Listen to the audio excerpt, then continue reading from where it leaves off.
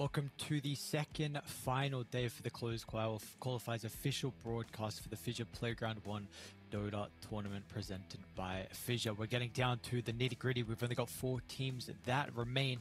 We're going to be starting in the upper bracket. Denog, we're ready to go here, man. We've got some good series lined up. We saw all the games yesterday, all the series yesterday, go 3 games. I'm hoping we get the same today.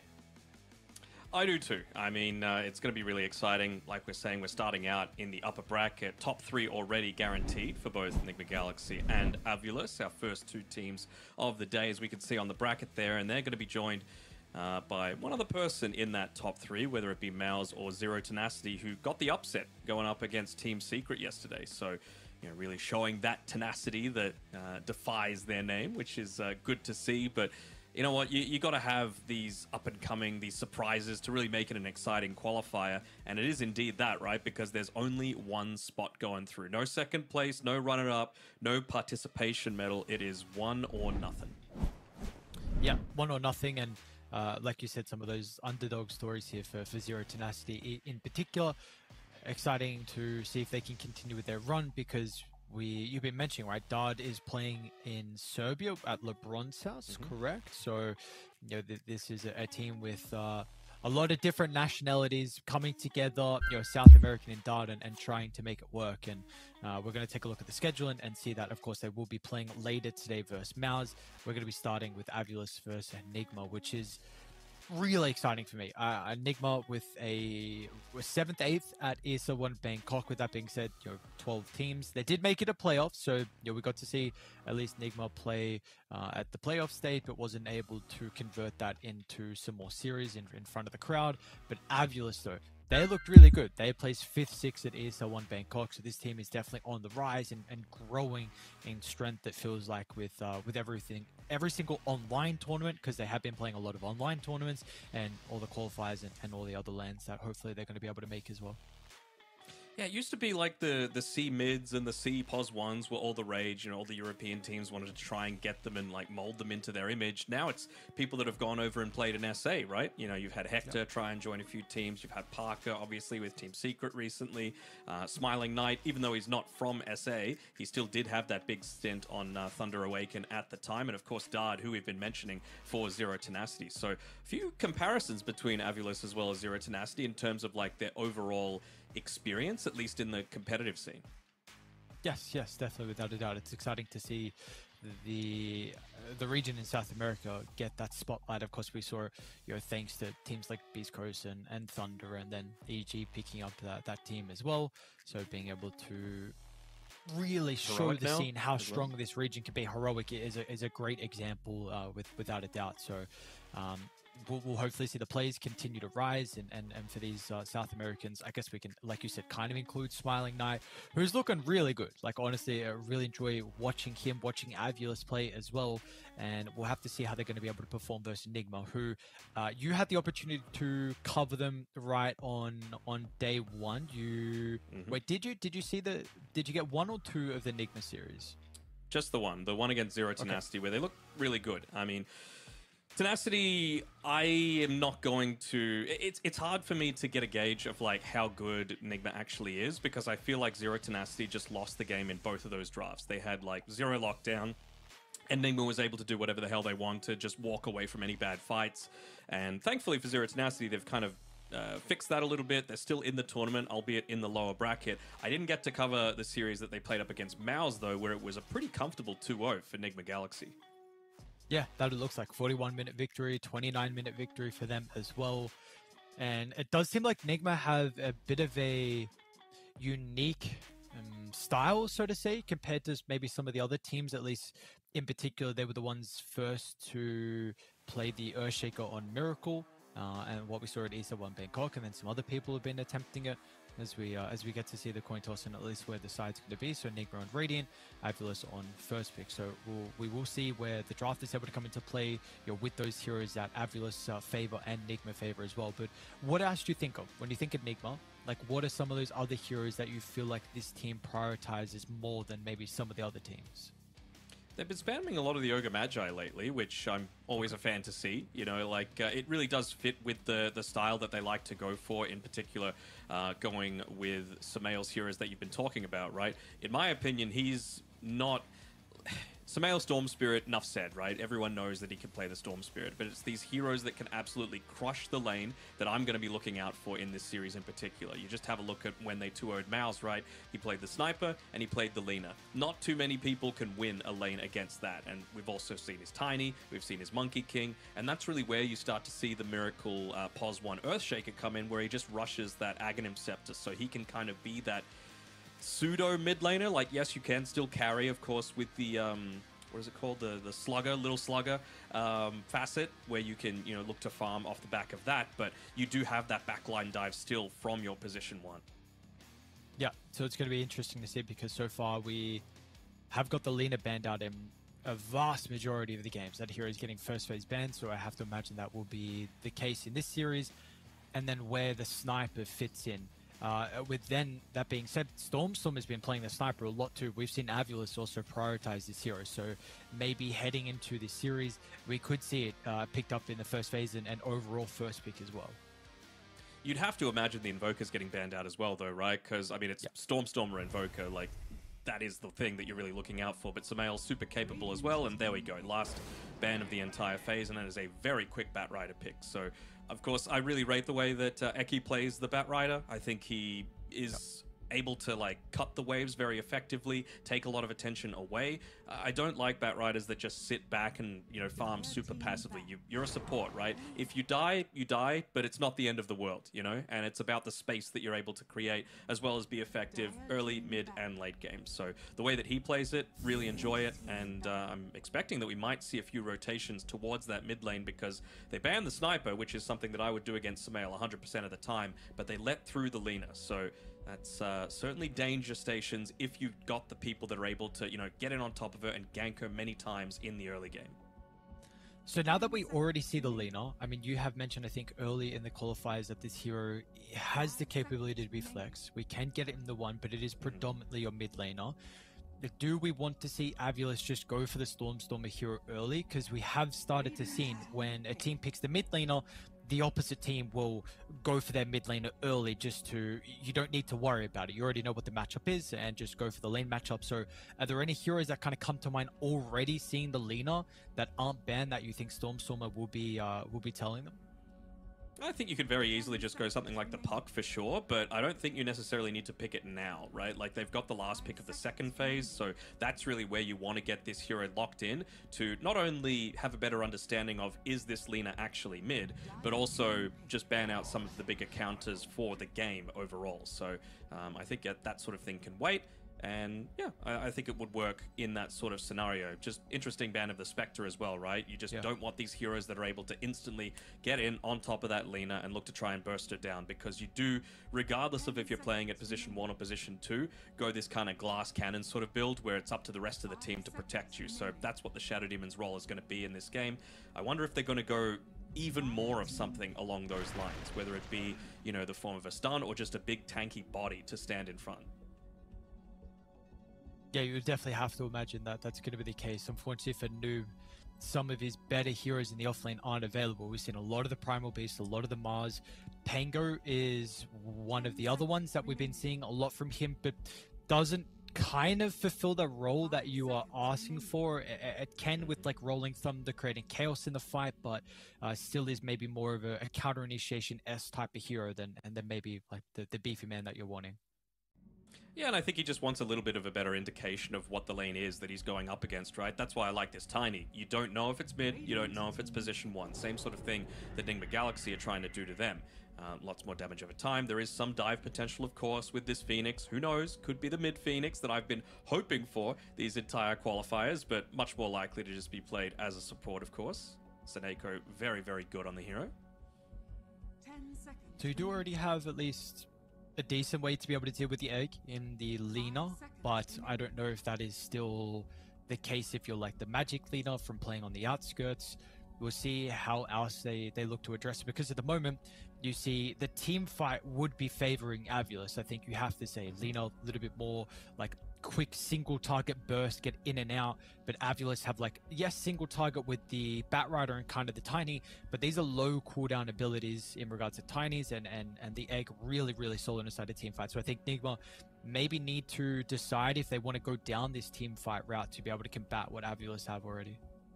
Yeah, I'm completely in agreement, right? And the thing that you mentioned quite briefly was that Avulus do have this potential to go the pick-off style themselves as well, right? Blink Lasso on the Batrider as soon as Tiny gets his Blink, or, you know, if he's a core, maybe he goes like Silver Edge or something along those lines. You've got that burst potential too. So I like that it's a little bit more well-rounded on Avulus' side right now. I suppose they're sensing that there is a little bit of a lack of control, like dedicated control. You know, you need to use all of that burst, you need to use the lasso, and then Centaur's just going to be able to walk away. Also, good way for you to be able to, on Noob, I assume, build up a bunch of stacks and net worth for himself super early on, because a pipe early is going to be super key for their lineup, just so that they're not getting run over and completely run through in terms of damage. I'm still a little concerned when I see a Centaur. I feel like you really only pick this hero when not a lot is available. So maybe feeling like the offlaners, the hero pool is quite limited. You were speaking about the puck earlier actually, and saying that they could go for it at the 18th. I really wonder now if they show it, if the Tiny's going to be middle carry, because to counter the Stampede disengage away from the Egg could be quite nice to really amp up your team fight. And it is a completely free puck, and maybe from an LSA in the tree line she gets caught, but apart from that, it's a very good puck game. It is, and I'm a little surprised that Nigma haven't seen it to address it. Maybe they feel like with their last pick overall, remember they do have the last pick of the entire draft, they feel like they're going to have some sort of counter to the puck, but you would have to assume, I guess it's not 100% revealed as to, you know, is this gyro position 4? Is it going to be a pos 1 gyro and a mid leaner? You've still got a little bit of that flex left, but certainly not a draft that I would be happy to play a puck into if I'm Nigma Galaxy. Because often, like, the way you counter the puck is potential, mainly supports, really, is where you're going to get a lot of your stuns. And you've already got the Shadow Demon, sure, maybe looking for the 5th Ultra Last. We don't know where the Gyrocopter is going to be going. But for Abus, what do you feel like we are considering? We've spoken about the puck, but if they do want the Tiny mid, are we looking for our offlaner then for Shibe? Either your offlaner or just go something like a Morphling that's able to have a good time. Oh, okay. Bristleback going up against the... Maybe it's just, this is what's going to be dealing with the Centaur as well. Lots of physical damage for the laning stage. Centaur doesn't necessarily have a ton of armor to be able to deal with that early on, and then you still run the mid Tiny. Of course, it could just be off lane, right? But I'm assuming with this Viper ban, they're really looking to try and emphasize that this is the win condition that they're looking to try and play around. Maybe they could look to get rid of the Doom as well, just to be able to, again, give Bristol a good game and nullify the effects of the healing that might be coming from the Phoenix as well. Mm-hmm. Smiley Knight also plays the Bristol too, so it's not just Jibe who has the potential to play, so we could get a 1 or a 3 Bristol. Yeah, that's what I'm saying. So, I did see, I wasn't sure if it was Nigma Galaxy or not, but I remember seeing like a 4 Centaur and a 3 Doom come through from one of the teams throughout this tournament as well. So, I think that is still a possibility. Like, if it's a good Doom game, it's a good Doom game. And this is it, right? Percent damage against a beefy Tiny and the Bristle, nullifying as an impact of just casting spells in fights, and of course the healing aspect too. I'm pretty sure, honestly, I do think Omar actually even played the Centaur 4 at Bangkok. So this is definitely, we could see this as a consideration here for Avulus. Not too many other teams have tried it, right? I think maybe FY did. Oh no, he was playing the Doom more often as the position 4, so not too many teams go for this this amount of flex. That's what I love about Nigma, right? I like that they've cleaned up aspects of their draft, but kept that unique identity. Yeah, that they have. So let's see what Avulus look to ban into the pick, having the 23rd pick. We are still yet to determine. We're actually going to get rid of the Ursa, so I guess definitely protecting the Tide, but against the Bristle and the Supernova as well. Tide, pretty decent time versus the Gyro, but the Gyro with the Rocket Barrage does definitely have some kill threat, which is something to mention. But the team fight from Avulus is this is a big advantage for them compared to what Nigma have. some beefy boys as well on this lineup. I mean, this is going to need to be a Lina that previously probably wanted to be going just the pure magic build, and maybe you still can, but you have nothing to force the Bristle to face you, and maybe the Lina needs to go into something like the Silver Edge just to be able to have break against both the Bristle and the Tide. I know you've got the Shadow Demon, of course, but I wouldn't want to put all of the eggs into the SD basket, because I feel like, you know, you've got two heroes now that can already try and find and jump the Shadow Demon, and if Shadow Demon's dead, then I really feel like you're just going to get run over in pretty much every single one of these fights. How does Slark look for Nigma? Is this something that they could be thinking about? Looks okay. I mean, you would be able to, like, maybe have him as the Silver Edge buyer, and then have the Lina be, again, the magic burst that you might need to be able to deal with, let's say, Tide Hunter, right? The Kraken Shell, still very, very strong. Tiny, of course, later on is going to have a ton of armor to be able to play around, so I wouldn't mind them going down the Slark route. Still Slark or Doom for me, or is Monkey King still in the pool? No, he's gone. Yeah, makes sense. Okay. I think I like the pick and I like the call. Exactly like what you're saying. I mean, this hero gives you team fight, which is the main thing. A little bit concerned on maybe the disengage ability that Avulus have, because really the only way you're going to stop someone from running away from the Doom is like Stampede to keep up with them, to be honest. So we'll have to see if they're going to be able to at least enable Noob's ultimate inside some of the team fights. You were calling for this for a while. Do we feel like this fixes the Nigma draft, though? I mean, they're not exactly the most speedy, right? I feel like Stampede is actually going to be a pretty damn good tool if you are looking to try and chase them down a little bit, but I think Nigma Galaxy are best when they play really fast-paced Dota, and I kind of feel like they want to be a lot slower paced, a little bit more greedy, make sure that Sumail, at least on his Lina, is able to get into that first, let's say second key item for himself that's going to enable him to make these rotations and guarantee that they've got the damage to be able to, you know, secure the quick pick-off and then progress into taking away some of this map control, because, you know, you look at some of the heroes that they're playing with, you're playing with a Tiny, a Bristleback, and a Tide Hunter. Those are three great stack takers, so you know that there's going to be a lot being built up, especially with something like a Phoenix able to stack forward as well. So that's the sort of thing that I'm just keeping in mind, that I'm sure is going to be plan A for Nigma Galaxy. Look to try and invade and disrupt the farming patterns that they're going for. Okay. So we're going to have to look for the invasion and potentially then the supports as well. What they can do early with their rotations, maybe dropping observers down at the triangle to be able to scout out the stacks, maybe even sentries just to block the stacks as well. So we have to pay attention to some of those early game movements.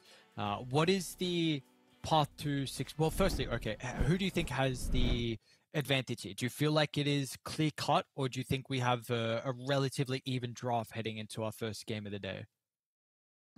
I need to look at the vibes on these cameras first to be able to to truly tell that one. Noob's looking pretty happy. Noob's vibing. Yeah, he's smiling a lot. Mm-hmm. It's got the old blue light filter on as well, it seems. But I don't know. I honestly don't know how this one is. It feels pretty even to me across the board. Hold on, I'm just having a quick look in game, and there we go. We've got a vision of it as well. Shibi on his Tide Hunter is in a little bit of danger here. Might get surrounded, actually. Oh, that's a dead Tide. A little bit of danger is, I don't think, doing it justice. This guy, he's dead. Noob gets him. Nice setup for the boys of Nigma, standing on the opposite high ground, ready for Avulus nearby. As your face cam. Wait, where's his... Where's his inventory? What's going on as well? Is he... What? No. And so he lost gold. Oh, no, that sucks. What? 17 less gold for him. Did they notice that too? Is this what Sumail's laughing at now? Like, maybe. So what did he want then? What did he actually want with the gold? What did he want, or what was he doing in the river? What are we really asking? Well, no. Well, okay, the river that is one question, but then also like the gold is the main question I had. Like, what is he saving for? Hoping for the bounties and then getting what? You know, it's not like we see the helm that some people are saving for anymore. That was quite a while ago. I mean, it's not like you can, you know, just get the Ring of Health into a pipe anymore either, right? That's the Ring of Tarask these days. So I honestly don't know. I have no idea what he's doing with this one, but let him cook, man. I still remember Jibe. I played Happy Birthday on my recorder for him one time, and he was very grateful. So I'm he didn't cringe too hard. I'm thankful for him that he's still thriving and getting top 6 places at LAN.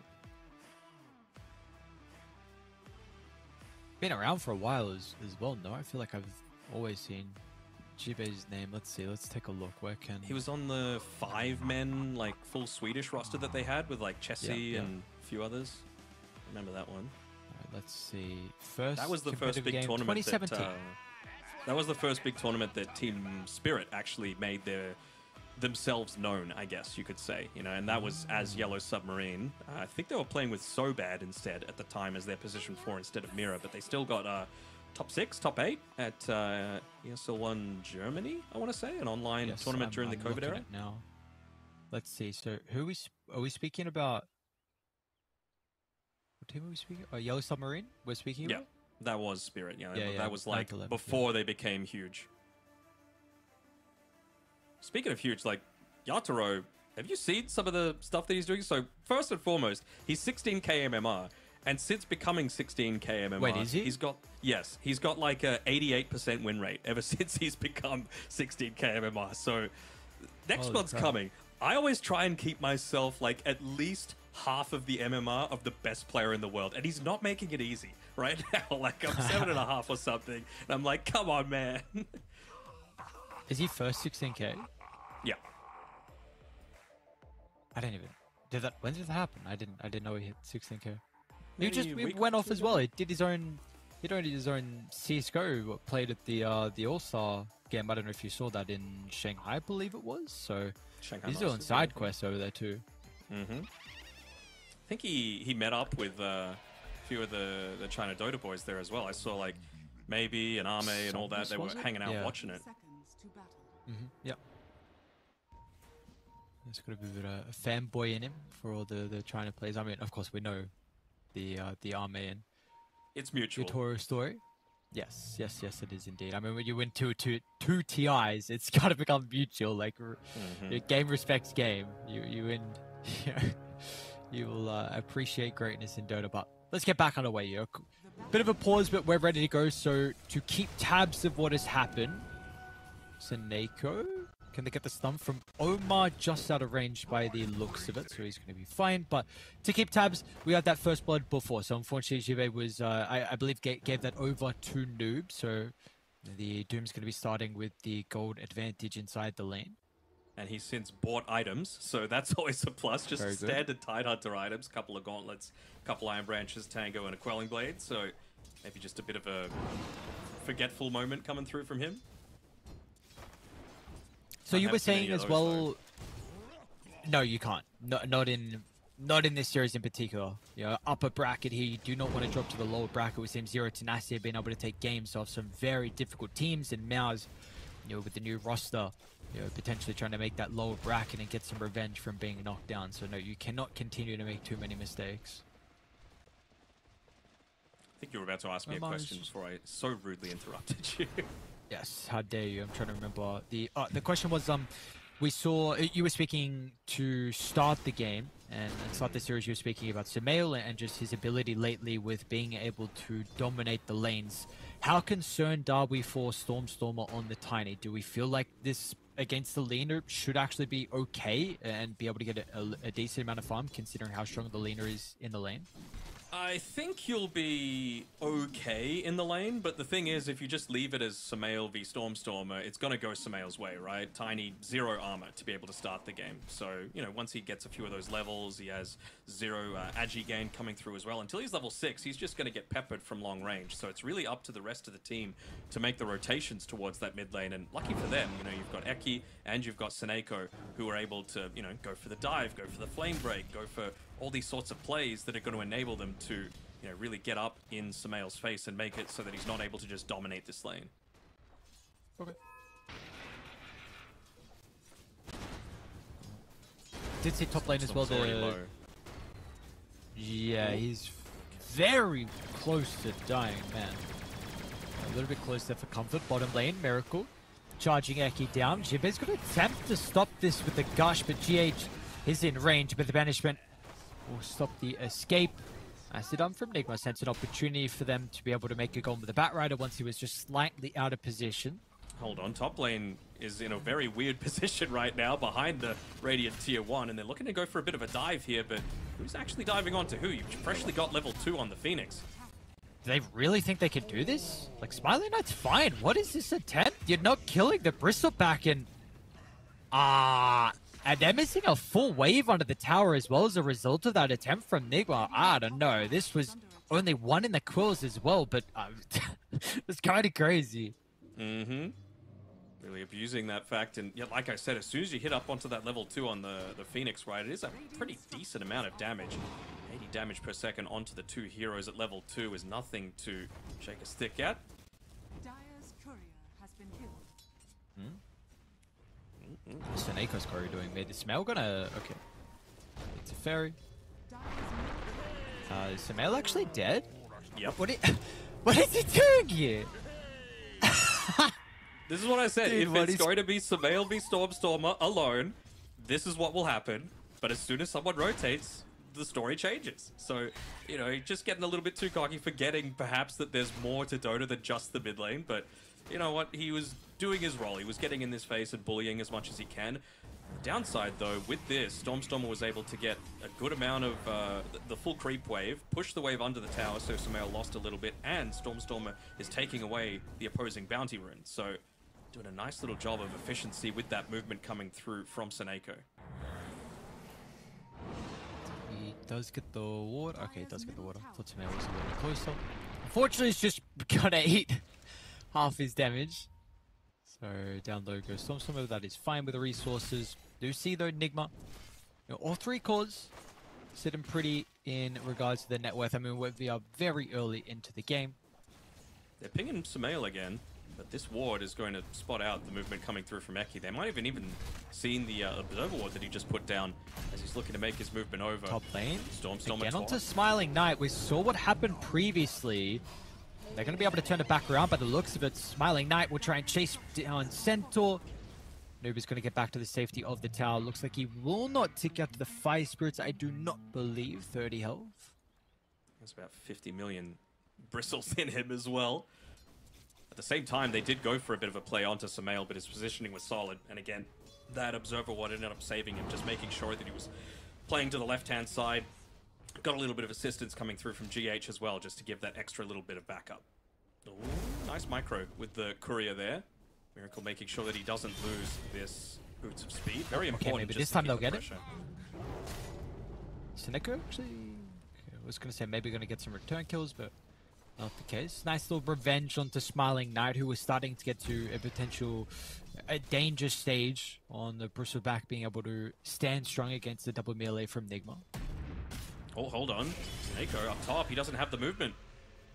He goes down. I mean, Noob has been playing this top lane really well. 3, 1, and 0, yeah. And really punishing the fact that Seneko didn't keep that medium camp blocked up. He's had a mana burn creep for quite some time, and they probably would have been able to get that turnaround and prevent Smiling Knight's death if he just had enough mana to use the Fire Spirits, but he's been spamming that mana burn off cooldown. And Miracle's actually going to farm the stack over the triangle, but meanwhile, inside the mid lane, hold on, dive him in. They're looking for the Banishment to set up for the Centaur. No, seeming pretty hesitant from Nigma, not wanting to maybe give a potential opportunity where Avios can take a fight deep inside the tower. Maybe a little bit of PTSD as well from Samael with what happened previously. It was a bit deeper of an attempt and without some backup, but they will respect Avios. So I wonder if now this is the time for Avios to really start just going back to the lanes, right? Because they'll see that Samael has the shield rune, not really a killable option, and Stormstormer's level 6. So at least he's got that. Bottom lane? Oh, Miracle's making the boy. attempt here. That is a fast boy indeed with the afterburner. Zube still trying to have the help of Eki to tank up the rocket barrage. One more right click, they got him. Eki is able to bring down Miracle. Meanwhile, top lane, we do see Smiling Knight also die. Seems like Seneko not even going to get the Wisdom Room. Omar stops him short there. Nice use of the Stomp. Samael should help clean up. Omar will still go down. Seneko got a way to outplay this. Duke's over to the left. Doesn't have the Light Strike array to be able to destroy the trees either, so nicely done there by Seneko. He's going to get out completely scot-free. Wasn't able to get the Wisdom Rune, but you'll take a solo kill. Yeah. one of the better supports to get that solo experience. Man, Noob is having a... you got to slow this guy down. Whoop. Top net worth. He's not going to hesitate. Zoom TP out, and Noob... dude, he's styling on this last pick. A call that you were asking for quite a while inside the draft, and we are seeing Nigma play incredibly well with it. And giving Noob a good game is going to help with some of the concerns I had in regards to the team fight advantage from Avulus. We know what late game Doom can do with double ultimate. Do indeed, and I mean, even just being able to chase down and take away a huge portion of the damage in that bristleback is going to be so key once we get into like the 20-ish minute mark of this game, because Smiling Knight, he's having an okay time. It's just that you probably were wanting to get a little bit more out of this this lane up against the Doom, right? Especially when it's paired together with a Centaur, a hero notorious for actually needing to be a little bit greedy. Speaking of Centaur, might be going down as a result of being a little bit too greedy. Radiant's courier That's what picked me up as well for Stormer, considering how the lane went. Sumail got about a 600 net worth lead and the second power into the game with the double damage rune. So we're getting close to the Boots of Travel. I do want to keep our attention on Noob. With the good start that he has, what do you want the items to be? You were bringing up with the Centaur pick that you were thinking maybe there could be a pipe. I understand it's a different Centaur role now as Noob. Scorcher phase boots out. This boy's speedy. He's also got some TPs coming through. Noob is falling a little bit low though. Omar's going to be able to hold the back. It looks like Noob is fine, but is this still now a fight you want to take if you're Nigma? You rotated multiple heroes into the lane. You did. They also have this vision to be able to see all of that. I mean, as soon as you see an amp damage Lina at this stage of the game, anyone can get blown up. So they just look to hightail it out of there. Good attempt, but even better positioning from Omar to make sure that he's not going to be the one getting avalanched and stops the chase through. So nicely done. Just to touch on your point, I think they just want to make sure that Noob is able to walk in onto the back lines uncontested, right? He needs to find that bristleback and just get the Doom onto him. So anything that's going to stop him, like the BKB, from getting his spells off, I think that's going to be probably the most ideal choice. And man, I love this move from Noob. Ultimate back up in a couple of seconds. He's going to poke himself up and look to use the Doom. Can they close the distance though and get value out of the ultimate? Storm's going to be able to slip into the trees, but they'll cut down Eki, so it's a male Laguna Blade, a quick and easy kill for him. There's a player that we haven't really been mentioning that much this game, and it's Miracle. I mean, he's been sitting down bottom, top of the net worth, level 8, doing a fantastic job in the safe lane. Highest XP, I think, outside of maybe Stormer for the entire game, so he's really made the most out of this lane. And remember, Avulus picked the Tide Hunter into this lane. They knew how everything was going to be shaping out outside of the Doom, of course. And, well, maybe they felt like they needed a little bit more control, but the laning stage, they've suffered. Yeah, how's the stacks looking as well at the moment for Avulus inside the jungle? I don't know if I've seen the supports really prioritize them. 1 stack, I think, on the Ancient Camp. The hard camp isn't even there. Toss On in. Noob again. Stormer Should die this time. it's going to get Eki. Yeah, this is going to be a kill. Top net worth hero, well, just under the gyrocopter, so able to get Smiling Knight back in. And not even a bad hero for Eki to be able to get that injection of gold as well. Potentially if it's going to be a blink first item for him. Speaking of stacks, there's actually a few on the Radiant side of the map. Omar, he's going to walk into Stormer, who's been able to scout this one out. Will they be able to just take this? GH, Spidey senses were tingling. The Watcher, of course, giving that little bit of vision required. It is going to be a slow blink though from Stormer with the completed boots and then the bottle and soul ring. So we are going to see it take a little bit of time. Top lane once again, Smiling Knight tries to sidestep the LSA in a nice attempt. The Quills, oh my god, through Smiling Knight. Now he's running them down. I mean, it was the opposite. Nigma were trying to catch up with the Bristle, but he does a quick U-turn with the burst that came through. Unfortunately, they did use Egg, so that does get put on cooldown. That's probably why they backed off. That egg damage was a little bit too much for them to deal with at this stage of the game. Really just emphasizes the need for someone on the team to be looking to build into that that team fight extension, I guess you could call it. Just pipe, mitigating some of that damage that's going to be coming through.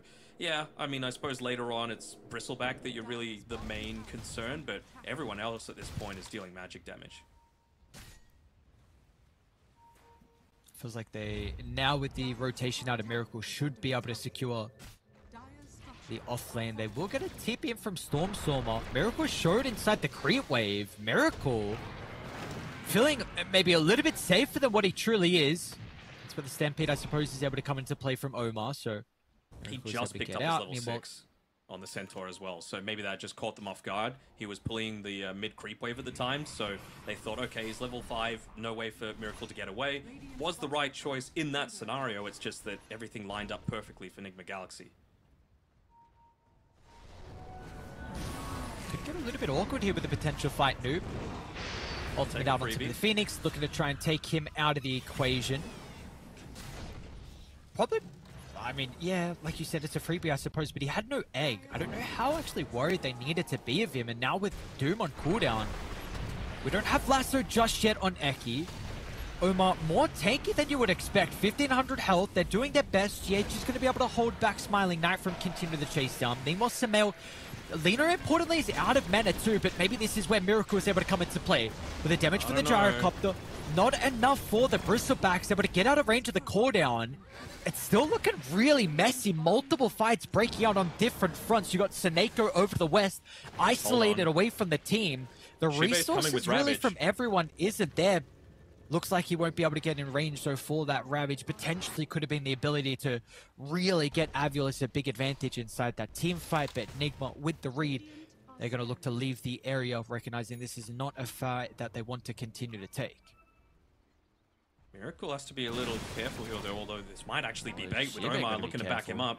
Yeah, 3 seconds left on the Stampede, but even with that, they're not wanting to dive super deep into Avulus territory. Radiant's middle tower is under attack. Say if you're an Enigma fan, you're pretty happy with how this game has started out, right? 2k net worth lead. Miracle pretty much free farming on the bottom side of the map. He's even getting a Yasha delivered out to him right now, so just has so much of this net worth, so much of this map, and they haven't really even tried to contest him at all. Avulus now finally starting to take some of those stacks because I think they're realizing the impact that this Centaur is having. Nice TP out. Well done. They just need that burst. They need that secondary layer of lockdown, you know, whether it be the Blink Ravage, whether it be going for an early-ish anchor as well on Shibe, just to make sure that they're not able to quite as easily run away. Radiant's top tower is under attack. Another person that's closing in on their Blink is Stormstormer as well, right? He's only 250 gold away. GH is actually farming the stack. We'll get a little bit of the Ancients. Sure. Being so annoying. They're gonna see something though. Yep, Shibe gets a glimpse. This eventually should be a free kill. The courier. Do you just TP though if you're GH and try and force like a Lasso or Ravage? Yeah, absolutely. Maybe...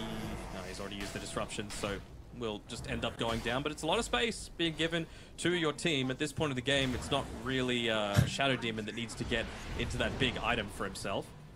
Smail's happy with the space. Omar as well. Plus on the opposite side, Stormstormer is going to be fine. Is Omar? Just. Okay, he's alright too. Oh, a regen rune even. Stormstormer's going to be the one to pick it up though. Dire's top tower is under attack. Dire's top tower has fallen. Enigma able to get that second tower as well. Noob taking that one top lane. Let's see if the action will continue on though. We've got 19 kills, 16 minutes in. Feels like we could even have more kills though with all the action we've been getting, but some of the spells just haven't granted us that much blood. It's nighttime, so I wonder if he's going to be able to react fast enough. Yes, he will. So gets out of dodge just in time. Just want to note the Doom has gone Devil's Bargain and he's already down to 2 drum charges. So I wonder if he's going to want to sell that and try and be as efficient as possible just to get a ton of value out of it. Speaking of the Doom, probably going to be forced to BKB TP out. They're trying to get everyone in range. Eki not going to be able to do so though with the Lasso. They'll try and stampede over to the right side, but that ain't going to be enough. Nicely done from Avulus, finally being able to slow down Doom. You know, they got a couple kills on him this game, but some of the previous attempts hasn't been working out for them. Now, importantly, it is leaving Miracle alone. This guy is getting incredibly fun. Top net worth. Going to get another tier 1 tower as well for Enigma. Omar, he's going to go down as a result of this, but he is pushing lanes out, right? He's clearing it away. He doesn't want them to be able to invade into their triangle area where they might be able to take some stacks. They might be able to get a little bit more aggressive onto Samael. And they should see that he's closing in on that Aghanim Scepter, so he's more likely to be a little bit greedier with the way that he's playing with his Lina. Just 300 gold away. Yeah, very close to the Scepter here, Samael, so we'll see that extra burst be a factor. One thing as well, with the supports, net worth is not as high up there for Nigma. I mean, the Centaur really just needs Blink, but Batrider and the Phoenix are both heroes that can do a lot with net worth, so we're going to have to keep tabs on Tsuneko and Eki's impact throughout the fights. And this could be one of those fights. Noob again. Yeah, 3 Blink Daggers on Arvulus right now, so they know that they've got that jump potential. It's just that they can't spend their time thinking, should we, shouldn't we? Because every second that you're leaving this up means that now Samael has that Aghanim Scepter. It means that Centaur will have the Blink Dagger. After he takes out this creep wave, he's got the money for it, but might end up dying. Never mind, Noob with the save as well, with the Hurricane. This is a pretty big plus, although GH is a little deep. Space. Who do you feel like is... Oh, actually, hold up. We've got a smoke from Nigma, so... Leave 3-man running it through the river. We've got the blink on Centaur, so Omar looking for the jump. They've got a really good ward in the mid lane as well, so maybe going to follow the creep wave and wait to someone to show. Would love a call, unfortunately that's not going to be the case. So Samael, Scepter out, we see the burst. Why not Laguna? I mean, it's not the longest cooldown, 60 seconds. Make sure to secure the kill. It's not the greatest either, right? They were really hoping to try and find a core, and Smiling Knight would have been the absolute dream. So it does mean that they've spent a little bit of time on their own here, and they might actually be able to go for Samael if they're quick enough, but he's not going to spend too much time inside of the jungle. They'll get a glimpse of Noob as well. Seems like they have bigger priorities, though, with Shibe trying to at least, if not kill Miracle, take away some of his farming space. Just take away a few of these camps that he's going back and forth between. Did he actually slip past them? Okay, Shibe, I thought maybe was going to be surrounded. Now it's back to top lane we go. Always feels like he's the target from Avulus. Nice use of the... It's just going to get harder and harder to kill. Yep. Okay, so like 1,000 net worth lead currently for Nigma. We've not really had any big fights recently. Who do we actually feel like is the strongest at the moment that can finally force these big team fights? I'd still say that it's... Well, I think Avulus want to force these big team fights. Anchor in. Stormstorm is going to toss him further inside the river. Noob's able to pop the BKB, but doesn't get the Doom off. But the BKB still will protect him for a decent amount of time. Stampede's going to allow the rest of the team to close the distance as well. Now Noob, it's a nice counter ravage, but Miracle, he's quick on the fingers, protects himself, turns gold, and it charges in. Down goes 2 of the cores from Avulus. And now over the left side, Samael trying to catch up to Eki. Blink away before the Dragon Slayer, but Omar, he's ready for him. Up onto the high ground. The Sunray might actually keep Eki alive, and as a result, turn it back around. But Nigma, that quick in pursuit. Can Samael just get in range, though? Dragon Slave just almost clipping. Twice almost clipping. You're really playing on a knife's edge there, and I'd say that Nigma's the one that doesn't necessarily want to go for these fights, but if they are able to get off the BKB like that, set themselves up, it was a great disruption from GH as well, just to give the team an extra couple of seconds to join in, and Miracle, great usage of the BKB, right? Dodged the Ravage, got up onto the high ground, and that flak cannon was just raining down hell. He's gone for that Silver Edge actually on the Gyrocopter. Okay, not too often you see that. Yeah. Going to be good sights though for Nigma fans, seeing Miracle on top and what he was able to do inside that team fight. Really showcasing the strength of this hero. And if he can run into the middle, that can enable your Shadow Demon positioning to maybe protect someone against the lasso. Importantly, enable Samael's positioning as well to offer a quick burst as well against one of the Avulus members. When they're pinging the Roshan pit immediately after this, of course, the pause coming from the Noob DC. I mean, the big thing, as you were asking that question previously, was you know, who's going to be happy with it? Who's going to be happy taking these team fights? The thing is, Miracle had basically joined 0 team fights up to that point, right? That's the big difference there. Whereas Avulus, they've been trying to make plays happen with every single one of their heroes, and that's why he's been able to build up this big, not only net worth lead, but experience lead as well. He's level 16, higher than anyone else in this game right now, and yeah, it's a pretty dangerous prospect to leave Miracle alone and let him have some free fun. Will they be able to contest Roshan, like, I don't know. 30 seconds though. Send toss to the pickoff enables you to walk in, and with the Doom being on cooldown as well. He's getting a haster in as well, actually, so if he does want to join, it's not completely out of the realms of possibility to do it, but Roshan now with those goose stacks, it's going to drop a little bit too quickly. As we head to the mid game with a relatively even game one here, who do we feel like, is it one that's on a bit more of a timer, or do we feel like the scaling from either side is pretty decent? I mean, the scaling from both sides is amazing. Hold on. Gets a glimpse of Samael when he's going to try and attempt the haste, but the anchor, it's going to hold you down. That haste, it's going to do nothing. Miracle will still try and take the team fight off the back of some of the extra members coming through shortly from Nigma, but they're a little bit too far away to be able to stop the retreat on Avulus, and Avulus, they're actually re-evaluating Stormstormer. Maybe looking to see if Miracle's stuck around for a bit longer. Hopefully Noob's connection is all right. That's just an auto pause as well, not something from one of the players. It's just coming off the back of a DC. Still have that Blink Ravage available, still have Blink Avatos combination available, so with it being daytime, excuse me, they might get a very brief glimpse of Miracle, and he doesn't want to be popping this BKB. If he does, though, he knows that there's nothing that they have that's going to be able to go through it. So if he feels like he's happy to just stand and man fight with a few boys behind him, he for sure has the tools to do so. Even GH able to back him up as well. We talk about the amount of Blink Daggers in this game. He's got one too. Okay. I think it's 5 Blink Daggers now, and I assume Noob's going to be going for one in the not too distant future.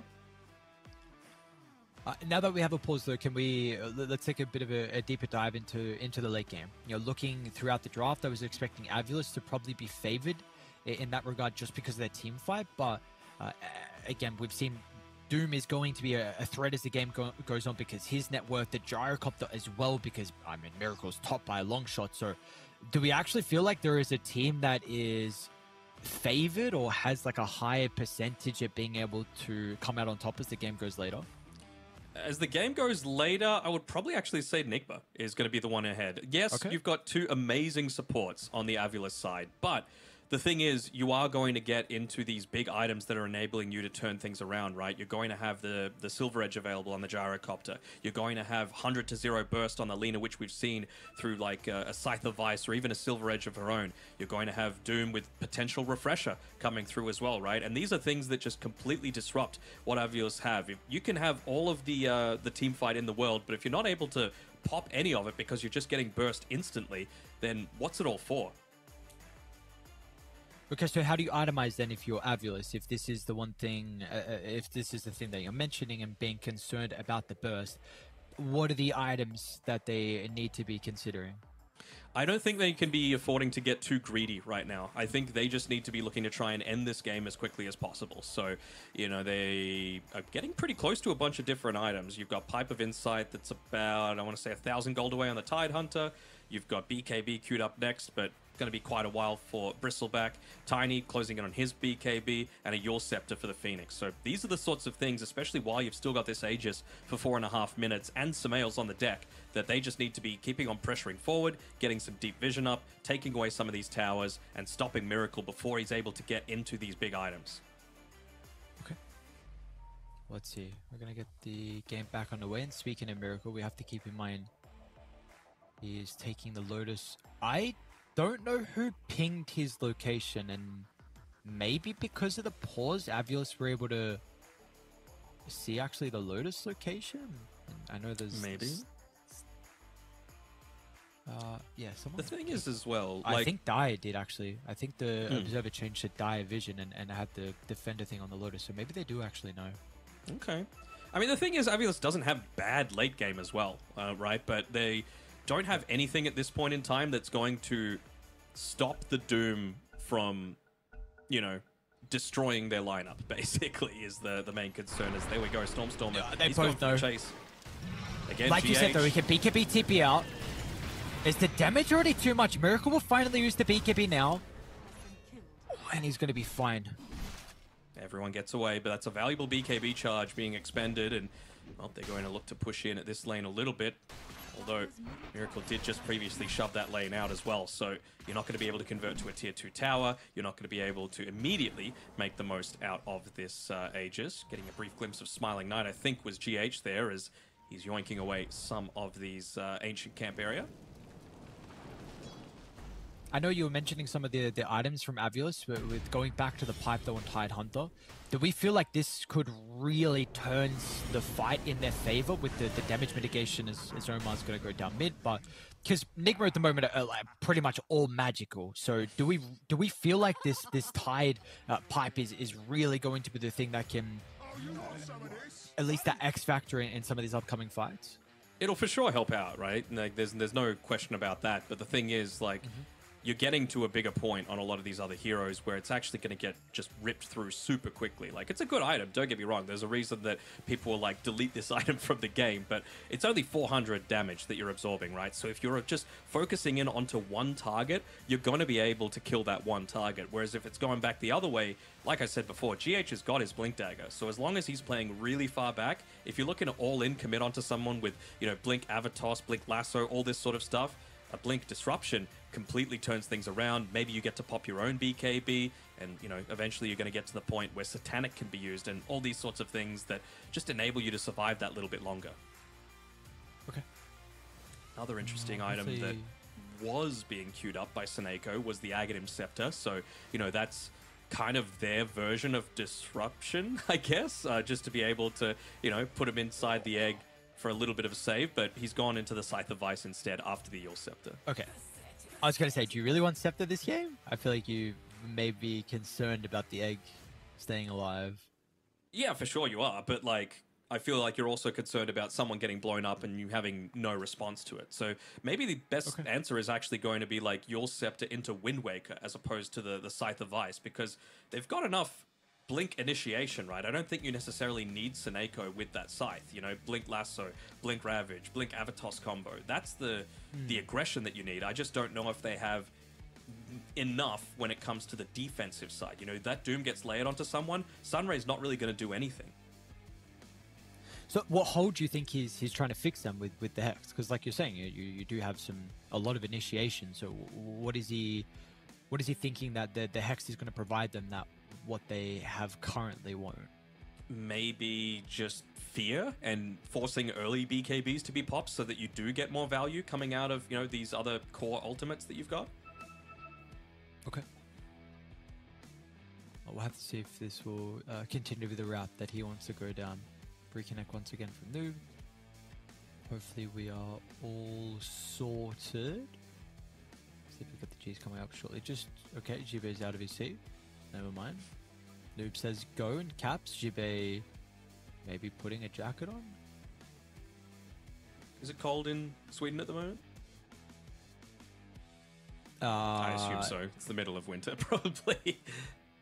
Yeah, I would expect this is it's a bit of a cold one out here. Let's see.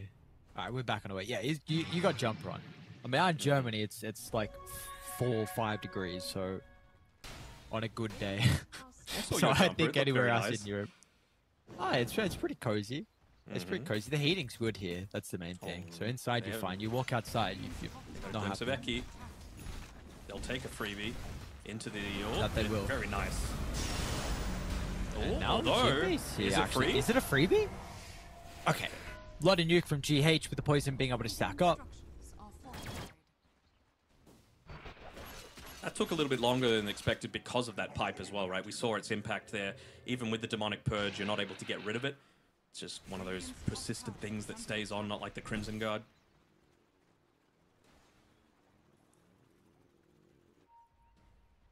So what are we coming up shortly? 25 minutes are still a little bit away from any objectives across the map. Miracle is just farming so deep.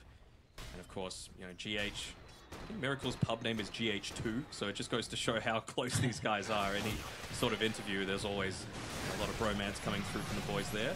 Are they... Okay, they scan the ancient area. I was wondering if they might be considering, you know, an invasion into the Tormentor, but they also must be wondering, like, are they actually low? Do they have enough quick damage to be able to take this out and still sustain? And it's a freaking Thistleback. Of course they do. It's a really good ward to take a fight around. Of course, he does have the Aegis, but they're going to be able to blow him up pretty quickly. Avilis are looking to respond. And Nigma, the call is actually just to get out. I don't mind that at all. I mean, that was 2 minutes still left on the Aegis. Unfortunately, Jibe not able to intercept anyone on the retreat. So a quick snatch and grab of the life of that Aegis, and Avilis will not be able to punish them. They smoked up and they're still on the prowl. It's only Noob that's in the deep jungle area. Maybe they're going to get him. But remember, they pretty much all use their TPs except for Noob, who has DC'd once again. Where's Eki? I mean, he's in position to potentially join in with a 4-staff into the Blink Dagger.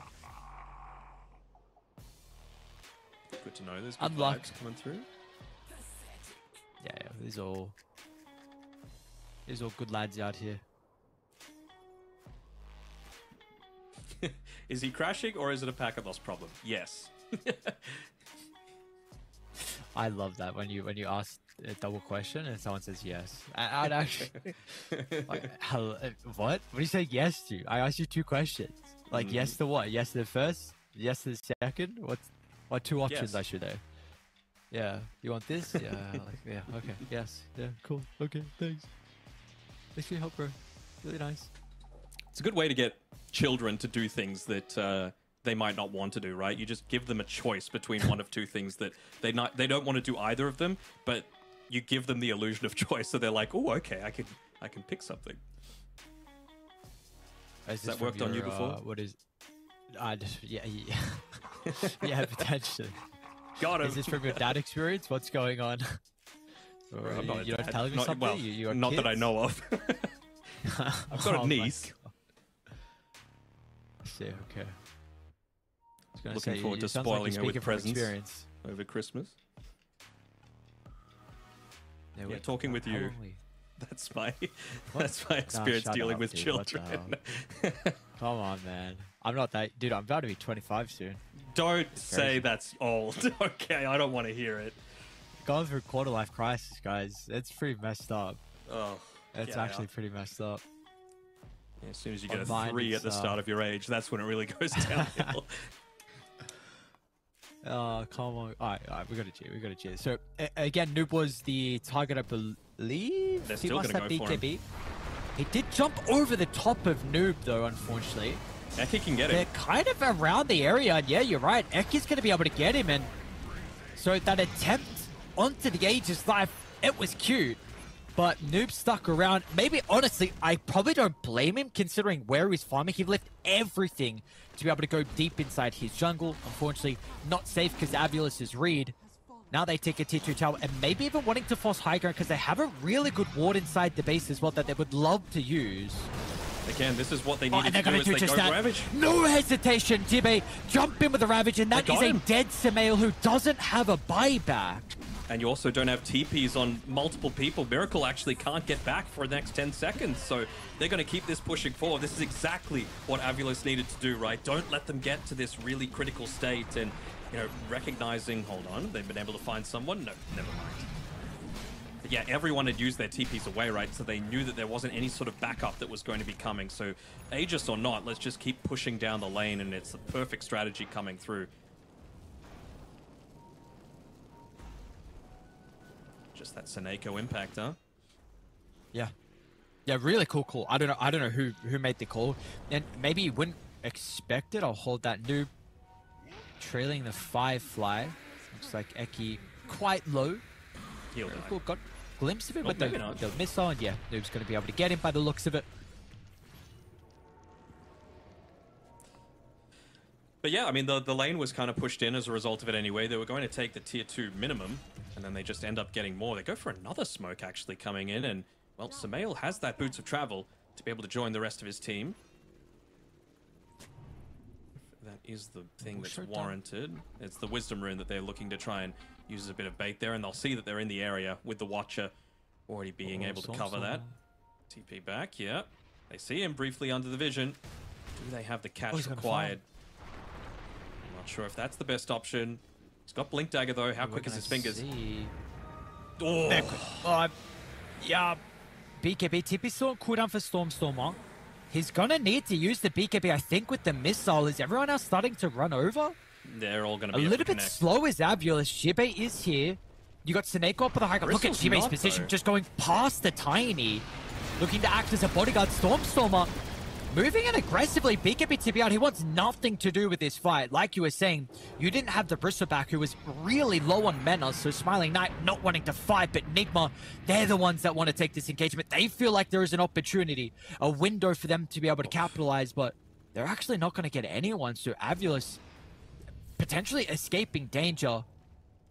Absolutely escaping danger, even if they were able to catch Seneko and they make their own smoke play as well immediately afterwards. He's still got the gem. He's still got a lot of the map control that Avulus were able to set up as a result of that previous engagement down to the bottom side. And Noob, he's once again maybe a little bit too deep. Fingers aren't as quick as Stormstormers were. Not there. Not indeed. Pops the BKB. Whirlwind down to the low ground, but the movement speed from Noob, it's pretty high.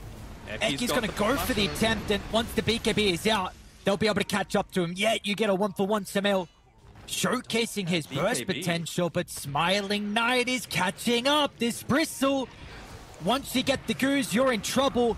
There's the and now cleanse. Jibe's ready on the low ground. If they group up for the Ravage, could be devastating, but Avulus, they will respect the potential of the buyback from Doom and maybe taking a fight deep in Nigma's territory. That demonic cleanse is actually so key to, just a lot of movement speed, enabling yourself to escape in pretty quick fashion.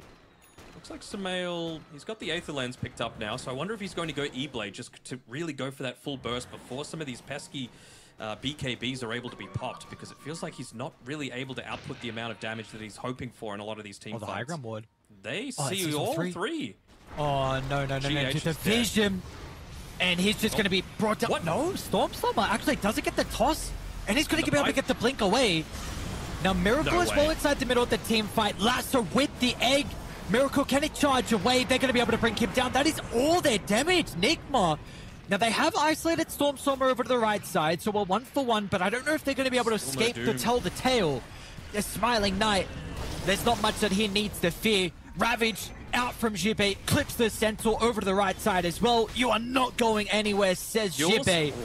He's still going to try and get the finishing blow onto Smiling Knight, but he does not have the damage by himself as Nigma attempt to cut their losses with the Lina and the Shadow Demon getting out.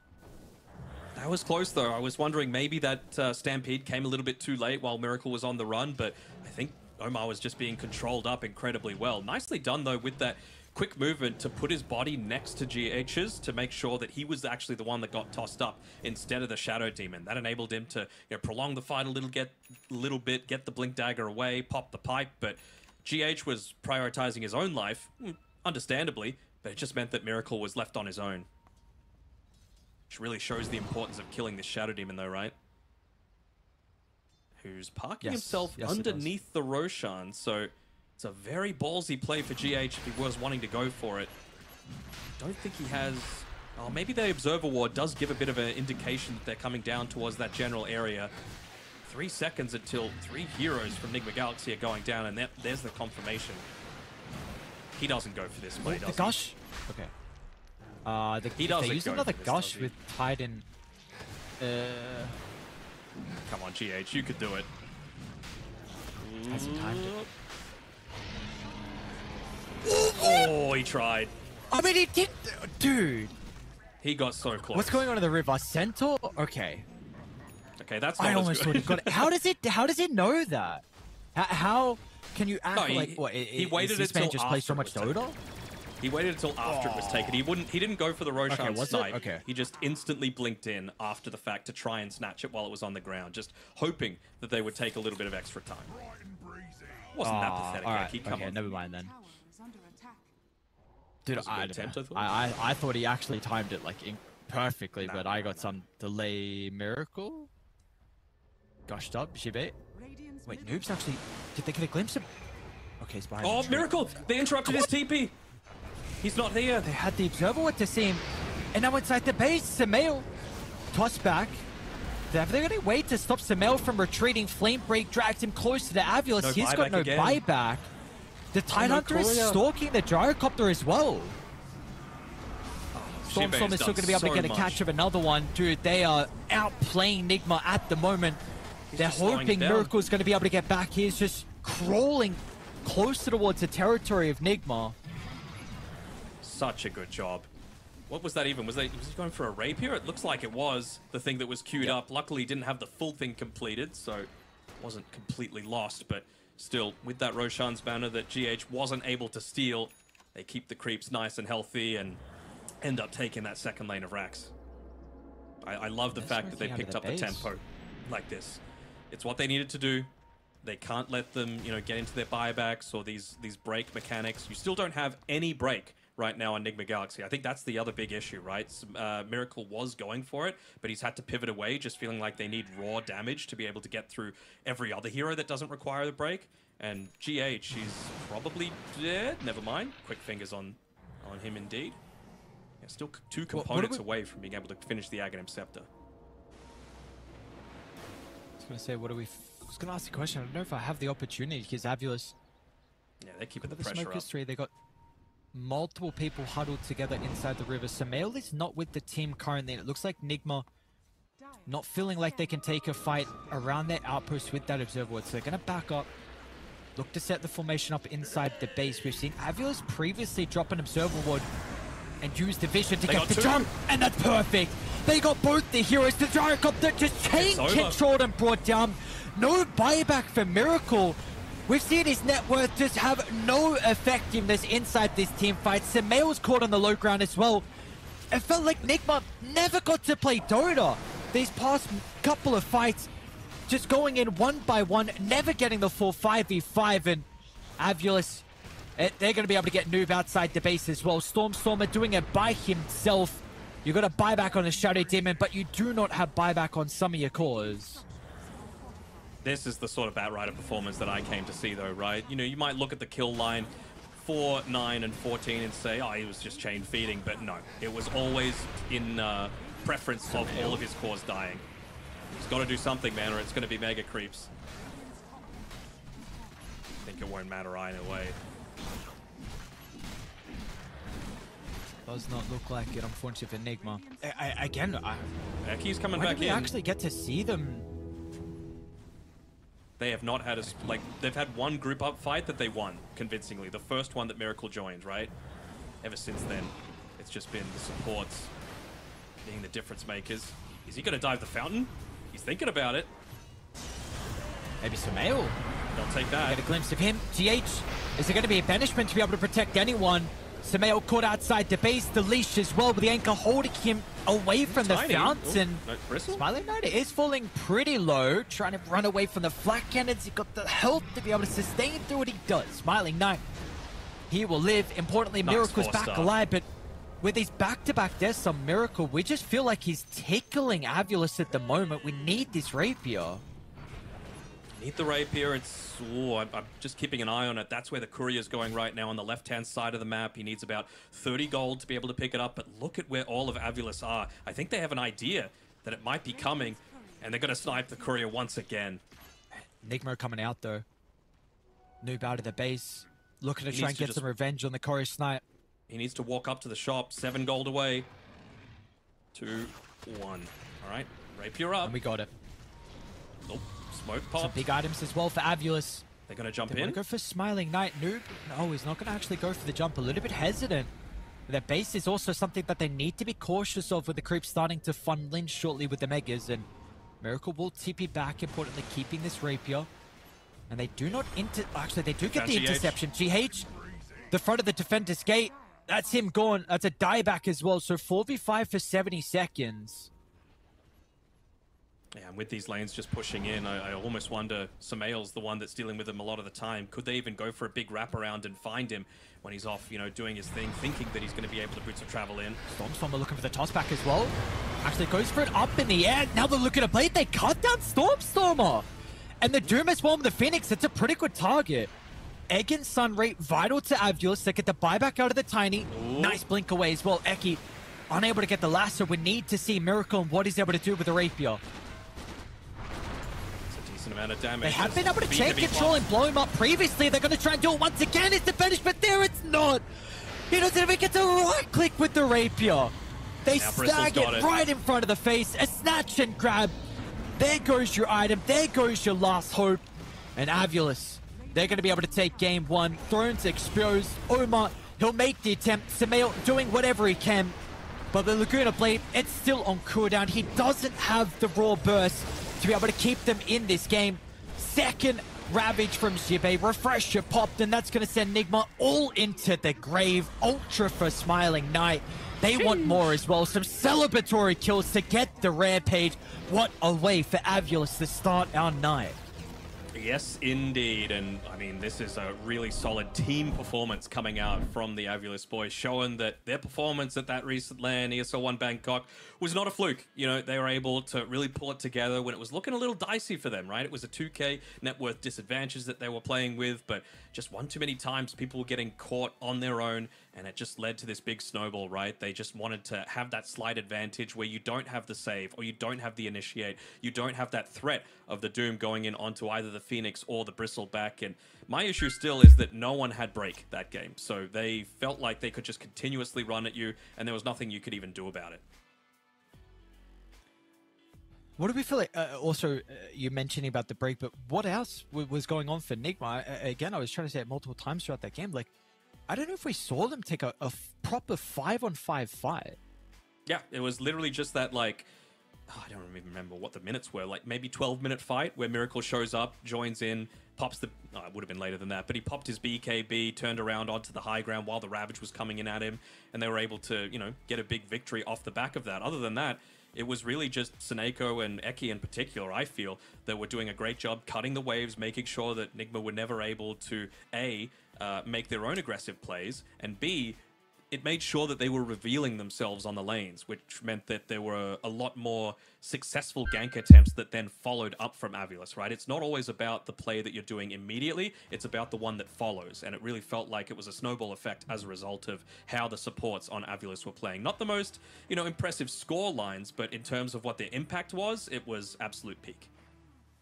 Yeah, and which is something we brought up earlier, right, was the fact like you have the net worth advantage for these supports, and we saw what they're able to do with it. Probably not even just that, is just the overall shot calling from them, the vision, and to be able to go for these plays and feel confident to get the pickoffs across the map and to take game one. So Avulus strike first. It is upper bracket, we've got to keep in mind. So the team that does lose here, they're not going to be eliminated just yet. But of course, they Nigma, it is a long run to be able to get home and send us to a game 3 with how confident and good Avulus look. We're going to have to see if this will be the momentum they need to get a 2-0 victory, or if Nigma can send us to a game 3. We'll find out after the break.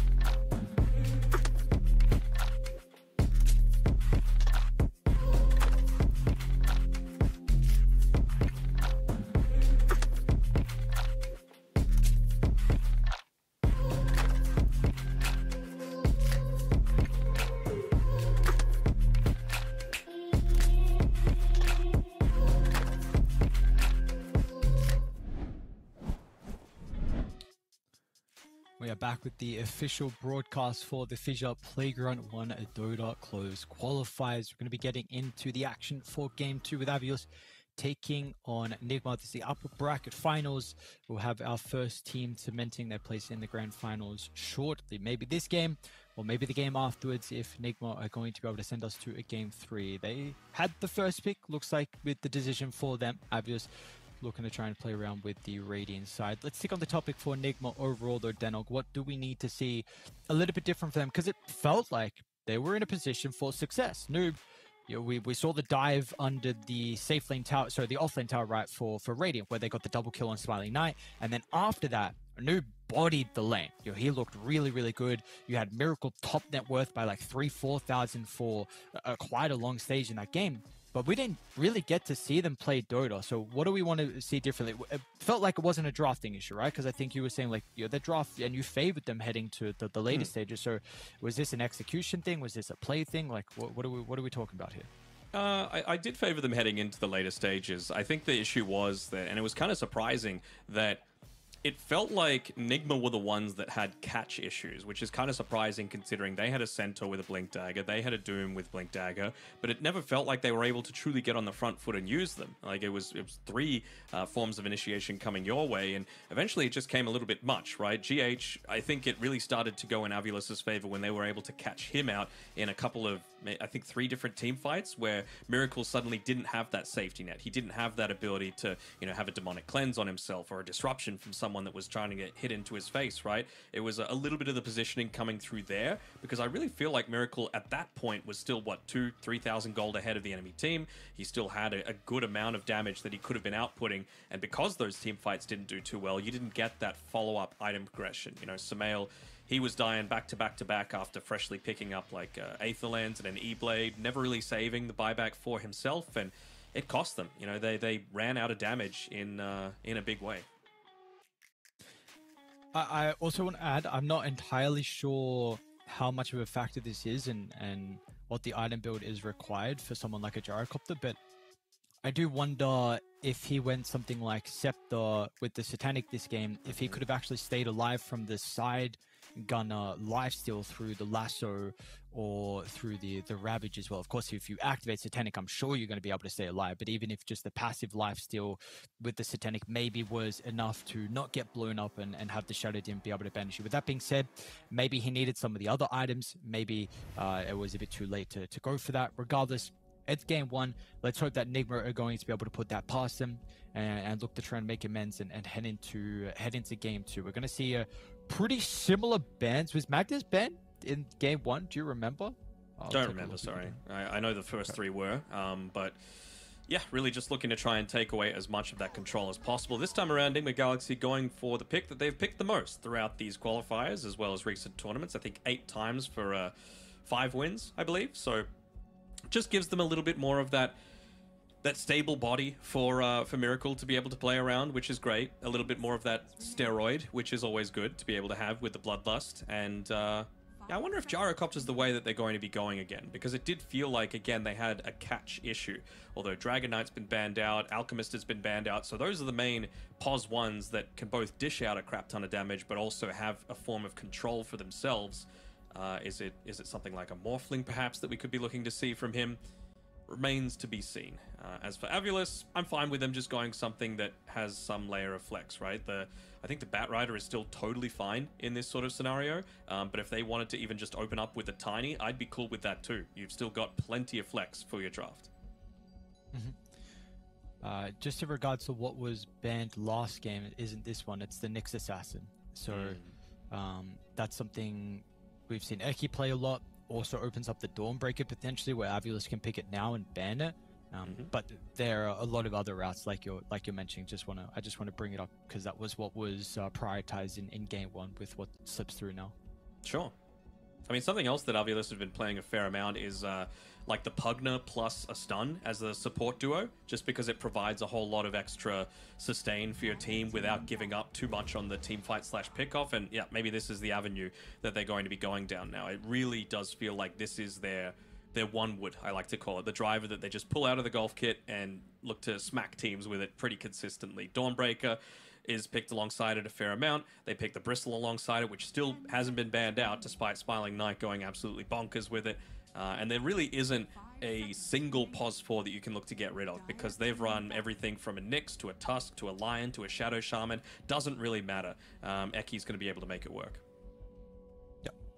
You'll see Eki has the ability to play decent amount of supports. There is the Beastmaster and the Batrider, though, so an offlaner and a 4 for them.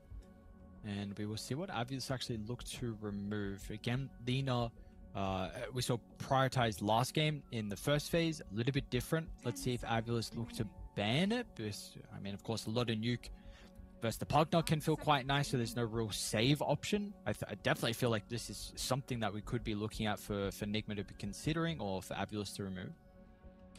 I mean, if I'm them, I'm either banning like Nyx or Lina as the choice. Okay, something else than just picking a Nyx for themselves. Okay, the block pick certainly does have that extra value. You would have to assume that Dawnbreaker's coming next, though, right, for Avulus. So it's not like Nigma Galaxy can look to pick it up just because it's going to be counted out the ultimate a lot of the time with a Spike Carapace. Although these two heroes really suck at defending against like full-on ball-together push, and I think that's the avenue that Nigma Galaxy need to be going down now. Ogre Magi hits a nice little power spike at, you know, level 6 or so that'll be really effective to have. You probably can't, like, you know, Enchantress or Chen or that sort of stuff because you're against a Nyx Assassin. The Beastmaster ban is now kind of going against Nigma Galaxy, but I'm just trying to think, like, what other heroes can they look to go? Like, is it a Jakiro game with Liquid Fire instead, just to really try and pick up the pace? And I guess with that point, though, can Noob even play these heroes? That's the thing. Like, can he play the Lycan? Can he play the Visage? I mean, Enigma's already banned out, so he hasn't had maybe a lot of time to be able to practice these heroes, like you're mentioning, because the micro ones, you don't particularly get them that much in the mid lane. Yeah, for sure. And the one hero that he does get in the mid lane that he's been playing in the off lane, other than the Pango, of course, is the Primal Beast. Another one of the strengths of that hero is relatively low cooldowns to be able to play around, right? So if you're really looking to try and up the tempo, keep the pressure on, foot on the throat, that's what you want to be drafting for, low cooldown. So I'm wondering what Nigma Galaxy are wanting to, if they agree with sort of my mindset. TA does fit that priority, right? Like Pugna, I guess you have the decrep, which is going to be really effective as a defensive tool, but really early BKB, really early Roshan, minus armor for towers as well as heroes, quick pickoffs. I like it, and I just wonder if it might have come a little bit early into the draft. You know, could this have been the last pick of this phase, but maybe they just feel like some of their other stuff is a little bit more counterable, with this still having that layer of flex between 1 and 2. Okay, so TA now going to be up against at least some damage over time with the Darkseer. I believe we saw, I think Avis, they even played the Darkseer as well, I believe, to success against Secret. Am I? Yes, that was indeed with the Nyx Assassin. So we'll see. Of course, it's something that Jive is comfortable on, and now you get another melee hero as well, which is going to be running at Nigma.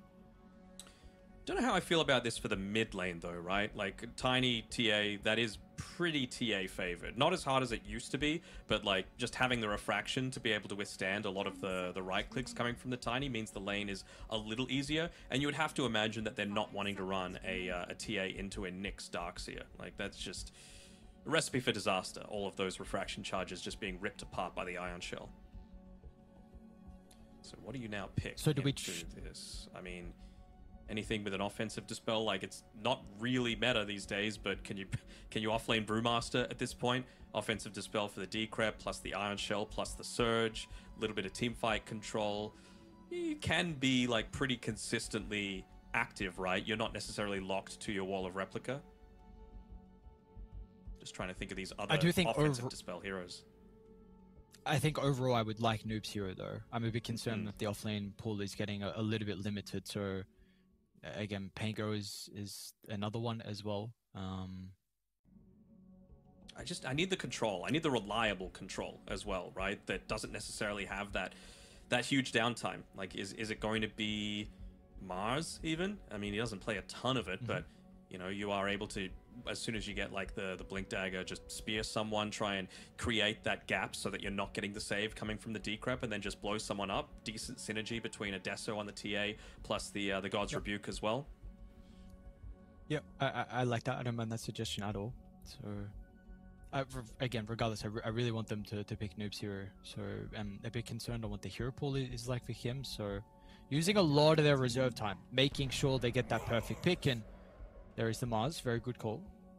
Yeah, I mean, even just against 3 melee heroes, right, it feels kind of nice, but I doubt you're really going to get too many situations where all of them are just going to be walking forward and kind of clumping together. So what hero are they going to have that forces like a mispositioning coming through from Avulus, right? Oftentimes it's going to need to be you as the Mars that finds that pick off, that finds the reposition coming from that blink skewer. I don't think Avulus is going to make a simple mistake like that.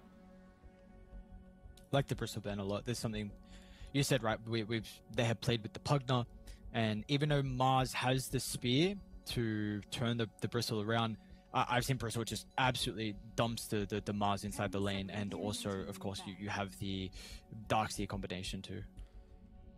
Could they potentially lifestealer? I know, dead hero, but against the Mars, good time in lane, and then you go the Aghanim Scepter against the TA, and you just take out so much of the damage that's going to be coming through from Nigma Galaxy. Sure. It is an option. Yeah. It's a pretty good lifestealer game. Like, TA to lifestealer pre-Ags is pretty horrible for the lifestealer, but once you get it, things turn around in a massive way. Also just a Radiant Spire as well, which is another way to be able to deal with some of those refraction charges. You've got the Surge as well to make moving around in these team fights a little easier. I'd like to see it. Never thought I'd say the day that I wanted to see a lifestealer be picked, but you know what? It's been too long. Oh, they kept the Respector too, so another hero that melee is rising at the moment in popularity. I think we saw it banned second phase last game as well, so not going to be available. And now we get to see if it's going to be the Templar Assassin played by Miracle or Sumail. You're expecting it to be Sumail, just so they avoid the double melee Iron Shell to run down the Templar Assassin. They don't have a lot of time for Nigma. Are they going to try and get clever? Are they going to be like, let's pick Razor, something that can be 1 or 2, and we'll make it work regardless? Or are they actually going to hard commit to something? Oh, there we go. So it's just like, you can kind of see what they're going for, right? This is what Nigma do all the time. They try and make it not totally obvious, but it might not necessarily be the best Razor game, is the thing, you know? I guess one of the other advantages is that not the longest cooldowns to be able to play around, so again, it does kind of fit into that sort of strategy. Some minus armor as well, coming from the Eye of the Storm, so maybe you can take Roshan really quickly as a result of that. But now do you just put Tiny 1 and then put like a... not a Quap. Oh yeah, Quap would be alright. Yeah, that'd be okay. It's okay. I think there's a little bit of control. Ooh, okay. King. Well, that's not a lifestealer, but it's something unique and into... Oh, it's actually a Miracle TA as well. So Sumail's playing the mid Razor going up against Stormstormer. Interesting. I'm interested to see how this one pans out. Maybe they just wanted a Radiance builder going up against Miracle, and they felt like that was what Smiling Might was most comfortable with. I would have liked the lifestealer, but clearly he knows best, and he is someone that has taken SA to TI before. Let's see if he's going to be able to take Avulus to the grand finals of these qualifiers. Do you believe in the Wraith King? And also, where was the last time you saw Wraith King? Because I've not seen this hero in a very long time. I haven't even seen it in my pubs. That's how I know it's like completely dead. You know, no one's even trying to pick this hero. I have no idea what the mentality is behind this. You know, is it just going to be a little bit of ghost push coming from all of the Skelly boys? I think he's gone the Bone Guard facet, so you've got a little bit of that, where if you're looking to try and group up and ball down one lane, if 2 other lanes are being pushed in at the same time by, like, you know, skeletons, you're not really putting your life at risk. Is it worth it? You know, that's the sort of mentality that I have. Plus, just a natural Blink Dagger buyer as well, right? So you can get it onto the backlines and disrupt in that way. Do we like the draft that we're seeing from Nigma, though? Do we feel like they have at least the 5-man that is going to be able to even up our series here? I like that they've committed for a strategy. You know, that's the one thing. You know, the Bloodlust is going to be really good for both the TA and the Razor. You know, early game, pre-BKBs, that's going to be the big thing that I'm looking for, trying to get the most possible value out of those combinations where, you know, TA just hits this really early power spike. I want to see more stacks as well being made by Enigma Galaxy because they've got, for sure, so many different avenues to be able to take them. Well, let's get ourselves underway. Haven't seen the Wraith King too often. We'll see what Smiling Knight is going to be able to do on the hero. I'm just waiting for the smoke to expire so I can see what tier he is. Smiling Knight is no. Oh no, he's Grandmaster. Well, Grandmaster Wraith King. Goddamn. Okay. Such a boring hero to be a Grandmaster on. Anyway, Enigma again. Saw previously we were able to find that first one. Nice dead shot, Omar. I mean, that is a beautiful use of the cube. They should be able to chase down Seneko. Decrypt level 1. That feels quite goddamn bad. Samael. Pretty deep. The blood grenade turned around his head too. Oh my god. I mean, he got first blood at least, I suppose. Eki now with the backline. Avios actually want to try and take the team fight with the Sun clipping on to 2. I mean, the level 1 is not the greatest from Avulus, but they're still going to try and take this 2 for 2 in the end. We got I mean, last game we got some kills. Now we're following in the same. Miracle. Are they going to go for this? The double meld is a potential. Okay. I think you're pretty happy with that on Avulus, though, to be able to get that trade, even just like a 2 for 2. Who did it go to? Stormstormer and Seneko. Okay, so not the worst, but certainly giving up the first blood to Samael is huge. You know, you don't want to enable Razor to, again, get off onto this good start, which you're probably going to have against Stormstormer. Like, I'm not expecting too many points in the static link in this lane, just enough to force him to use the toss defensively to try and, you know, move you away and prevent you from getting a lot of these last hits. What do you feel like is the decision-making as well behind the Razor actually going mid compared to the Templar Assassin? Does this provide their lineup something different, or is it the lanes? What was the thought process? I think they just felt like the Razor is fine enough in the mid lane, and they want him to get the early levels, right? You know, you think about Eye of the Storm. I would say that's probably a far more impactful ultimate to have, especially in the early game for ganks and all that sort of stuff, compared to the Psionic Traps, right? Psionic Traps, great ability, don't get me wrong, but you just really don't feel that big impact from the early rotations. Okay. Got some shenanigans going up top with the pulling of the wave.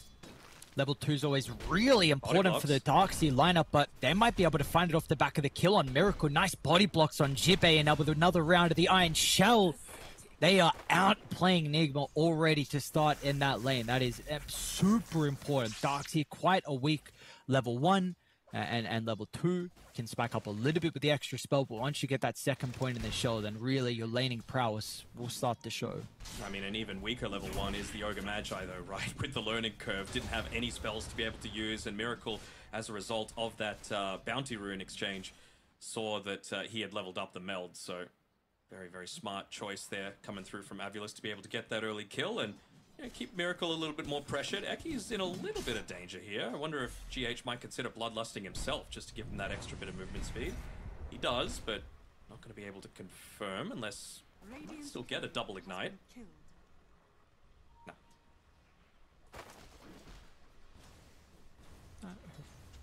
See, top lane should be okay at the moment. Well, let's talk a little bit about the bottom lane and the Wraith King in particular. What do we want the item build to be for Smiling Knight this game? I'm not quite sure what the Wraith Kings have been going. I mean, Wraith Kings have never really veered too much from things, right? It's always going to be the armlet into the, you know, Blink Dagger or a BKB or something along those lines. You can't afford to go something like a Midas this game. You know that Enigma Galaxy are going to be running at you. So anything that's just going to provide you the ability to get a bit of that effectiveness when the turnaround and fight comes, that's going to be the main priority for them. Okay. At the moment, he does have Armlet Blink queued up from Smiling Knight. We'll see if that will continue on. Definitely feels like we're going to see a pretty important... Just continue to run Eki down. I mean, this is a fast Ogre. Boots and Windlace Bloodlust. Eki is... I mean, I guess both the Darks and the TA are going to be free farming, so... I don't know who's really happy with this. Even with that first blood, What do we- Samael is already ahead of Stormstormer. Not by much, but... sorry, Stormstormer is ahead of Samael. Not by much, but it just goes to show the strength of Tiny as this mid laner, right? You can always just use the toss to be able to reposition away from that static link. Plasma Field, yeah, you can make sure that you're securing your own farm, but you're not really going to stop the Tiny ball from going. Do you like what we're seeing out of GH? Like, do you feel like this is his role inside the lane? Yeah, I feel like Miracle should be pretty confident if it's only a Darkseer that you're having to lane up against, right?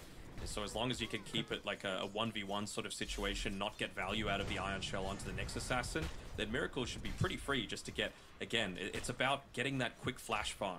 That's going to be the main priority for Enigma Galaxy. And I know you were mentioning pretty much as the game started in regards to the stack, so unfortunately it does look like Noob is taking a bit of a beating against a Wraith King Pogner lane. Like, pretty strong lane here for Avios, so maybe making a little bit more difficult for Omar to go back and start to make some of the stacks for the Templar Assassin to get a quick timing. Eki's pinging out that he's going to be making a few more stacks inside of the triangle, but with the recent movement, GH actually put an Observer Ward inside of the Ancient Camp, so I'm really expecting that to be the thing that's going to break this game open. You know, who's going to be able to get in position or manipulate the lanes well enough that they're actually going to be able to respond to an eventual Ancient Camp take. Might even be the sort of thing that you like pop a smoke and just use the Ion Shell on yourself for, just so that you can take it really early.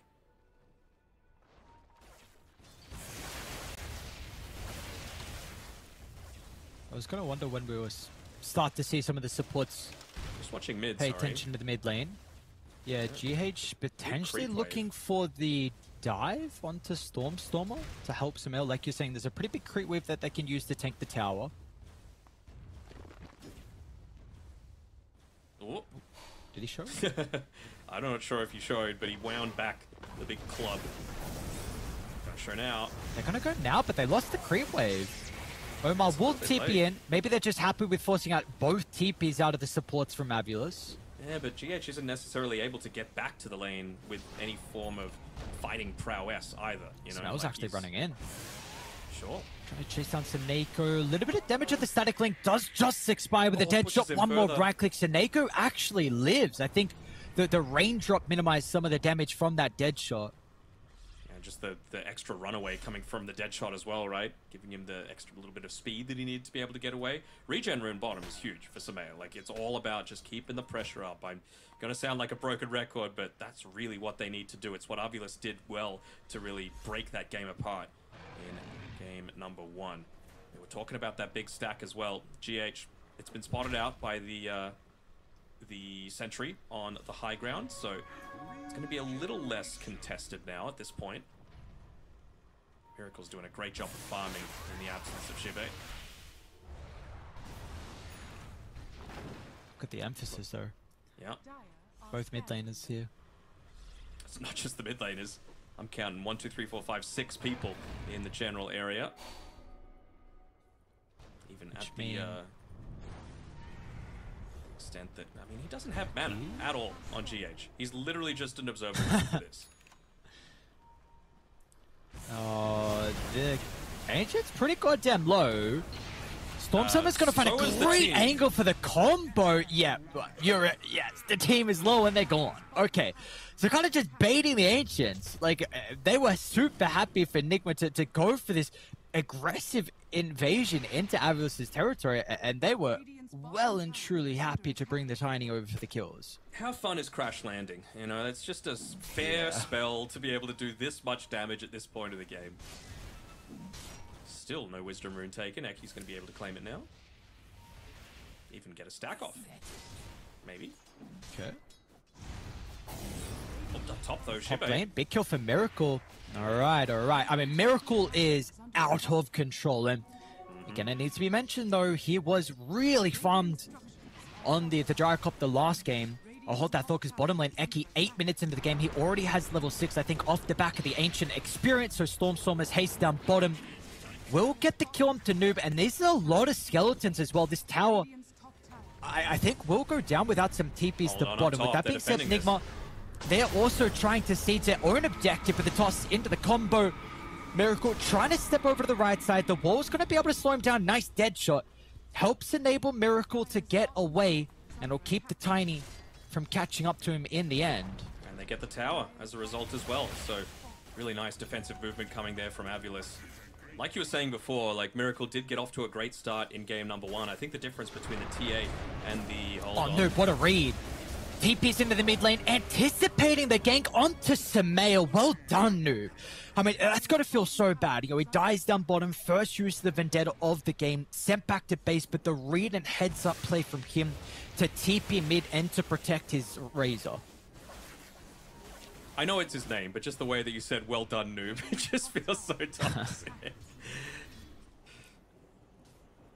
I also can't tell if they have a high ground observer at the triangles, so maybe he actually did see them coming, but I'm going to give him the benefit of the doubt and say, good job. They had one, but not anymore. So it got dewarded. Okay. It was just game sense, knowing that they had all TP'd up top to be able to defend that tower, and that's probably around the time that they would be looking to converge into that mid lane, because where else could they realistically go? Can Miracle be here? Can he be here? Oh, Well, they're kind of out of range for the toss. Attention. Yeah. Do you want to see the Templar Assassin continue to play the lane? It really feels like maybe if they bring one extra person on Avulus or execute a little bit better, that you could get this kill on the TA, who's 1200 ahead of the Wraith King. I think it's fine for Miracle to keep playing like this, because you need to keep that tower pressure on. I think that's the big thing. You know, Samael, Omar, and GH, their job is to be roaming around, and I guess Noob, once he gets that Arena of Blood available once again, but it's really just about trying to maximize Miracle. And sorry, what I was saying before is that you're kind of forced to get a bit more active as this TA. You can just sit back and farm, but you farm off of heroes a lot of the time as this hero, right? So, you know, as soon as he gets into that Deso, I'm sure they're going to be looking to consider Roshan, like a quick pick off into Roshan, maybe use it just to put a little bit more tower pressure on as well. So that's really what I'm expecting to see versus a passively farming Gyrocopter, which he did a great job of farming, don't get me wrong, in game number 1, but it's just not what they need this time around. Yeah. So there you go. D-Lance, Deso, Blink, BKB.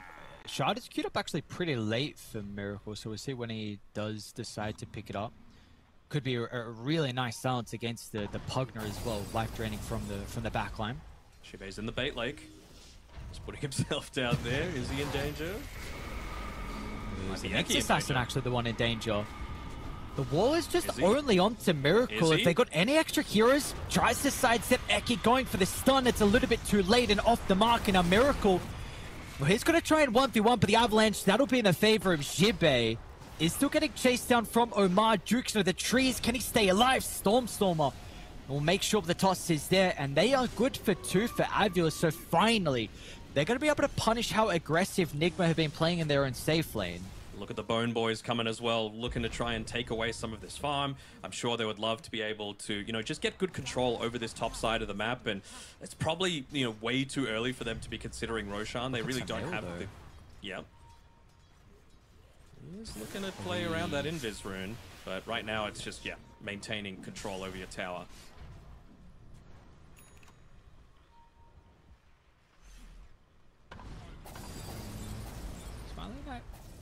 Fine, GH poking some spells out, being a little bit frustrating, but Avulus do a really good job. You're able to find those important kills up top, waste a little bit of time from Nigma trying to defend their safe lane, and then they're going to go back across the map. I guess one nice thing for Nigma is the fact that Noob was getting a little bit of catch-up, considering he has been lowest net worth out of the cause for quite some time.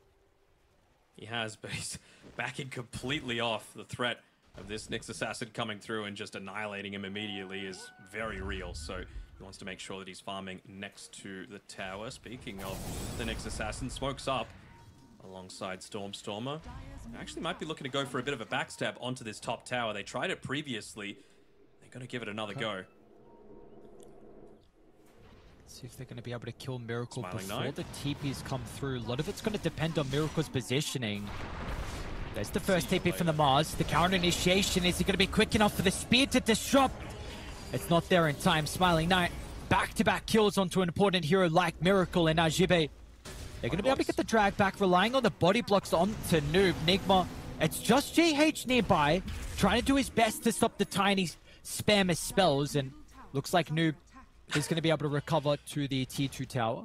So I'm just watching Seneko solo take mid tower, basically, as this Pugner. Not there with the rest of the boys, but it doesn't matter if you're able to put this much map pressure on as a position 5.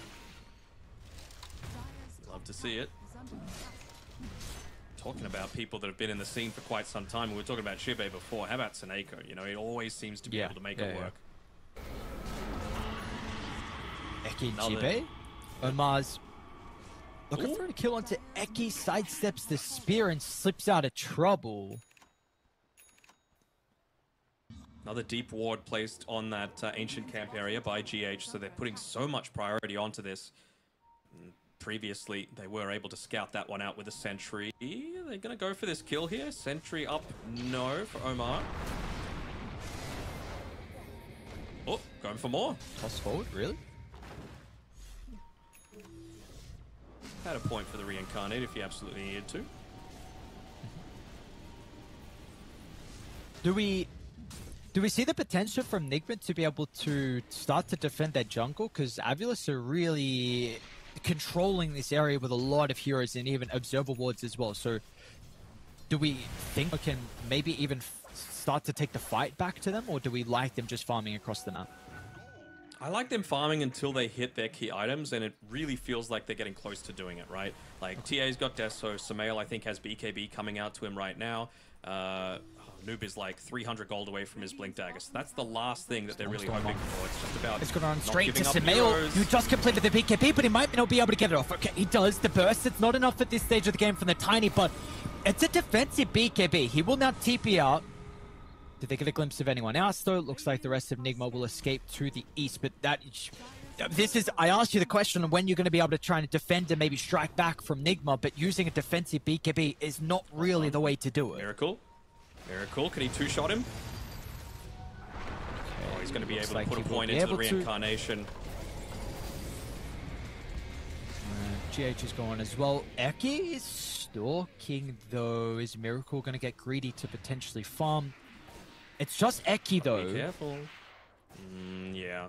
I think it's enough, just knowing that the TA's general positioning is just going to be continuously following him. He seems to think that they've got a ward up there, but nope, just the Spidey senses coming through. Plenty of duration left on that Vendetta, though, and would be... Well, there's still no real sentries covering this ancient camp area. I'm a little surprised that Nigma have committed to farming for this while under not too much protection. There's the blink. Nice spear. Gives away a ward. We'll look to try and reveal that item for Noob now, and maybe with the kill, and they're going to be able to push forward and potentially get the tier 1 tower mid. Still looking for the first objective of the game for Nigma, so we'll do their best to open up the map. Maybe they actually want to go deeper over to the triangle. They're currently set up under the vision. Noob's going to be able to get the jump, but where is the extra damage? It's a great arena, but the rest of Nigma, they are not here to capitalize on that opportunity. Noob maybe went a little bit too early, or maybe everyone else was just a bit too slow to follow up, and now they're not even going to get the tower as well.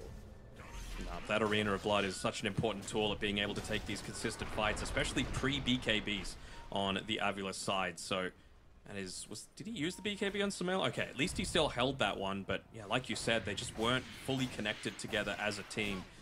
You can't have too many of these mistakes. You can see it's already going in the favor of Avulus with a very slight net worth lead. It's only going to get worse and worse. Eki's teetering on the edge of the vision from the tower. Samael. They're going to be ready to jump with the double damage rune on Storm. Storm of the burst.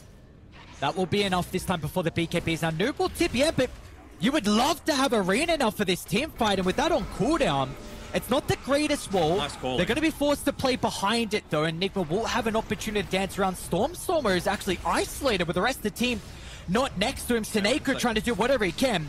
The decrypt is going to be there to protect the Tiny. Stormer trying to make it over the high ground, but he will not make it as Noob survives on a slither of health. And finally, Nigma, they're able to strike back in the second game, and maybe even hoping they can catch up to the Wraith King, but Smiling Knight is able to blink up to the safety of the high ground. But Nigma, they find some massive kills. Did feel like a little bit of an unforced error though, right? There wasn't really any purpose of diving beyond that tower, maybe just feeling themselves a little bit too much. But yeah, without Smiling Knight there to really confirm, connect, that's why you buy a Blink Dagger on this guy, right? You want to make sure that he's there to be able to join in with the rest of the boys and get the most out of that burst damage that you've got at this stage, because he's not necessarily fully keeping up with the TA, but not doing a bad job by any stretch. This is pre-Radiance, remember, so his farm can skyrocket. Just intrigued on what the scaling is going to be like for the Wraith King, because I haven't seen this hero in a while, so I'm not quite sure how he is currently in the meta in regards to scaling. I mean, the scaling will be fine, but it's going to be dependent on, do you control Razor, basically, right? If Samael is just free to pop his BKB and walk at him in the middle of these team fights, that's a worry, because then you're just not going to be effective at all, right? You're not exactly the most mobile hero. I guess they've got the Surge to be able to make his life a little bit easier, but even then, like, you want to be finding those backlines, you want to be picking people off before the BKBs are being popped. It does seem like Avulus, you spoke about the Surge to disengage away from the Razor. They also have just like random spells that can be very frustrating to make him pop an early BKB. Like if Eki just uses a Vendetta and tries to blow the Razor up, then you might have to use BKB on like a 3rd health, and all of a sudden he's a little bit scared to run in, right? But maybe then something to enable the Razor is the Mars. We saw the Arena. He's got some decent ultimates so far, but he needs to continue to provide that AoE control to help out the cause. Speaking of the cause, Miracle getting scouted from Eki.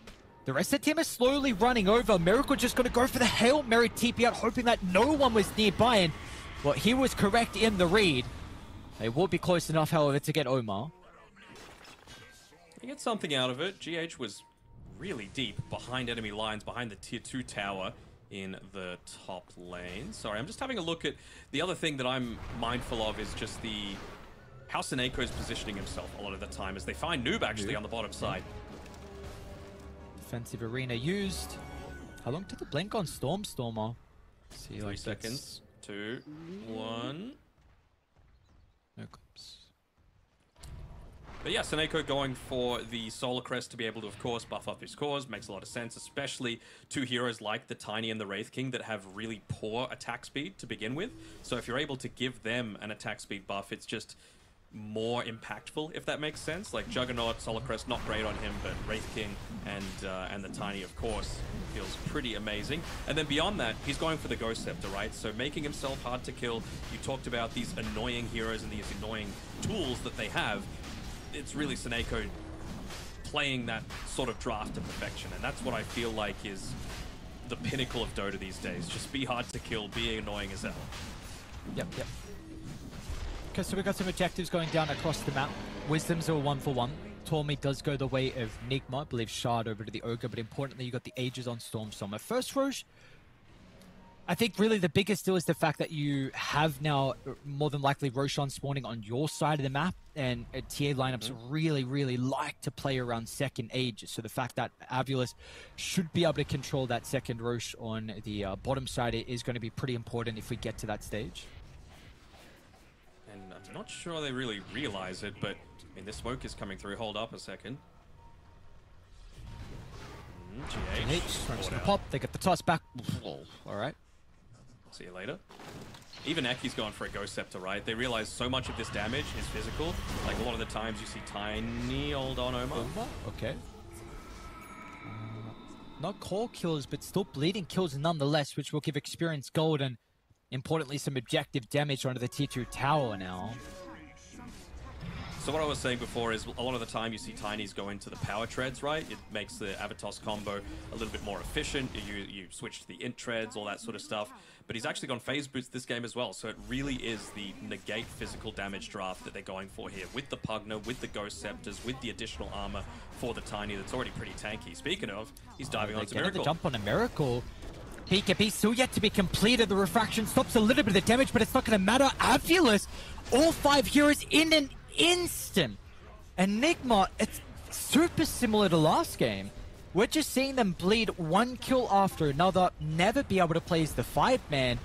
A second tier 2 tower is going to go down, and you're probably not stopping because you've got a good idea that this TA is not going to have buyback. So this is 40 seconds with some more objective damage. Is this going to be another kill? Are we bleeding more heroes? I mean, Samael what is the Razor really going to be able to do? We'll try and at least force back to Tiny, which keeps them wetter alive. But now Sumail has used a defensive BKB, and you're happy with that on Avios. Now, again, this is another thing on cooldown which will prevent Nigma from taking a fight. He's going in further. Stormstormer maybe gets a little bit too aggressive here with the spear outside the base. Miracle still down for another 20 seconds. They're going to have the damage without the Templar Assassin. It looks like that is the thing in question, and they're currently lacking with the arena about to expire.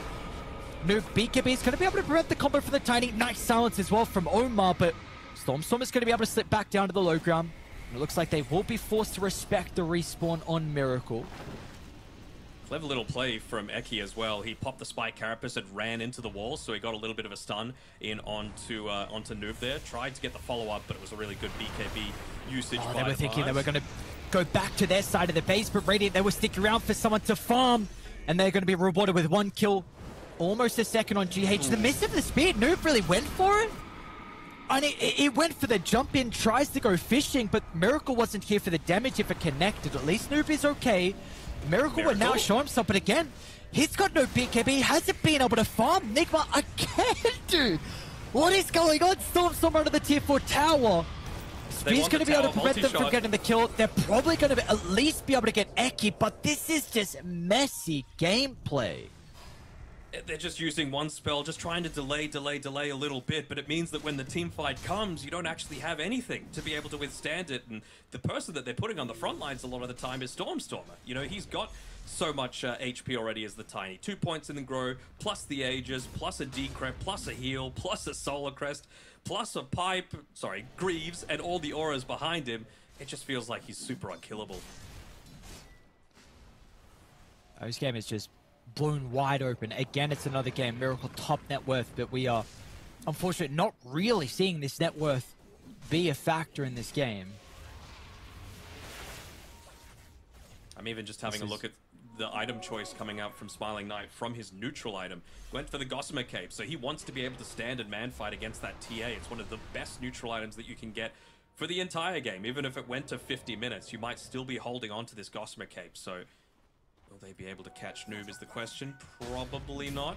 The big thing that I want to see change is you've got Sumail with the SNY, with the BKB. You've got a Blink BKB almost finished up on Miracle. If you're not making a move onto this Wraith King, once you've got both of those, I don't know what you're doing, because this Razor is a pretty good answer to the Wraith King, and I feel like they haven't used it at all. That is, I guess, the one thing, right? Where we're still yet to see Nigma actually take a full 5v5. And if we do get that fight, how different is the outcome, actually? Do we think, like, you know, even though it's a 5,000 deficit, do we still feel like Nigma, if they're grouped up in a good position, can actually take these fights? Well, they're going to try for it. And again, I think they're going to get the jump onto the front lines. My issue is, where is Seneko? And I think he's got okay position that he's not going to be the one that gets jumped on. Stormstorm would be a cool jump too, but once again, the man's got really fast fingers. Always has been quick to be able to get the blink away, Stormstormer. Difficult man to be able to catch. Even buying a that gem. He has being a difficult kill. I like this. The gem does feel a little, I was about to say desperate, but Smiling Knight, he's going to be able to get away. Another benefit of the Gossamer Cape, of course. Extra movement Any speed. vision for Eki? They're actually He's on the starting hunt. to split a little bit. They get a glimpse of him? Dust is out. Smiling Knight as well, trying to provide the vision with a wraparound. Eki doing his best. They isolated Noob, got a glimpse of the Mars away from the team, and they're going to jump on this opportunity. Noob gets the BKB and the Reno. This is looking good for Daica's Miracle. He's on the other side of the wall. This Templar Assassin finally able to right-click, and importantly, Sumail as well can get some spells, but they don't even bring down the first life, and now Stormstormer. It's a great avalanche combo, catching them outside the base before they make it to the high ground, but it's not good enough.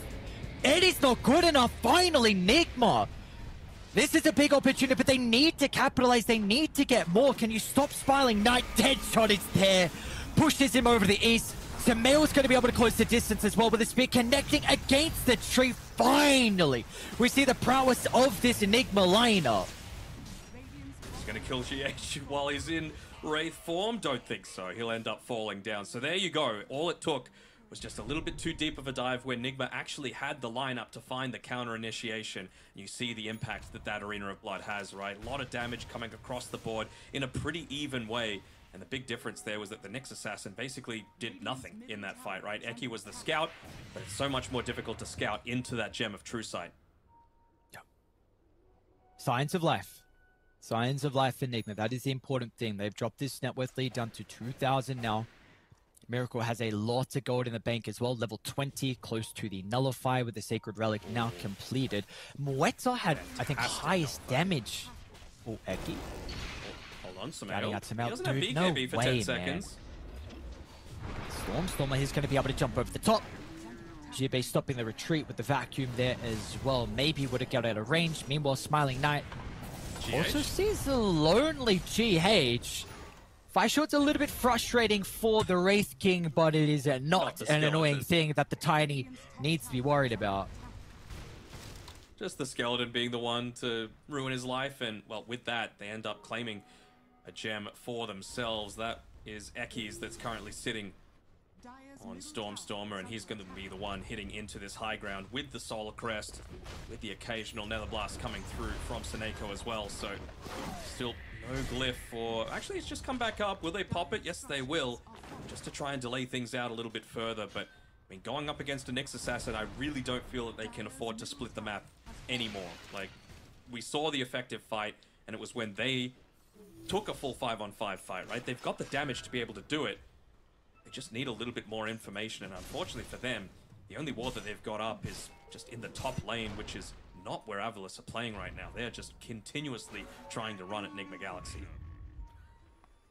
Another smoke. We're going to see it. They'll try and strike back. The question is, where do they want to go with the smoke, however? Top lane? Honestly, all their lanes are in a pretty good position for Nigma.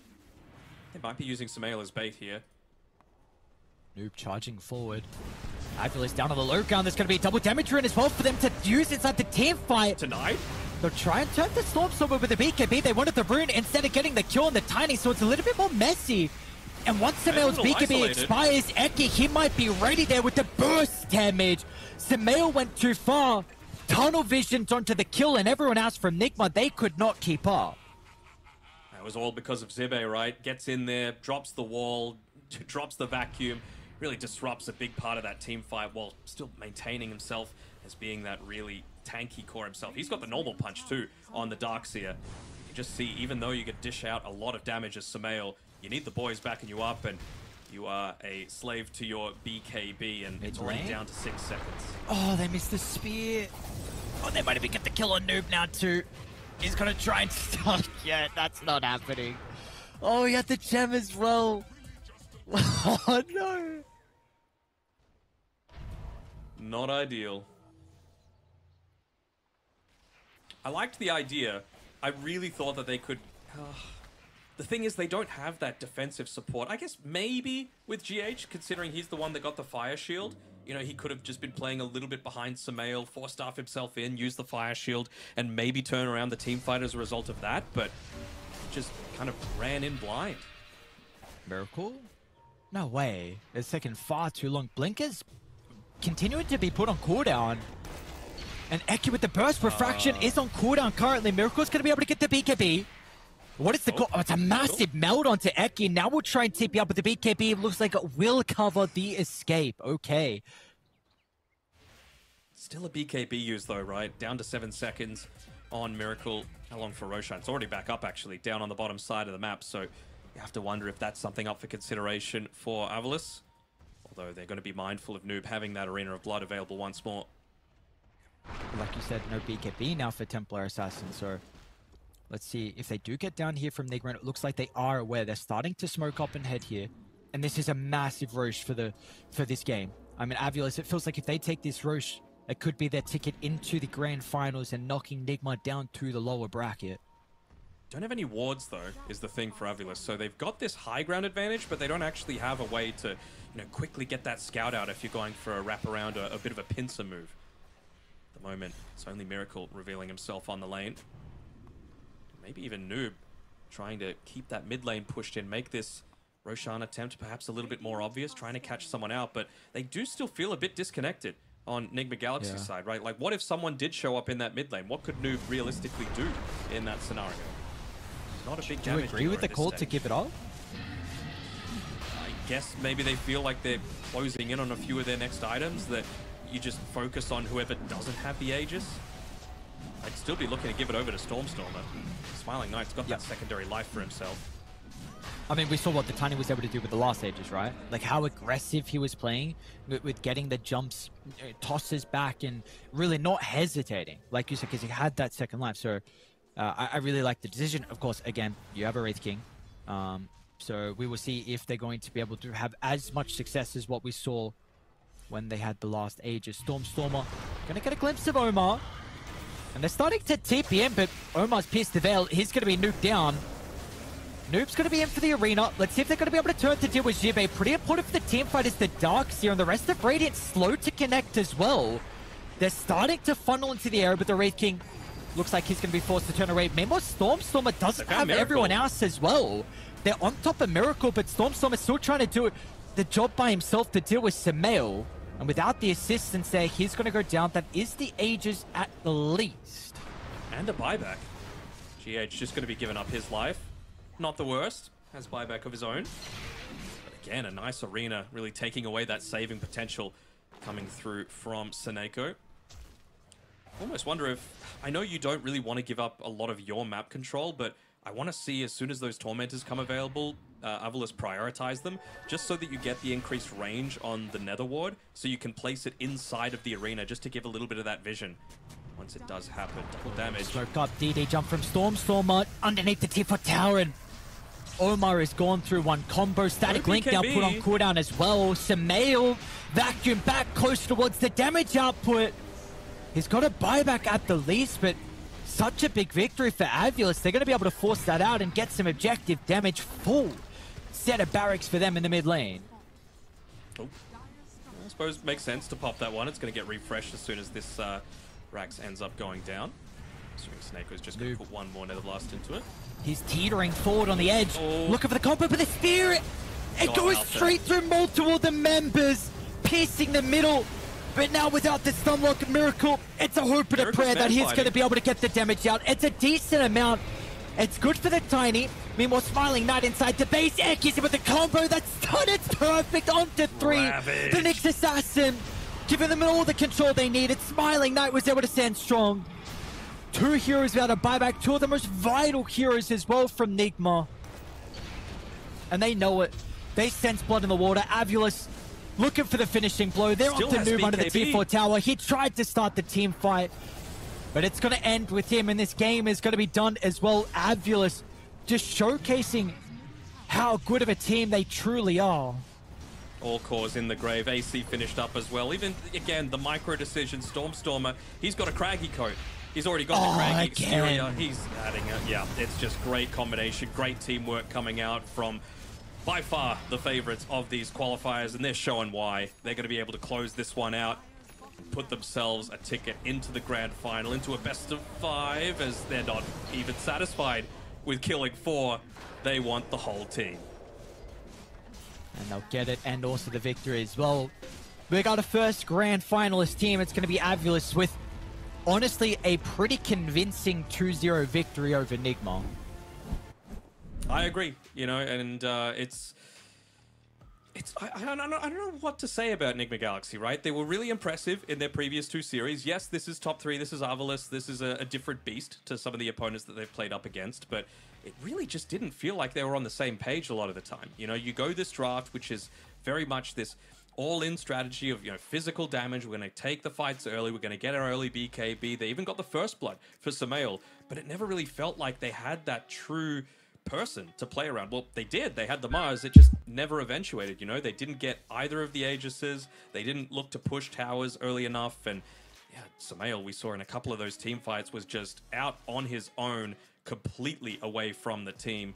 It was another really solid performance from everyone from the Avilis side, and even a Wraith King able to get the W there. Stormstormer, I'd say, is probably my MVP of the series, just because of really consistent performances across the board. But I think Seneko, again, on his Pugna, was really solid and, you know, stopped a lot of the aggression that Nigma were able to put together.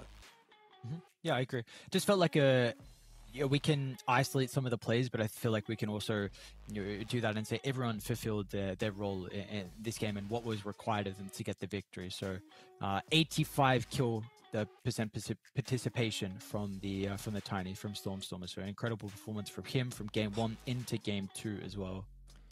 We have a look at all those stats in terms of the damage. It was pretty damn even across the board, right? No one got up to 30k. I think everyone was at least 20k except for Seneco's Pugna, which was 18. The difference maker was 18,000 healing from Shibe, 12,000 healing from Seneko on his Pugna. 30,000 extra damage that you need to be doing when you're already looking to itemize with all of this additional armor, right? You got the phase boots on the Tiny, you got the Craggy, you got the Gossamer Cape. They were just able to shrug off a lot of what Nigma were trying to throw at them. So a really solid team-oriented performance. A couple of little mistakes there, but I think they were really just, let's call it limit testing on Avalis, seeing just how good they might be, because they're going to need to put in their best performance in the grand finals for whoever it is that they're going to be going up against. Will it be Nigma? Maybe. They drop down to the lower bracket now, which will be the first series of our day tomorrow. But for today, we've got one more series, don't we? Yes, we do indeed, and that's going to be another fun series too. We've got the boys on Zero Tenacity taking on Mouse, so one team eliminated, and then they will face Nigma tomorrow in that lower bracket final. So we're going to have to find out what team that will be, just to keep everyone updated as well. It's going to be a bit of a longer break, I believe, considering this was a 2-0. So if you guys want to check out, there is a schedule underneath the stream though, which will keep you guys up to date, and definitely make sure you subscribe and follow as well if you're watching on YouTube to make sure you never miss some of the streams, because there are a lot of action going on, a lot of qualifiers and the tournaments as well for the FISSURE Playground 1 Dota event. So that is it for our first series. Avios, congratulations. They're going to move over to the grand finals, but the job is not done just yet. We'll see you guys after a break.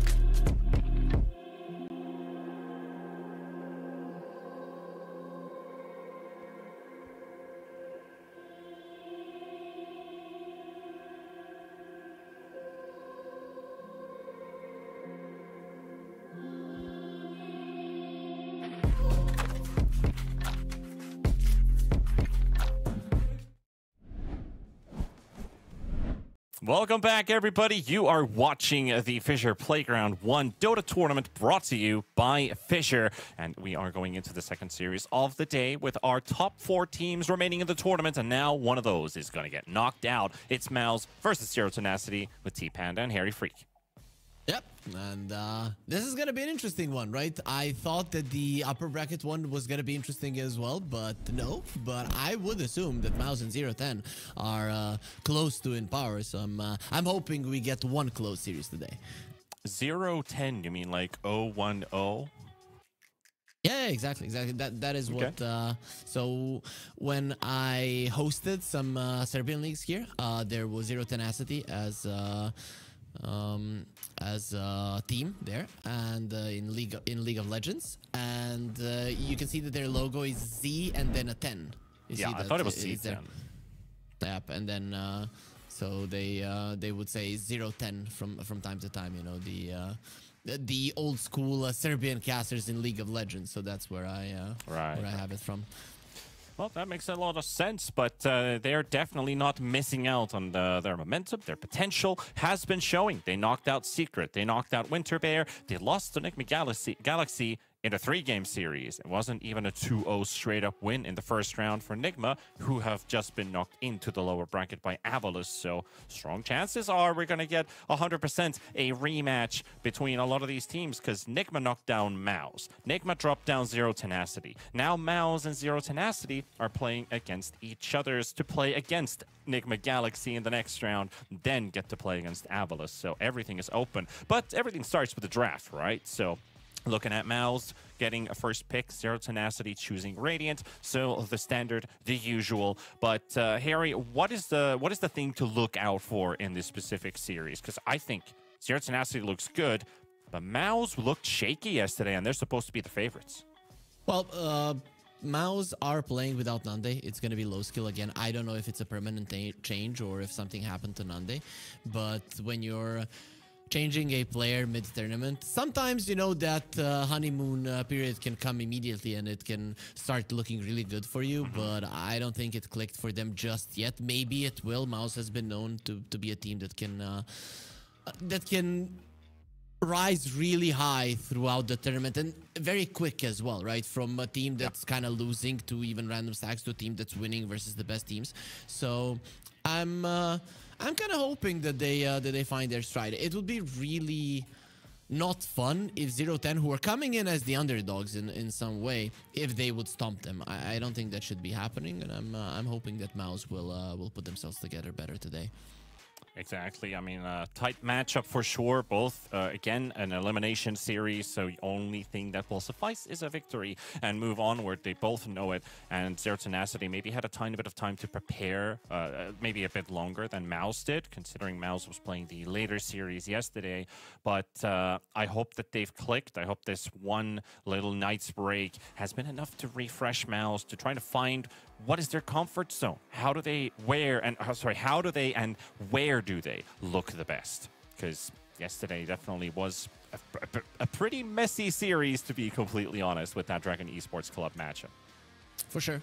And also, yesterday, Zero Tenacity, they knocked out Secret, that had their former offlaner. I mean, considering that they haven't been a team for too long, it's like Mixa was a part of their lineup probably for 90% of their existence, and now they're playing versus another player who also started off with Zero Tenacity. So the initial roster was Dad, Stoikov, Mixa, LeBron, and position 4 was Theolicor, right? And now they've got Pablo instead of Theo. I don't know what happened there. I know I think Mixa left the team, but I don't know what happened with Theo. I have no inside info, but right now he's playing for Mouse. So another grudge match. Let's just say it's that way. I kind of think there's no bad blood, but we can pretend that there is some.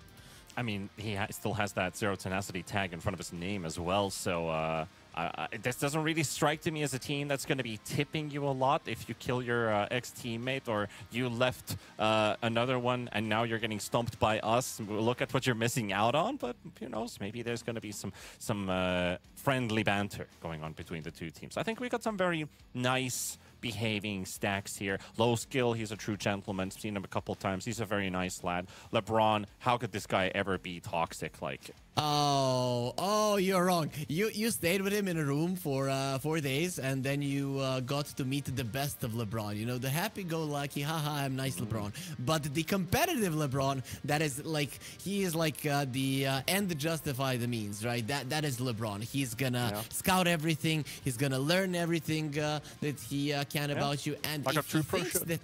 that, but if he thinks you're a tilter, he will exploit that as well, right? To the very, very limits of still being seen as somebody who's not completely toxic. But yeah, he knows how to utilize this. So now maybe if he knows that Theo is easy to provoke, he might try to do it. We don't know.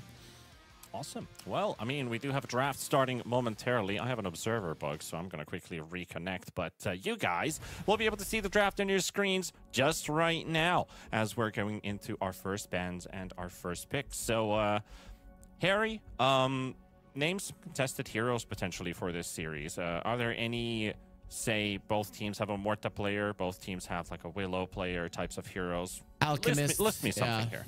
Yeah, Alchemist is 100%, you know, the main one for me. I don't think Zero Tenacity have been playing a ton of Muerta, right? They have played it here and there, but overall that is one for Mouse for sure. Whenever they can, they're just gonna be picking this hero, and then you have your standards, right? Your Beastmasters, your Nyxes and stuff. That's reason why I mentioned Muerta is because Dodd plays it in the carry position, so Theodicor pause for support, or Dodd might just pick it up as a carry. Yeah, nowadays you always pick the Muerta as a potential 4 or as a 4, and then you go for a carry if there's a certain reason to do so.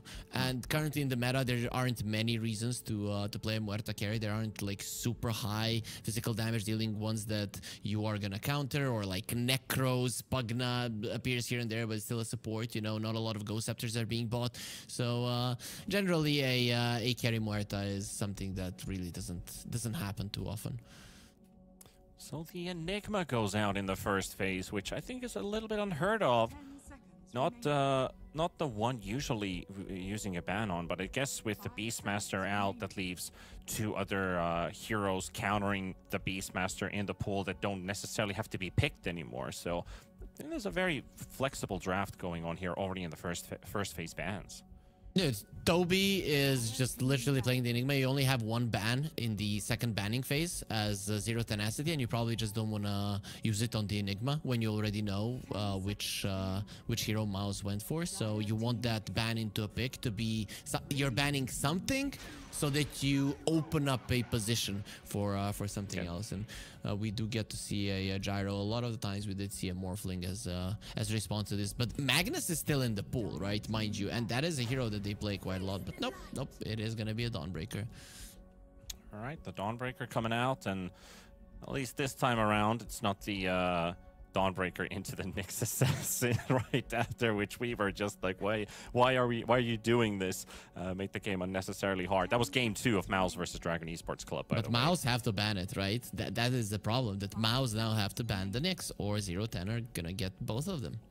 And they could also consider the Spectre now, which I think is a great combo with this Dawnbreaker. They haven't really banned out any carries so far. So I would maybe even look at that, because I know Dodd would like his hands on a Spectre, and you get yourself a really strong draft if you just lock it in. But they're going to ban out the Razor instead, and the TA. Okay, they took a whole different approach on this one. What do you think about this? I'm fine with that. If you're playing a carry Gyro, yeah, there's Clockwork ban and a pick on the Nyx. I think that's going to be... oh no, they go for an Ogre. Interesting. But Razor and TA aren't usually picked into the Gyrocopter, as this is our go-to pick. That's why I'm curious about those. Razor maybe, but the TA is the one that I'm most curious about. Yeah, the TA doesn't really make a lot of sense, not gonna lie, right? It's we're gonna find out, right? We don't know. Maybe they're gonna be getting a offlaner that has low armor. Toby hasn't really shown us a lot of flexibility in his offlane heroes. He has played some Centaurs, so maybe that's gonna be the one that they're gonna be looking for. Might be a reason to remove a high physical damage dealing hero in a lane. So we're gonna get our answers. All Alright, so we got one side has the Ogre, which we know LeBron is a big fan of, and the Phoenix plus Muerta coming out for Mouse.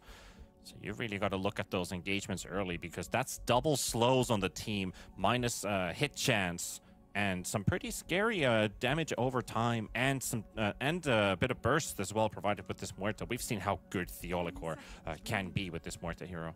Listen to me, listen to me. So I know it's not played a lot right now, but I see Dad is playing it, and this is a perfect Juggernaut game. Gyro does nothing to you. Muerta does nothing to you. You're a counter to the Phoenix. You have Bloodlust. If there was ever a Jugger game that we're gonna see, it's this one, right? I would love to see it, man. I'm looking at it. It's more plausible for them to go for a Morphling here, but I would still love a Jug now when I'm seeing it in his hero spec. I would love it. So, in your opinion, the buffs for the Juggernaut now justify that the hero is actually good to play? No, I'm just looking at Mouse's heroes and I'm thinking it's good, and then I see that Dad is playing it. So he thinks that it is doable. And if he thinks it's doable versus these heroes with an Ogre on your side, I would want to pick it. All right, sure thing. We'll see if they decide to pick it up or not. Tenacity, still 1 minute left on the reserve time. You're going to have to pick up some cores here potentially, but it's going to be the second support. So Dawnbreaker core is now guaranteed.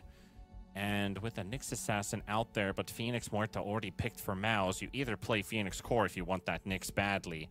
I think that's what Zero Tenacity is maybe attempting to do as well with this Lion pick coming out, because it would be great. You would counter Dawn, you'd be strong versus the Lion, but then you'd have to play this Phoenix core that could be a bit in untested waters. Yeah, I don't think they're going to be doing it. I would assume that Fly is going to be playing the Phoenix. And we do get a sniper, so that's most likely your mid lane. This is a good sniper game. You don't really have much catch for it. And a lot of the mid heroes that are good versus the sniper later on lose the lane versus him. Yeah, so we're looking at Toby Centaur then potentially, because that would be an age-old counter to the sniper, at least in terms of how to get to the hero and get the quick stun, quick jump.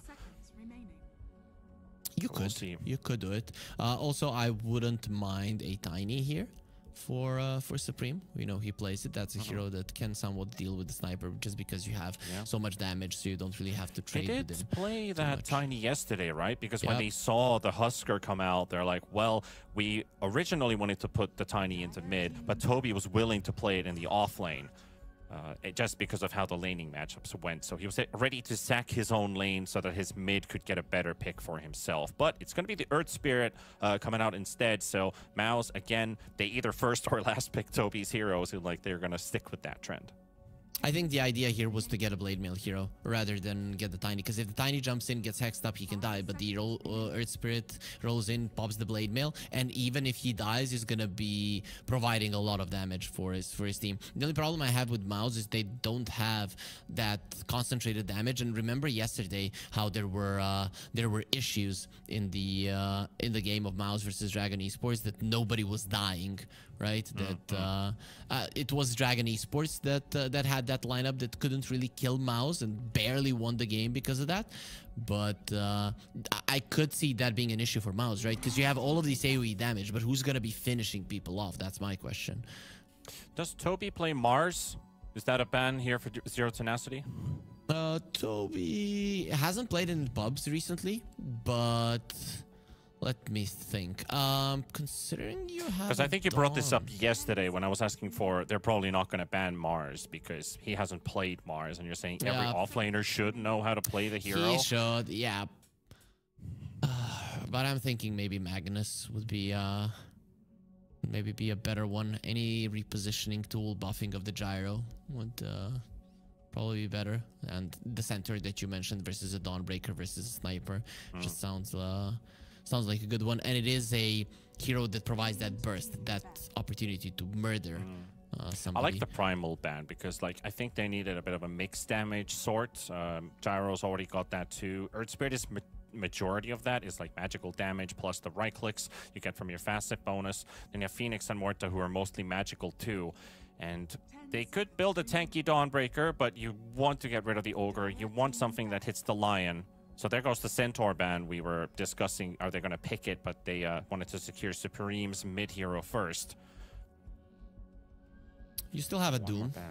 if you want to go that route, because there's a Dawnbreaker on the other side. So I would not hate a Doom at all. Remaining. But if they Doom, can you just carry Sniper and pick Sand King into the Earth Spirit? I mean, you could, but you generally don't want to be playing a carry Sniper, right? Because when you're playing a Sniper, you want to have another core so that not all of the enemy's hate is concentrated onto the Sniper. It would be a good lineup because you would have so many things to turn around upon on the Sniper. But if you would go for a Sand King here, that would just be a Doom target that we mentioned, and then you find the Sand King, you Doom him, and Zero Tenacity are going to be in trouble, right? If you do get close to the Sniper. So I would be. That is a little bit too all in for my taste. All right. What about the Dodd Weaver then? That I wouldn't mind. You don't have a lot of lockdown at all. I think ban the Juggernaut still. I'm looking at this lineup, especially now when they waited for the You last really pick want man. that Jug. Dude, I want to see it. When a hero is not being played a lot, I really want to for it to get out. And people tend to forget just how good he is. These 4 heroes, they don't do anything to him. Yeah. So they just banned the Dot Weaver instead. So maybe we are going to get our hands on the Juggernaut after all. But Toby, what is your offlane choice? Is it the Doom? Or is it going to be something else he has yet to reveal? Team pick. Magnus. Yeah. It's the Magnus that you also brought up. So that will give them that buffer. And also a nice game for playing with a Harpoon, potentially, if that's his item choice. Because you can always grab like a Lion, a Sniper, bring them closer to your teammates. You have this nice backline Assassin off of this mag. This is a good Not Ursa really, game as well. It's not really what Toby does in team fights, but it gives him the option when you have this Magnus. But you bring up that Ursa, like you just said. I actually kind of like playing an Ursa potentially into this matchup. Ursa, Slark, Monkey, right? Those 3 would all be good. Monkey is good when you have a Sniper because they want to go on a Sniper. You put the Wukong's command. Ursa, Slark, I mean, obviously with the Bloodlust, they're gonna be a really big problem to the Magnus, and having extra vision, even more night vision when you have a Sniper on your side would be amazing. You can go that route. Okay, I never would have guessed this. Not gonna lie. I mean, I looked up Pro Tracker and I saw what Dodd has been playing lately, and I do see a couple Sven games here and there. Though he's playing like 10 to 12 different heroes in a row, so it's kind of like he never has the same hero twice. But this Sven has popped up a couple times. I was like, maybe that's a hero he'd be looking for. It will give him at least that bonus armor with his team versus the Mag, versus the Gyrocopter, sure. But Wrath of God, slow in the laning stage. You're up against the Magnus. He will most likely be able to dish out damage with Shockwave. Ignore the fact that you have a lot of armor, so you could just Q max on the Mag. And late game scaling with Sven on the Wrath of God, then again, is so much better than what it used to be before. So it really makes this Sven into a potential late game carry.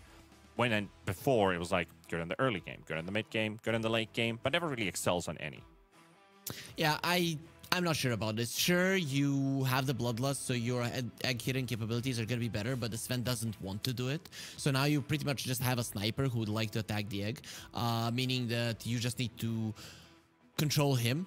I'm just not sure about this. One thing that their lineup is very good at, it is speedy. There's going to be Bloodlust and the Warcry, so you're going to be able to move quite nicely, potentially dodge a lot of the rolls from the Earth Spirit. But there is hard lockdown on the side of Mouse, the RP in particular. So I'm kind of scared for Zero Tenacity, but that's just the thing. You're bringing in a player from South America who has probably a different idea on how Dota is being played. I'm looking at it possibly as somebody from the European region and really don't see a lot of Sven. So maybe we're gonna learn something new today, Panda. Maybe we will. Let's see who Skill is already bringing in the all chat here as we're going to be moving into the game in just a moment. Finally, Ogre Magi all practice paid off. So that's LeBron's absolute favorite currently. This guy's been talking about this hero non-stop for the last 2 months. For months, so, yep. for literally for months. It's not like he invented it like yesterday that Ogre's a good hero. No, he's been talking about it since like September that Ogre is busted. Yep, and his idea was nobody else knows how to play this hero. I'm the only one. Look at what they're doing. Yeah, So, you're so confident about it. It's like nobody knows. They're so bad at the game. Why can't they see the potential of this ogre? That was LeBron's thoughts. But he's made it work, and he's had the time to practice above everybody else. So now's the time to really show and shine. I mean, they're top 4 here, and I'd say with the performances of these two teams, I might be looking at them as a slight favorite in this series. So yeah, it's not misplaced confidence, Theo. Don't do it. Oh, that's a bit of a trap walking into the high ground as there's 5 heroes, but they don't quite get the close in the instant kill, which they were hoping to save for Stoikov to start the mid lane with an extra kill, but they'll get it with Dodd throwing in the Stormhammer at level 1, and Sven's going to be the one to be on the board first. Yep, very nice for him. I mean, you mentioned it already that his lane can be problematic because of the Wrath of God, but you know, we mentioned the Ursa. I would say problematic because I think he's worse. Oh, you mean the Sven, right? Yeah. We mentioned the Ursa, right? And Ursa has like 45 damage. Sven on this lane is going to be starting it off with 58, so I don't think that's half bad, to be honest. Yeah, not that bad. Has the Quelling Blade as well, which helps quite a lot in terms of his early CS. But going to be an interesting one, surely. You got Dawnbreaker Sniper combo too. So once the reveal comes out, you'll have a Assassinate to actually gain benefit off of, which can be cool.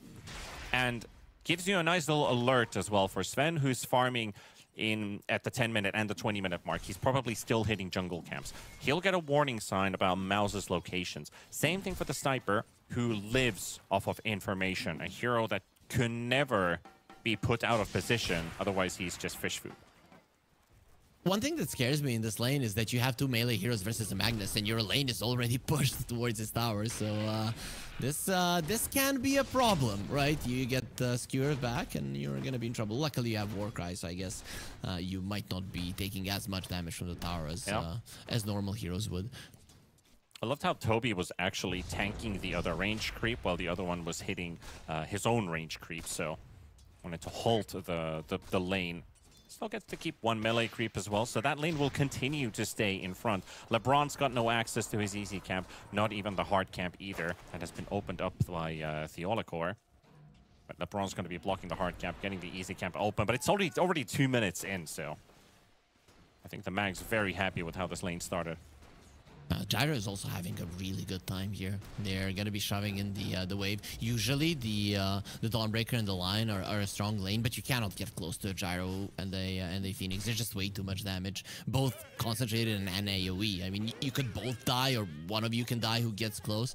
It is not an easy lane. So I think it's the laning stage here might actually be relatively equal, right? Bottom lane is gonna be probably 50-50 with a potential of the Magnus curing him back. Then you have the mid lane where the Sniper should be winning, and then you have the top lane where the Gyro should be coming out ahead, unless there's some weird things like Fly goes to stack and low skill stays a little bit too far out and dies. Yeah, you're absolutely right. I'm just looking at, like, whenever the Lion would like to open up with an Earth Spike, Nefert could jump in with the hammer. Fly brings in that minus attack speed right after, and there's your turn. But the Gyrocopter in himself has that flat cannon. And Lion, not exactly the tankiest hero in the laning stage. Small HP pool and 3 armor to go with. So low skill, even if he ends up pushing the lane, he ends up nullifying his opponent's capability of going for a potential push or dive, or maybe even try to kill the Gyrocopter, because they're already so low.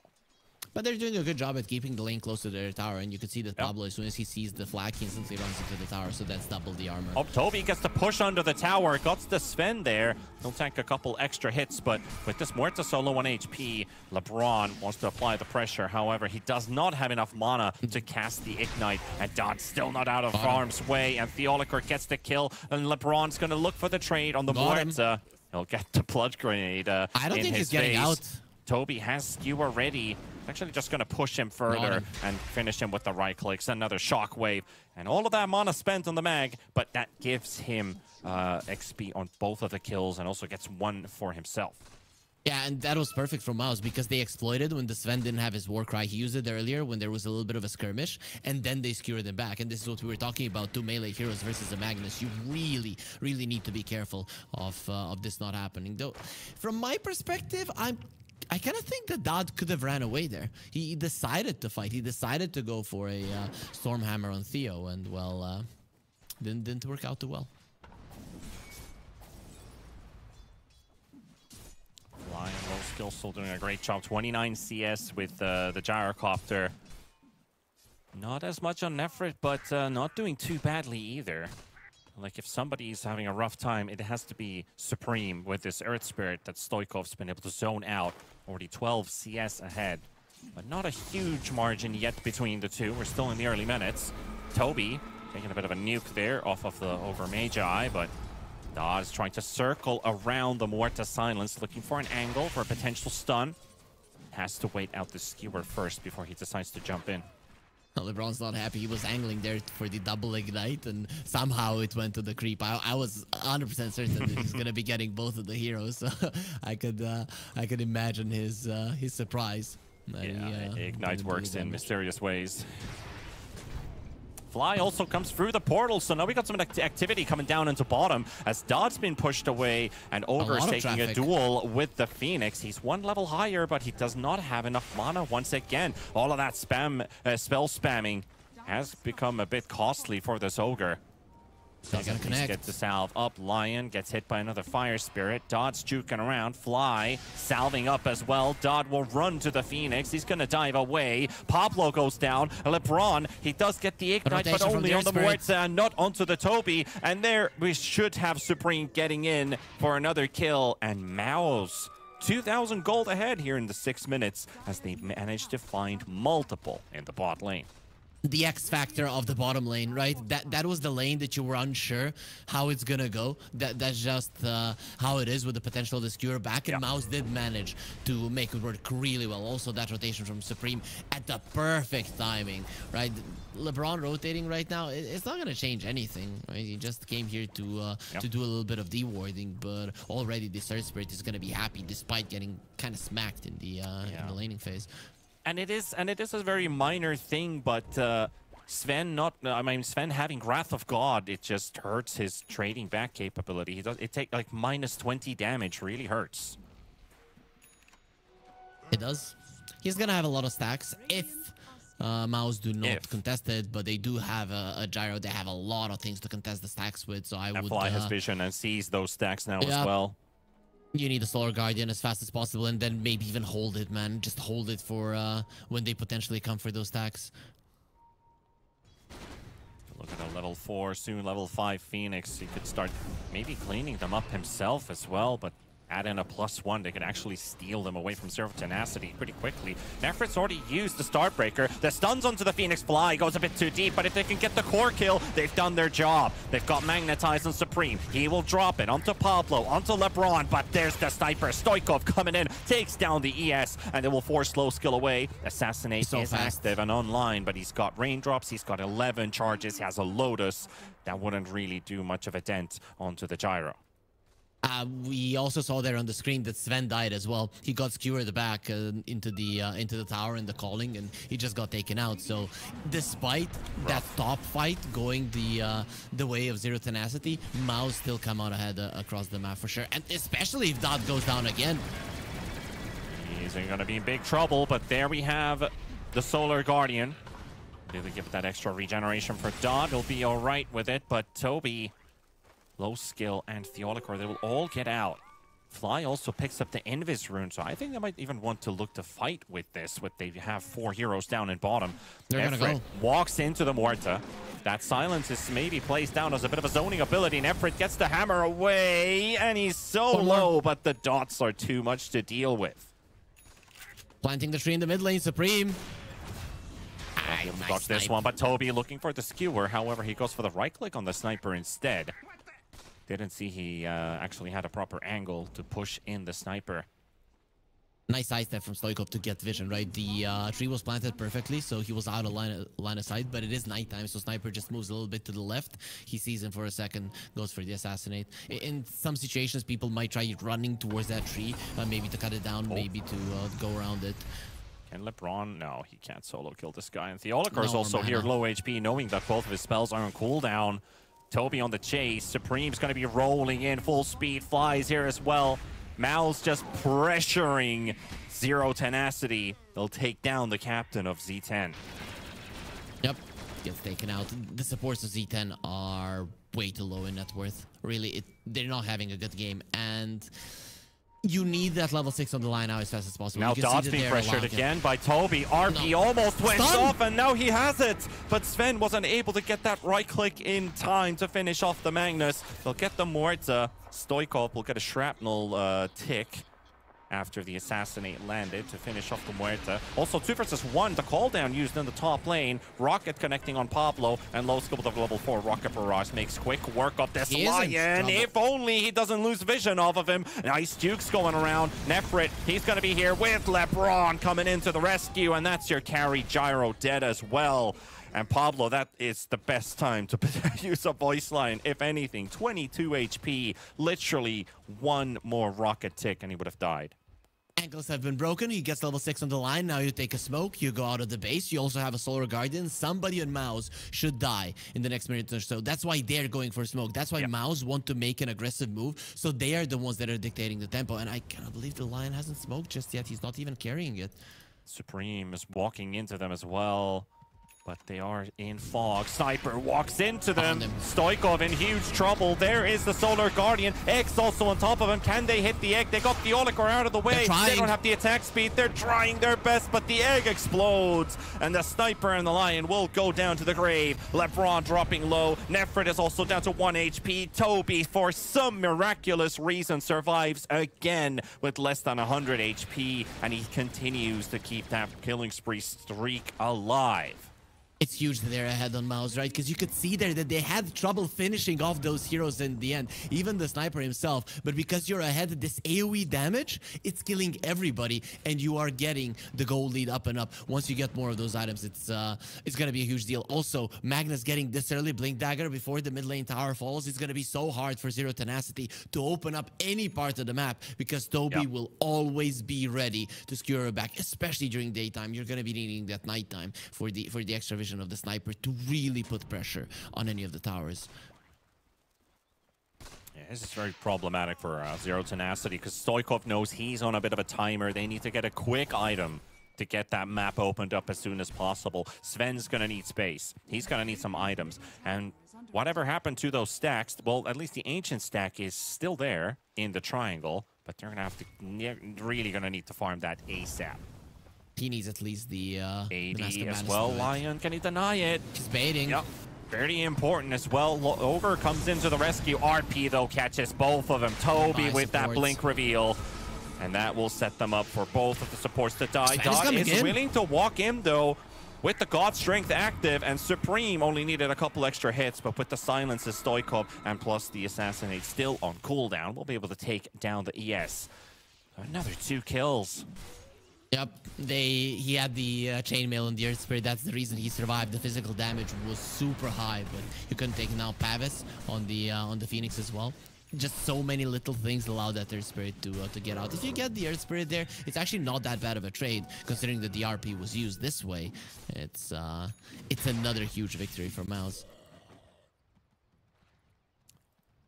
5,000 gold ahead, and not even to talk about maybe a couple level differences here. The supports are getting away, even if the Muerta is only still level 6, but Fly getting quite a lot. If you get to that level 2 Phoenix ulti in an early fight, I don't think you can even focus the egg. You don't have the attack speed to deal with it with those +2 hits. Yeah, no Bloodlust, not even a value point on the Ogre Magi. It just doesn't make sense. I think you should get it now on level 7. Yeah, there it is. Okay, LeBron got it. I was curious about that as well. The second point on Fire Blast, like, was that really necessary? But I think it was, having that Bloodlust is important. It was probably when he hit like level 4 and he thought he could get a kill with the Fire Blast, and then he went for it. That's usually how it goes. Very likely. 4-man smoke. This is going to be Zero Tenacity exiting their side of the map. Crossing the river, hoping to find maybe the gyro, but they're going to walk straight into mid, seeing Supreme already used his roll. And there's the stun, the second follow-up as well. And with the finger, Pablo's got this one. Fly dropping dangerously low. The Assassinate, he might even have to pop the egg to survive. He won't pop it. He will not pop his ulti. He's thinking about the next fight ahead. So that means Stoikov will clean that streak.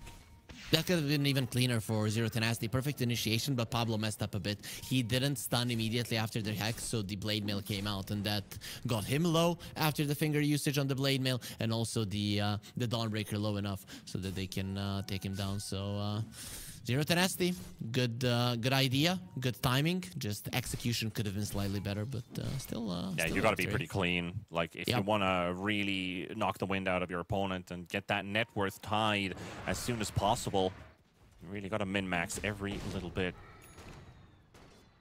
Also, I'm curious about, like, the amount of CC that Zero Tenacity has. Is this, like, a game where you could consider Sanjin Yasha Earth Spirit, or, like, Kaya Sandra, something like that?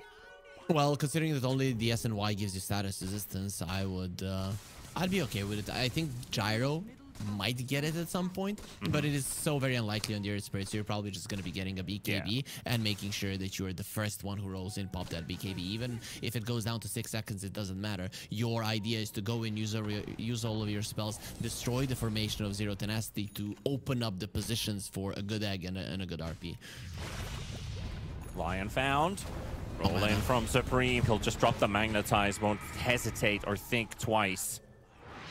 Be able to clean this one up. Fly also teleported to top, so Stoikov and LeBron won't be running into a casual Phoenix. But they spot low skilling mid. LeBron wants to go with him. Downside is the lack of vision. Kind of hard to just walk in there and hope for a Fire Blast to connect. Yeah, the second the Stoikov starts moving forward, and they're following Dot. Look at bottom. If they find Dot, like, this could be huge. He's only a level 11. He doesn't get his second point in God's strength. In the low ground, though, Phoenix is the one that actually gets jumped on.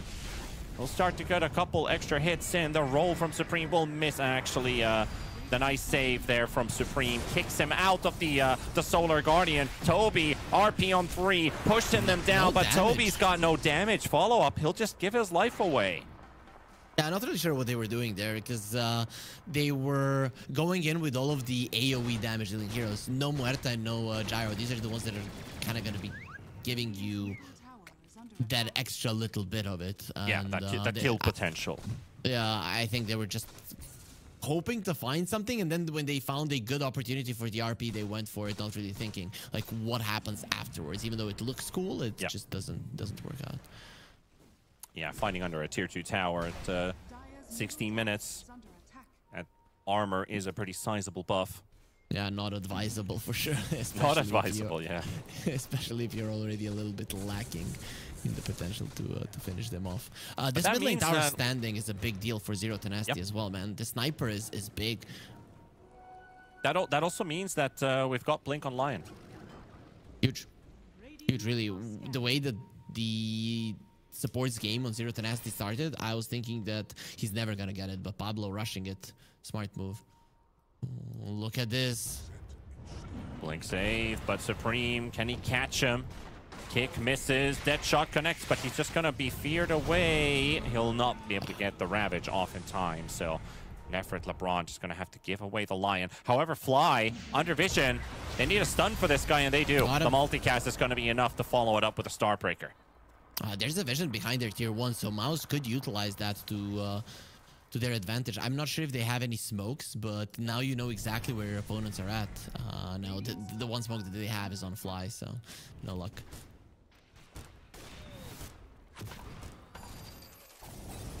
Have you noticed how Theolicor is like 1,000 gold away from his mid ES? Yeah, he's very farmed. I mean, he's been participating in so many kills. He has participated in 17 out of the 19 kills. Yep. He's just always there. Yep, that's close to 90%.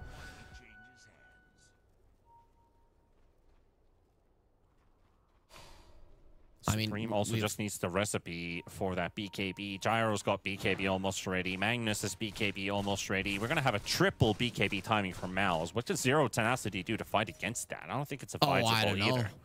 I don't know, because it's gonna be daytime as well. I think the perfect timing will be hit by Mouse.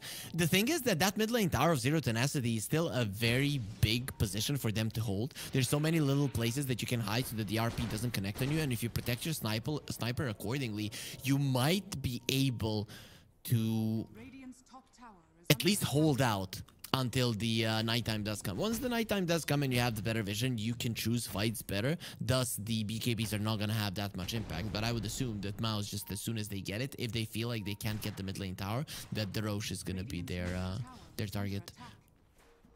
Dire's top tower. It's going to be 25 seconds and the whole map's going to be revealed by this Dawnbreaker. So I wonder if they have a smoke planned to try and jump somebody. I would, if that is on their list, and that's exactly what they're thinking about. Maybe a 20-minute rune contest could be something, or just straight up invasion. But look at Mouse. Look at the way that they're backing away on the mini-map. They know this is going to happen. No risks taken. We're going to go to our Tormentor and play this one safe. Rune. One thing that they do get is an 80 rune, and knowing that their enemies are away, you might just be able to take this tower down. That is... This Break of Dawn, it might not have given them kills with the smoke, but the mid lane tower falling, I'd say that is still a huge victory for Zero It's their Tenacity. first tower. Like, that is Yep. big. That's how you start winning the game, slowly but surely. You got to take down those towers. You got to topple them away. And LeBron's going for the good old Midas Ogre. All those Midas enjoyers in chat right now are rejoicing. Of course, of course. I just don't know if our observer will be a fanboy like we are, to just follow the ogre all the time to see how many multicasts. You know, we need that moment where he's walking into a camp and go like, oh, and then there's the multicast. Yay! Or there's no multicast. There's a womp womp womp. Womp womp.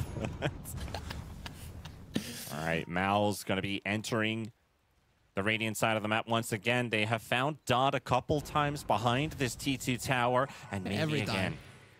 At the same place. Okay, this is a better position to find him in. Yeah, as soon as he's exactly out of range, he gets the stun off, but Just fight him. there's nobody coming in to help out Dot. He knows that he's a Sven. You gotta give it a fighting chance. No identity crisis on this guy. He is aware. But yeah, nothing you can do about it. So now the mid lane towers will equalize, allowing this triple BKB of Mouse to be a lot more effective. With this opening of the map, you can even invade the triangle if you think it's a smart move. Yeah, kind of at a position where the Sven dying, I think they were able to click through their inventories and see, yep, there's a BKB, yep, there's a BKB, oh, there's a third BKB, so not much we can do about that. Sniper waiting for his. The downside, they're actually pinging mid and hoping to catch this sniper, but LeBron's going to be in between, gets the lane ward out of the way. That's a really important D ward. Huge. It did stay there for quite some time, but I don't think Mouse really utilized it to its full potential. Yeah, What they are gonna almost be did. doing now. They almost did. That's how important it was. It could have been both the Ogre and the Sniper dead. Still, this tower falling, quite nice. This opens up the Roche for you. The thing is that their Roche taking potential isn't like the best, but you probably would want to do it now during daytime.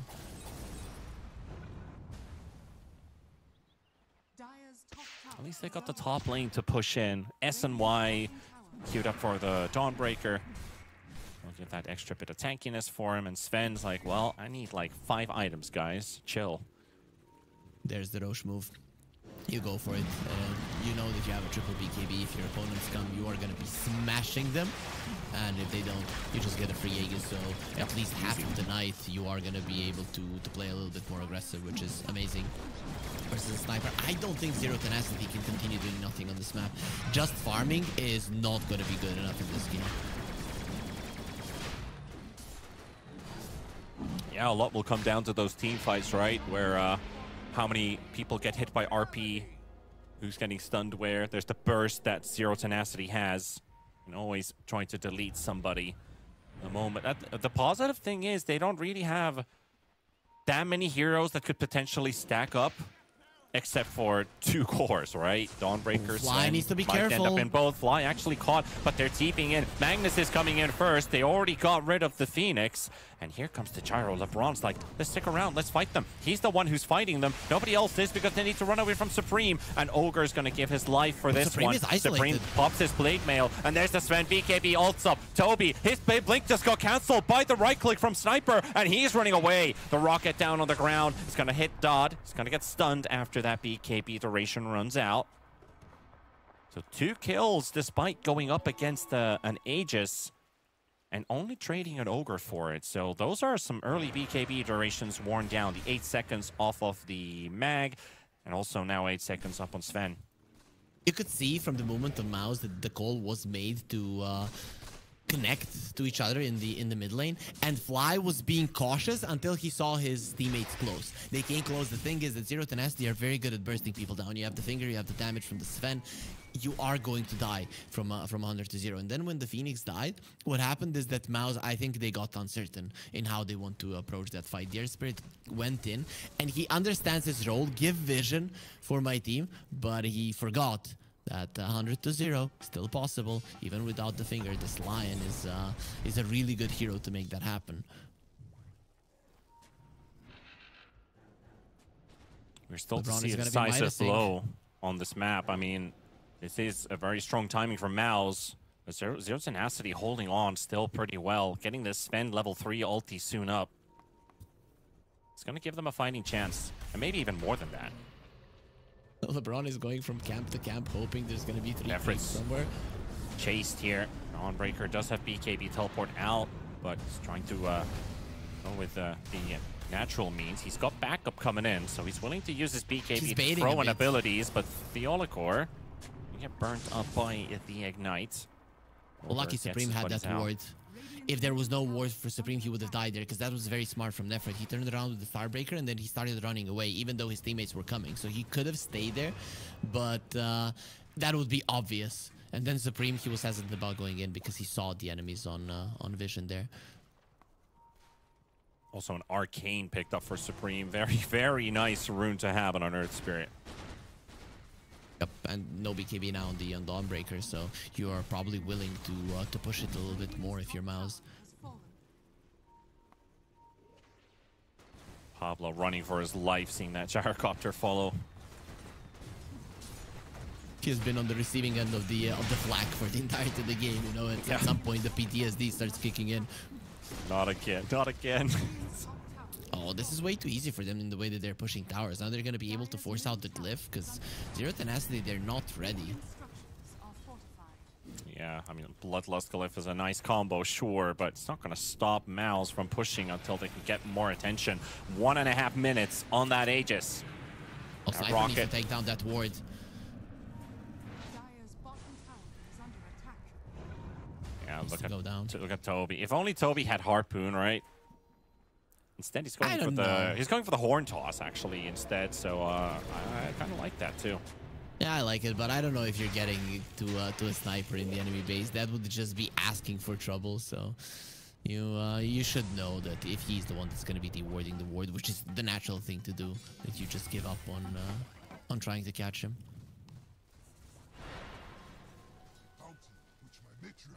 We're entering the phase where this gyrocopter is going to be very problematic. Has the Daedalus. Under attack. It also has the Satanic Butterfly queued up. Will really be a big damage battery. Yeah, it's a problem for Zero Tenacity. You have a sniper and you only have one outer tower. Even if the sniper gets super strong, you're never gonna be able to mount up a fight outside of the base. This mid lane tower needs to be protected with their lives. If you're Zero Tenacity, without it, you are helpless to make plays. You're way too slow. Every single play of yours is gonna be easily read by Mouse.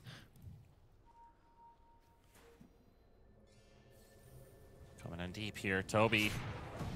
He found himself an ogre, but there's the response. BKB's already out though, but they 3 don't actually seconds. get it on the gyrocopter. Aegis expires, No, but he it didn't. actually pops instead of expires. Oh, 1 Mistake. second or maybe a half a second more needed, and that backfires for Zero Tenacity. Back to It match couldn't that. have been any closer, Harry. Man, that has to hurt if you're Zero Tenacity. They probably thought, oh, we got him, he's gone, let's go. And he probably just took the Aegis a second later after the Roche died, and it was enough for Zero Tenacity to make that slight mistake. Yeah. That it doesn't really cost them all that much. They defended the tower, so it's fine. But if you kill the Gyro there, the chase is on, and you're getting at least one more support kill, maybe even more than that. It instantly changes the game. So they were like this close to getting this game back in their favor. And most importantly, you kill a level 19 hero. That's so much XP for your 14 Lion, who is right in the middle of the fray. He's like, I'm gonna get like 2 levels for killing this guy, no matter how many people I'm sharing XP with. I mean, he's the one who caught him, so it only makes sense. Everything should be given to the Lion. But unfortunately, that's not how it works. Okay, this ogre is getting fat, because he's gonna be getting that Crimson Guard as well. A couple of more Midas usages if LeBron is lucky. He's pretty much gonna have the defensive item. Yeah, just 2,000 gold, and he's up 600. So I don't think that's gonna take too long with that Midas. They know where their enemies are at. Break of Dawn. It gave them info on which side of the map Mouse are playing. Mouse has to be aware of this. Supreme, don't do it. Don't go for that rune. See shrapnel thrown into mid, thinking probably snipers behind. Toby is also ready. Fly is also ready. So if there's any move that's probably going to happen is the mag just insta jumps with RP. So like that, Mal's was prepared. Yep. Zero Tenacity did already move away from the area. Use the Glimmer onto the Earth Spirit as well. You know, when you have been smoked for a little bit longer, that the enemies are probably prepared, and whatever happens now is you just walking into their trap. So it's usually, unless you feel like you're a couple of times stronger and it doesn't really matter how the fight starts, you are going to be deciding to get the hell out. Yeah, we know that they know that we know. Exactly. Level 20 up on Gyro, and the Satanic is up in 400 gold. You could always just buy out the Gyrocopter. Still plenty of outer towers remaining on the map. Not to necessarily save your buyback. Don't play for that second Roshan, and you can definitely just buy it out and be okay with it. They are invading the Tormentor area, though, and Zero Tenacity wants to respond to this. Early ward placed down by Pablo. Links in, stuns Toby. There's the follow-up. They've got Toby isolated. And they'll be able to take down the mag. Theolic are also under vision, but the Assassinate doesn't come out early enough. It's a kill and a Tormentor. Yep, pretty nice, pretty nice. You also saw how close that Aegis was there on the replay. We almost lost this Magnus kill, but not gonna lie, it would have been fine. Who cares about the Magnus kill? That was probably like the closest thing to a game turn that we had thus far in this game one. Yeah, it was 0.01 what I saw on his inventory with that Aegis, so very, very close. There's a Lotus Orb on the Phoenix. That's actually sorry, on the Muerta. That's actually quite nice, right? There's a lot of targeted spells that you can return. There's a lot of things that you can remove as well. So this Gyro is gonna be quite a lot protected, or maybe even Supreme that gets sent in. Imagine if you return an Earth Spike, a stun from the Sven, some AoE stun just can make a huge difference in a fight. Yeah, I'm just thinking about like Sven's stun with a quick Lotus Orb, and suddenly Sven's like, well, I need to pop my BKB if I react to it.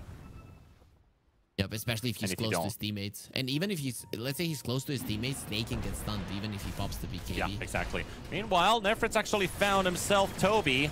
Toby will quickly horn toss him down to the low ground, and there's the ult away, but the RP will be used, so the Dawnbreaker's caught. But they're thinking about the portal. Fortunately, they cannot go through. They are under vision. Because mouths are waiting. Yeah, they are. They didn't have time to go through the portal and join his teammates. So RP's in cooldown, sure, but Mouse is more than ready to fight this if they do. What? What? Nice TP, Theo. That's not gonna work because you're somehow gonna get stunned from the other side of the map. The Sven used it probably when he was going through the portal and it had flown. What was... I don't think I've ever seen that. That was wild. Imagine how honestly, Theo we feels. saw a replay of the Aegis fight. I want to see a replay of that. What caused that stun? He went through the portal, I think, and then he just followed me.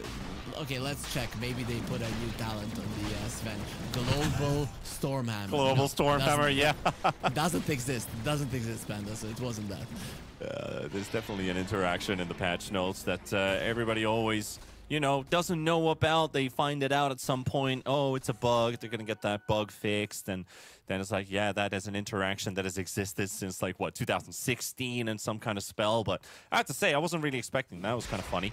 But still, net worth is tied at 35 minutes. The second Aegis picked up for the Gyrocopter. And Roche Banner is up on the Muerta now. Yep, so you're going to have the RP in a second. You have the Aghanim Scepter.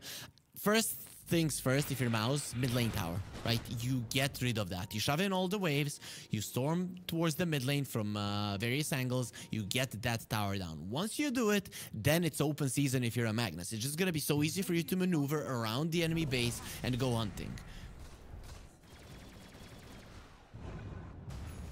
Mid tier 2 is also at half HP, so that's going to fall rapidly. Z10 is going to have to be awake.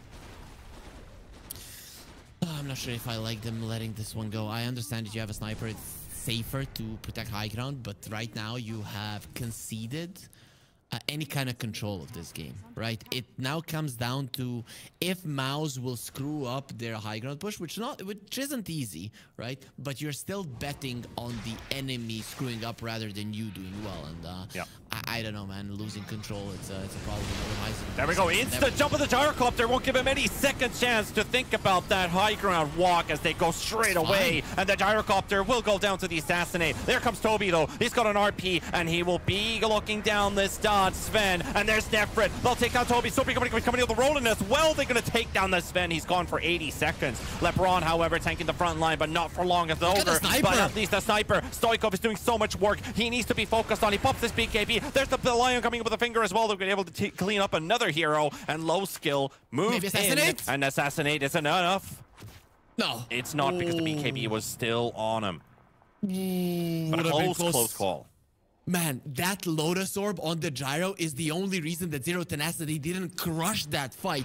They forced him in, they stunned him, but because the Lotus Orb came out, the stun from the Lion returned and it held the Sven in place long enough for the Gyro to leave the base. He would have died behind a tier 3, and then it would be open season to just murder everybody. This way, it's somewhat of an equal fight at least. It certainly is. Looking at that fight recap as well, like the damage dealt was pretty much even, and 3 for 4 heroes with that one death of those 4 being the Aegis on the Gyrocopter. So takes away their high ground push potential completely with that. Stoikov has the data list now. The only problem is that the Gyro has just finished the butterfly. This is the timing for Mouse. It's so huge that 0-10 were able to take down that Aegis, right? And I just can't believe that now Zero Tenacity, their idea to let that mid tower go just looks like a great one, because Mouse, instead of working off their strengths, which is hunting people with the Magnus, just getting a pick off and then pushing, they went straight for the high ground push versus a sniper in the night. That's just nuts. So what's going to happen now? Roche is still gone for 4 minutes and 30 seconds. Is there anything Zero Tenacity can now do, or just watching Mouse control the map still and look for the next Roshan and go push again? What do you think is going to happen? Zero Tenacity are getting out on the map, and the reason they're doing it is because they have night vision. So what you want to do is now utilize this gem to clear out an area that you're going to be playing during the day. So that's your move. So you want to get as far out on the map as you can to get those deep wards so that you control the most of the map. Ideally, they would be warding the ones on the bottom lane, but they probably feel a little bit afraid still to go to that side of the map. So controlling the top side of the map is still great if you can keep it under your control for quite some time. And Magnus is being hunted. Theolicor's right next to him as well. Pablo couldn't quite get the follow up there with the Trickster Cloak. Gyro is 25. That 25, it helps Smoke you a mouse. fights. Yep, they're going for it.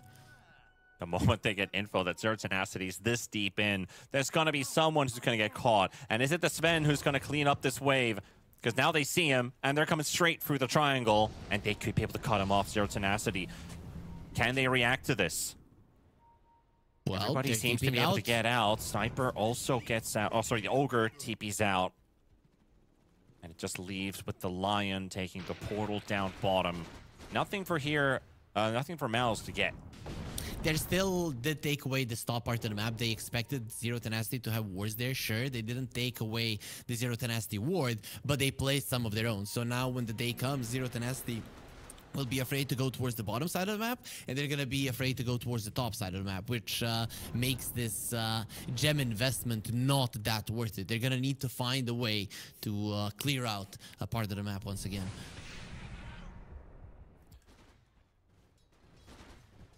Toby with the Shadow Blade. He's so hunting. close. He's so close. He could smell Dodd. He shows himself now, but he doesn't go Line for the is instant waiting. jump. Pablo is waiting with a Hex, man. It's always something that you have to be afraid of if you're the Magnus, and he has the Ethereal, and so Lion is going to be able to Hex you even Quite from far away. super far away. Yep. Yeah. He's constantly in range of Dodd. Probably clicking the ground. And there we see see them. all of Mouse. They see where they are. Magnus, the only one with the Shadow Blade. The sentry's down to the Got ground! Dodd gets the reactionary jump on Mouse and gets two out of the way. Now Phoenix is running away as well. And here comes the Gyrocopter, unleashing hell. Low skill, huge amounts of damage. Dodd goes down with Supreme with a buyback. He'll be able to clean them up. And Zero Tenacity with a great jump, but at the same time, Mouse returns the favor. Stoikov tries to shoot as much as possible as that sniper has in his clip. A dieback on Supreme. Without the Sven, they still got the damage battery with them. Ooh, Low Skill is in trouble. He doesn't have the Ascetics cap. Okay, the Lion will not be chasing. He's just way too far away on the Gyro. And the Sniper now, he is level 25. Okay, that's going to be the 30-second shrapnel charge restore time. He didn't even go for the knockback distance. Really, nobody's getting too close to Stoikov. Man, that initiation from the Sven. But the reason that it didn't go perfect for Zero Tenacity is because Fly went for the Icarus dive, and that harpoon pulled the Sven too deep. He thought he had the Phoenix because of that, and then he went onto the high ground to an outpost that wasn't in their control, and they got punished for it. So, pretty cool interaction. I'm still surprised how this harpoon sometimes, it just doesn't get it disjointed. Even if somebody is, like, on the other side of the map, you still pull each other together, and unfortunately, this time around, it was a problem for Zero Tenacity. And Panda, we are getting to see more and more that the BKB of the Sven is much more valuable than any other one. So his being down to 6 is a huge issue. Certainly is. Toby also quickly caught by a glimpse. Lion is ready to find Toby. It's the first target potentially. And yeah, it's like you have to pre-BKB, but if you do, all these blinks, all this mobility on both sides, it could just be a wasted BKB, and then you can't fight for 1.5 minutes or risk complete failure. They got their gem back on Mouse. That is huge, right? Because Zero Tenacity is not going to be able to control the entirety of the map once again. They will go for a smoke. I just don't think this one is going to be working. This is a smoke to get out on the map just before the Roche. Very important one. Flies he was in a good position to potentially pop some smokes, but would need to get himself to safety. Good positioning. They do not from see. Mouse. They do not have vision on the north side, but now the cliff placed down, the cliff ward. Earth Spirit isn't here. It's a problem. Supreme is very far away. That is true. Their Only smoke one has buyback. ended though, and they cannot leave this area. Nope, 0-10 only has one buyback, and it's gonna be their outpost they're fighting on. You need buybacks on the Sven and on the Sniper, but Sniper is never gonna get it. And let's face it, Sven's buyback is just not that valuable. Yeah, it's kind of like the one you could potentially send in to die is the Dawnbreaker, because she's such a good buyback hero with Solar Guardian if it's still unused.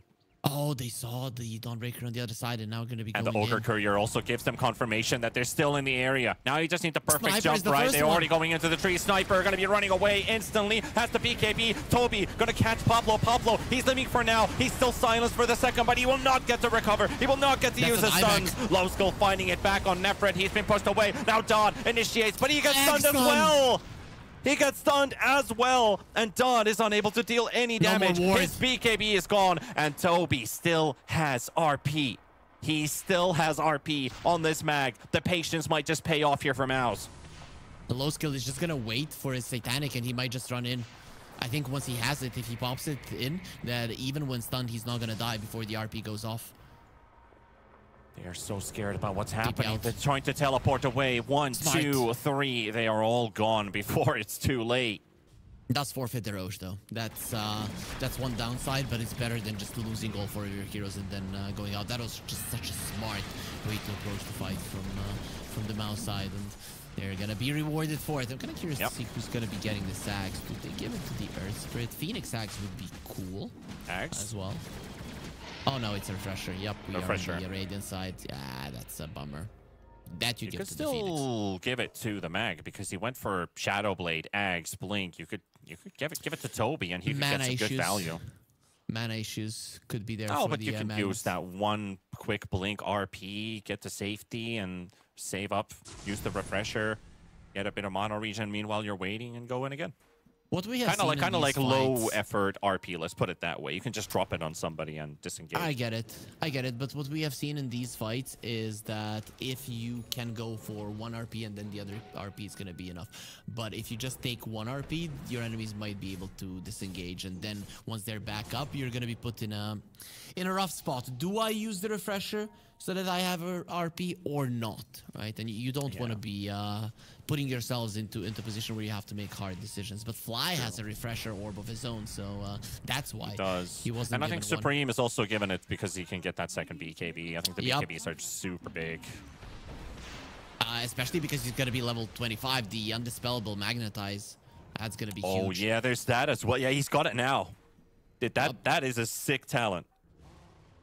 It's insane. You cannot play the game versus that. Your BKBs are already low, but now it's not even going to help you to run yourself out. It's still going to continue just pulsating and annoying everybody. Well, we're 46 minutes into this battle. Game number 1 in the lower bracket with Zero Tenacity and Mouse. And still waiting for a decisive blow to happen. Sven has buyback now. Mouse, they did burn Supremes in the previous fight, but it did allow them to win that fight as well, thanks to it. It's gonna be coming back up soon, not gonna lie. So you can use this Aegis to get close to it and then decide to go forward. I just want Mouse to this time around approach the high ground a little bit better with Magnus hunting people. Rather, Pablo, he's under vision. Uh-oh. Quick TP out. Close call for Pablo. He has a great healing Lotus, not that big in the late game. A greater healing Lotus, on the other hand, would be nice. Yeah. Let's see if Toby can hunt somebody. I mean, you have a great way to break blinks, right? With that Shockwave Shard. You hit somebody with it, then you know you can blink skewer. It's also nighttime, so the sniper will probably see you. So that is a bit of a bummer for Toby. If they know you're coming, you're getting hexed. And I don't know if you're willing to pre-pop the BKB with the uncertainty of catching somebody. It will make an opening for Zero Tenacity.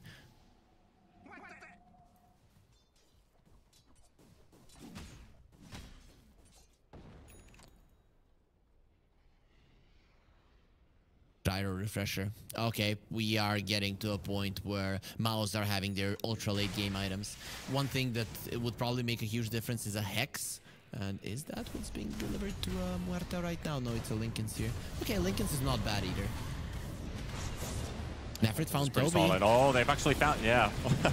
Or who finds who? You're stuck here with me. I'm not stuck here with you. He does have a buyback, but it's still not ideal. Still one of the better heroes, you know, like a Spectre. You buy back, you instantly join the fight. That's quite nice. Yeah. This is a smarter way to and always the likely hero to be found on the map is the Dawnbreaker, right? Because if the Dawnbreaker's found, you know there's not going to be anybody else around. She's always alone. This fan is level 25. Gameplay.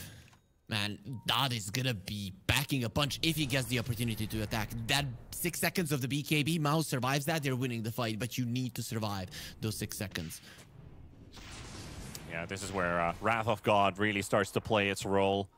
And that 25 God Strength talent for that extra 50%. You spot low skill pretty deep in the lane. No vision on the high ground, though. Everybody has a refresher. I mean, everybody who needs one. The Muerta doesn't really need it in this game. You're going to be going for something different once the Blink Dagger, but this is huge. Yeah, the late game team fight potential is insane, and we're getting to that point where Zero Tenacity, they don't really have heroes to bring down an egg. This is, I don't know how you win a fight, right? You have to isolate the gyro and kill him. You have to take away the damage of the enemies if you want to be coming out ahead, because in terms of spells that can be utilized inside of a fight, it's a problem.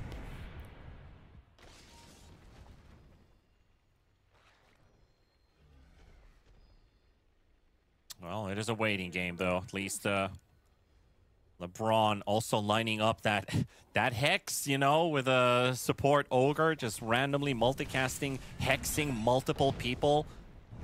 That's a time for Dot to shine.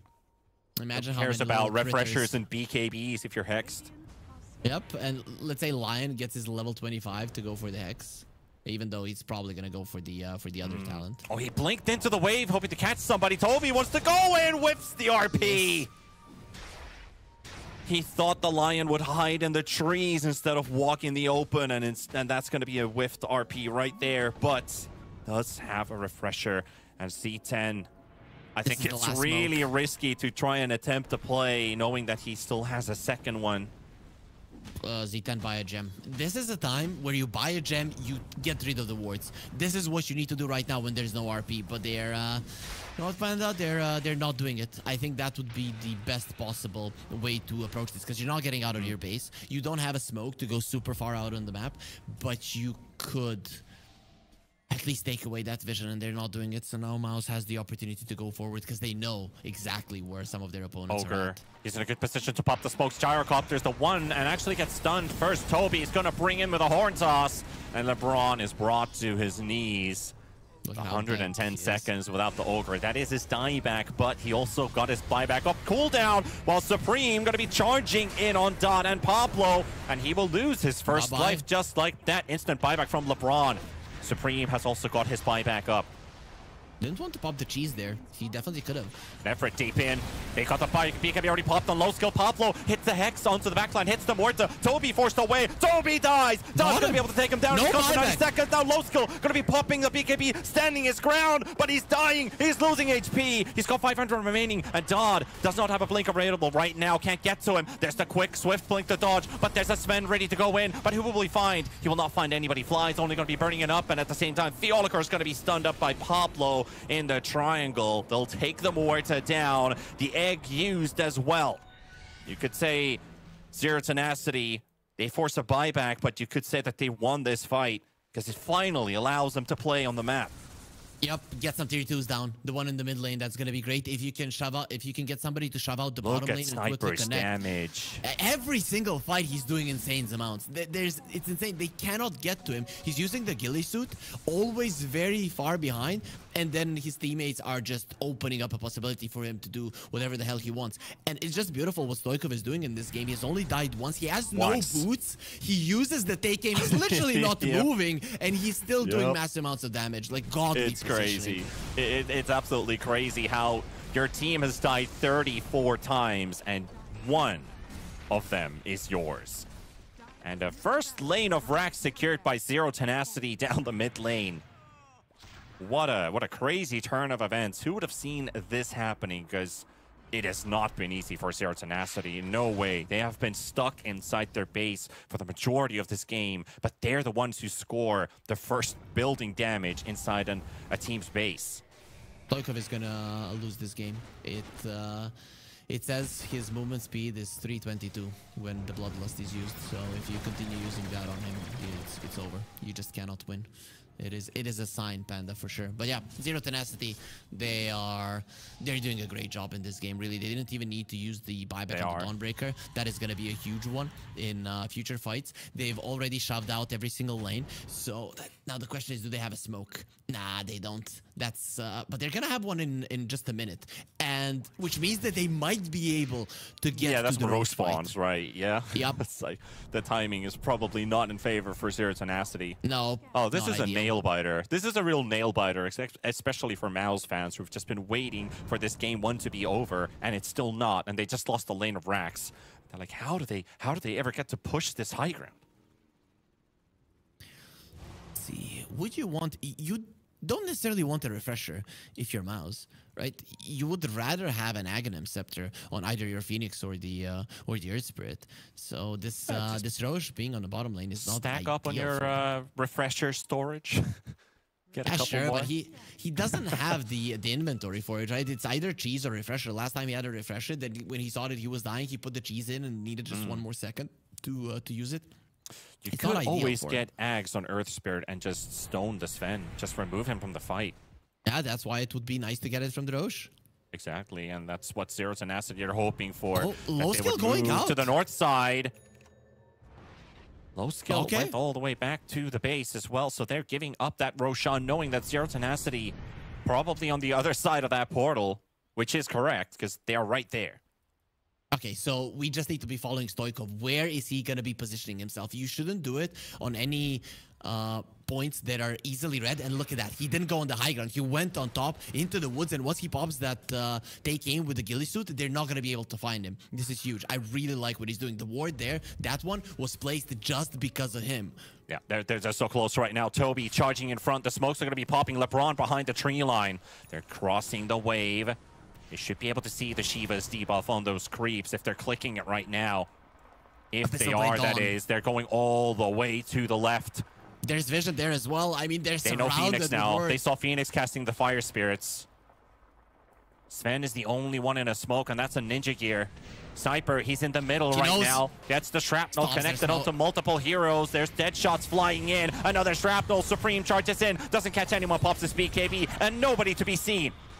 They're empty in the Roche pit. Now the counter smoke. Zero Tenacity on the right side. Sven jumping in. He will just defy death as he goes straight into low skill. Toby down. Separate right in the front as well. They're going to pop the Satanic. The egg is there. But Stoikov, he just unleashes hell. The egg gets destroyed. Phoenix coming up with a buyback. The stun on Supreme by Poplo. Nefrit follows up on it as well. And Zero Tenacity.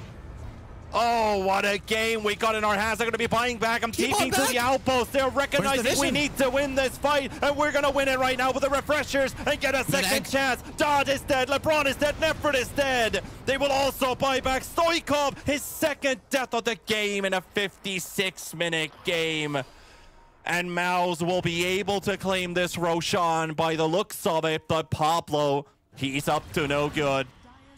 He's thinking about the steal. He's thinking about the steal, but he's going to have to land it perfectly. But they see him. He's in vision. And that's the dead shot. The rocket's flying in. Pablo will die. So there goes that.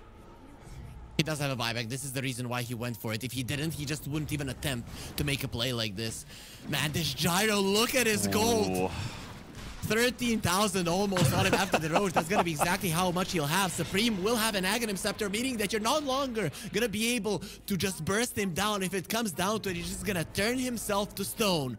Huge fight victory for Mouse. Yes, they used a lot of buybacks here, Panda, but getting that Aegis, that was the most important part. The Aegis and the Ags, and they're both for the Earth Spirit. He's got the Enchant Remnants. And low skill, with his full inventory, he's like, I don't care about the Aegis anymore. Supreme, this is all about you now. Wait, do two heroes have buybacks? Only the ones with the big guns have buybacks. That's literally two people. Literally two players have buyback. That's it. LeBron is getting his back soon. He has been paying for his life a lot of the times. And lately, so has Toby. He doesn't have the money for it. He would otherwise be able to buy back. Rapier on the way towards the Gyro. All right. What does he Divine Rapiera time. What does he replace? Is he replacing anything, or is this one where if we win a fight, or if we win a fight and I die, I'm just gonna buy back and bring a Rapier? Oh, they have an AD rune as well. And an AD. Oh my. Okay, this literally could just be the end of the game. I think Mouse could now properly. They should be able to do it. They should be able to do it. Why does he have his Rapier in the stash? Is he really just saving it? Like, guys, you know, I have this really he cool, is. really strong sword back He has home. he has buyback, right? Yeah, I know. Which he would probably use it for and maybe for Zero Tenacity. I don't know. If you don't want to use it now, he's saving it for the second fight. He's playing without a Daedalus, right?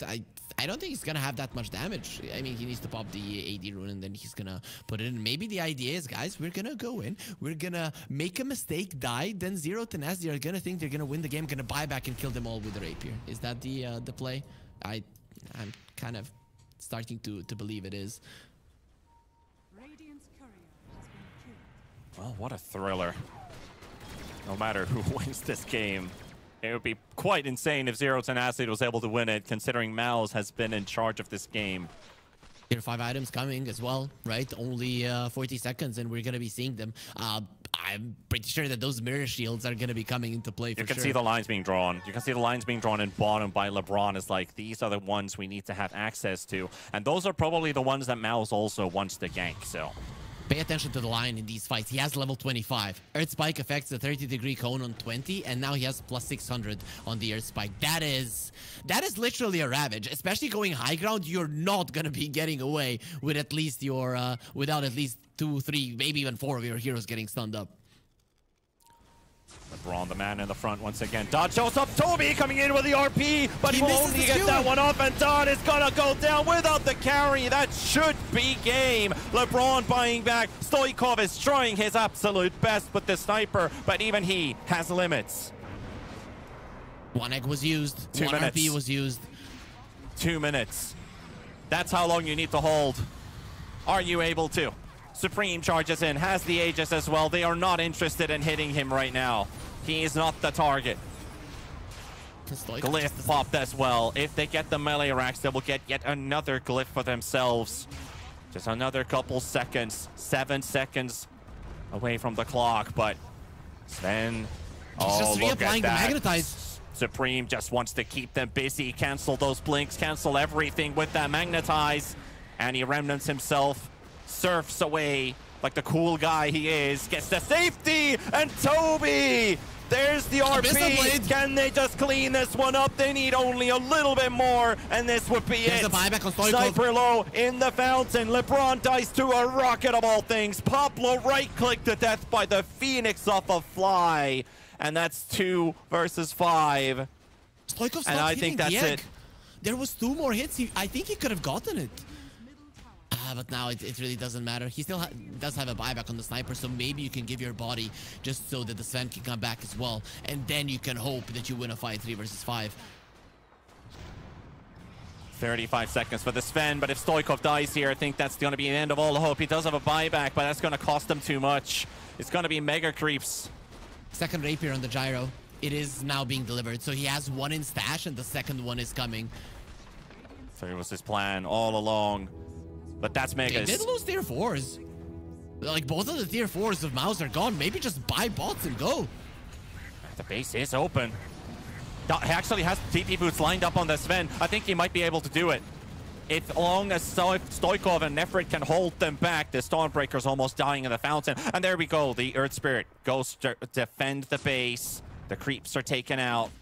Sven did buy Boots of Travel. He's got the Boots of Travel in his inventory. All he needs is an opening. There's a glyph still, right? I thought that maybe he's gonna go and force out a glyph, and then maybe at some point you might even try to backdoor it with the God Strength and the Sniper, but right now you are in trouble, and I don't know how you get out on the base to get the tier 5 items, so that's gonna be another advantage that on top of this 40,000 gold lead, Mouse are gonna have, and we already saw it. Team fights are just impossible, but Sniper, he saw, like, guys, 400, 500 damage per hit, it's not enough. So he has a rapier of his own. Of course he does. Where is it? The rapier is on Sniper's Courier. Where is the courier? Oh, it's somewhere. But it's in his the courier inventory. You can check it out. Okay, okay, it is. Yeah, it's in the base. He's not showing it. I think the idea is not to show it so that the Mouse make a mistake of thinking that they can get away with going deep. Yeah, and it's probably for the buyback too, right? Because if you pick it up and lose it and then buy back and you don't get your rapier. But this is going to be, you know, a mega creep defense. Nefrit can hold for some time, sure. While 4 others are pushing, but you need to halt tier this fives, Mouse attack. man. And Sniper is the target. There's Toby, grabs the Sniper in, That's a and he buyback. will die. And that's going to have to be the buyback and the Rapier into action. It has to be now, as they've got Nefrit in the middle of all of them. Down to 2,500 HP. Big stuns there from the Lion, but the quick Remnant jump in, or jump out even in this case. They force the Sniper buyback. Now they can reset and chill for a moment. And now the Rapier's in the inventory of the Sniper. They're no longer committing with the gyro, even though they have so many mirror shields, Lotus Orbs, Lincoln Spheres. They understand, let's just take it slow, allow these mega creeps to soften we everything go. up. Toby dies. He dies. As the Braum is brought in, Look and at Toby the comes stun. over the Nefrit. Hits the backline. Dart is cleaning him up. He takes down the gyro. He takes down the Magnus. They're both going to have to buy back into this one, and Supreme is desperate to run away. The egg explosion is there, and Stoikov, he's just going to work. But they will have to stay inside the base for a bit longer. Ogre's about to die to the Magnetize. He has to go all the way back to the fountain. And they will keep their members alive. That's Stoikov's buyback earlier, and now Toby's and low skills. Told you to keep an eye out for Pablo, man. These stuns, these earth spikes in a narrow position when you're going up the high ground or when you're trying to get out from the enemy base. He's always going to be able to line him up. Finding a 3-man earth spike completely destroy that fight. But also, Magnus thinking that he can get away with steering somebody back. This Magnus went full in on catching people, which means that he has no stats. He has 17 armor versus a sniper who has, what is it, like 700 damage per hit plus a Daedalus. You're not going to survive for more than 2 seconds. Oh, this is just it's just insane. How can long get can tier this fives. Radiant team hold? And again, that was thanks to the Rapier reveal that Toby died during the skewer, and Ogre was able to force staff himself to safety before another stun followed up on him. They're just leaving one creep everywhere so that LeBron cannot Midas the Mouse. What the hell? He was going in, you want the multicast of the Midas onto a couple of creeps just to get those tokens of tier 5s.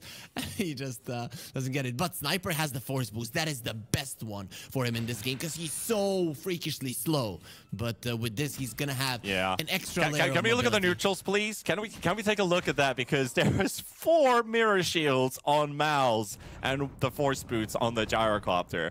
I mean, it's just quite hilarious seeing that this game is about refreshers. This game is about all of those Lincolns inside the team for Mouse to protect them from the stuns off of Zero Tenacity. And they've decided to bring up the Book of Shadows, the Arcanist armor on LeBron. There is a Deso on the Dawnbreaker, the Stygian Deso. This Dawnbreaker deals a ton of damage. I mean, I'm looking at this Sven, and that is the hero that I'm least afraid of if I'm Mouse. Sure, if we get clumped up together, he's gonna kill us all, but then again, so is this Dawnbreaker. Pablo? No. This is not the way to do it, Pablo. Not like this. Not like this. Can he get the blink out? I don't think he will. But they're going to be coming to save him. Supreme is dropping low. Supreme's going to go down. He does have that buyback at the same time. Fly's going to be stunned in the background. He's going to pop the egg. God, and they can't get out. The gyrocopter charges in. Low skill wants to end the day. The Rapier of the Sven is down on the deck. Gyro getting stunned as well. And Pablo follows up on it. Gyro gone for 2 minutes. They found the sniper. Fly will go think they can straight get to him. Pablo, the multicast from LeBron. And he's the one bringing the Rapier. He's got it in his inventory. This Ogre is going to slap really damn hard, but so is Dot as they push Mouse away once again. 67 minutes in, and Zero Tenacity not giving up the shockwave. They caught Pablo in the end. He will buy back. He needs to defend the base. They used their glyph to keep those tier 4 towers up. Ogre fighting versus Toby. He doesn't have the damage alone. He's got no friends. They will leave him to his own devices. He's trying to slap. He's trying his best, but not by himself. Rapier down on the ground. 70 seconds for the Gyro to return to this game. That should be it for this game. Even if the sniper comes back, he's not gonna have nearly enough damage in that one. His Satanic was on cooldown. I thought he might be able to stand his ground versus the Muerta and the Earth Spirit, but without the Satanic, it's just impossible. The second that they find the sniper, every single fight, it seems to be over. And one big mistake for Zero Tenacity in that game was thinking that you can kill this egg. Just let it go. If there's an egg and the gyro starts running in, you all die. But I think that that lesson was Heroes just learned the hard way, the hardest one of them all, by losing the game. It does look like it. I mean, this is at the point where the Gyro's going to be up in 30, but the Sniper in 35 as well. There's only a couple seconds difference between the two. Now, no one is allowed to die in Zero Tenacity to even have a fighting chance. They're going to go in. They're going to go in. They got the Mortar low. Toby with the RP. It's onto the Dawn. The Egg's also placed down, and Nefrit's on the runaway. He'll be able to, but Ogre gone. LeBron dies. Pablo holds them still. Dodd's got no blink right now. He pushed them away for the time being, and Sniper up in 10 seconds. You just don't have your Bloodlust. You don't have your Ogre. Don't have the Crimson Guard to soak up just that little bit of extra damage, and Toby's on the hunt. But there's not going to be an egg. That is a big deal. Toby Lions too deep, Lions too deep. He's going to catch him, but he only hits him with the Horn Toss. Now there's the Earth Spirit rolling in as well, silencing him. Pablo's like, I can still hold my ground. I'm going to stun this Earth Spirit. Sniper, Shrapnel spam, Ancient exposed. Again, another attempt potentially if Toby is willing to do so. 10 seconds for another Horn Toss. His Refresher's coming off cooldown too. The big thing is there's no egg, right? So you do not need the Bloodlust that much. There will be a double egg, but only when the Ogre comes back up. You're going to have like a 5-second window in Mouse, and that's not something that you're going to be able to utilize that effectively. Mouse smoked up. Smoked up right outside of the base. Anybody who dies right now, there's no BKB on the Dawnbreaker. Nefrit's got to be super cautious. Toby's blink is short.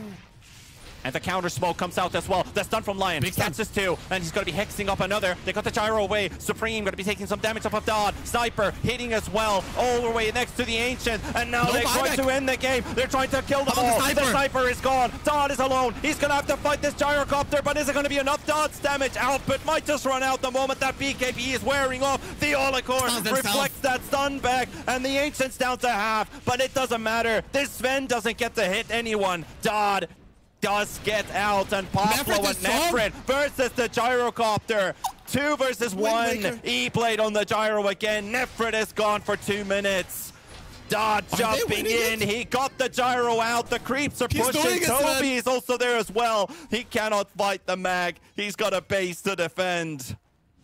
Nobody has a buyback, and nobody's going to be getting a buyback. You have a Sven. You might just be able to go it, especially one with a Rapier. It's an opportunity. It is a huge opportunity for them. That's Stoikov's Rapier. He doesn't actually get the benefit off of it. It's Stoikov's. Ah, he can't use it. Ah, that's a bummer. But where did the gyros drop then? Oh, it's on Ogre's inventory. Oh, it's... Okay. All right.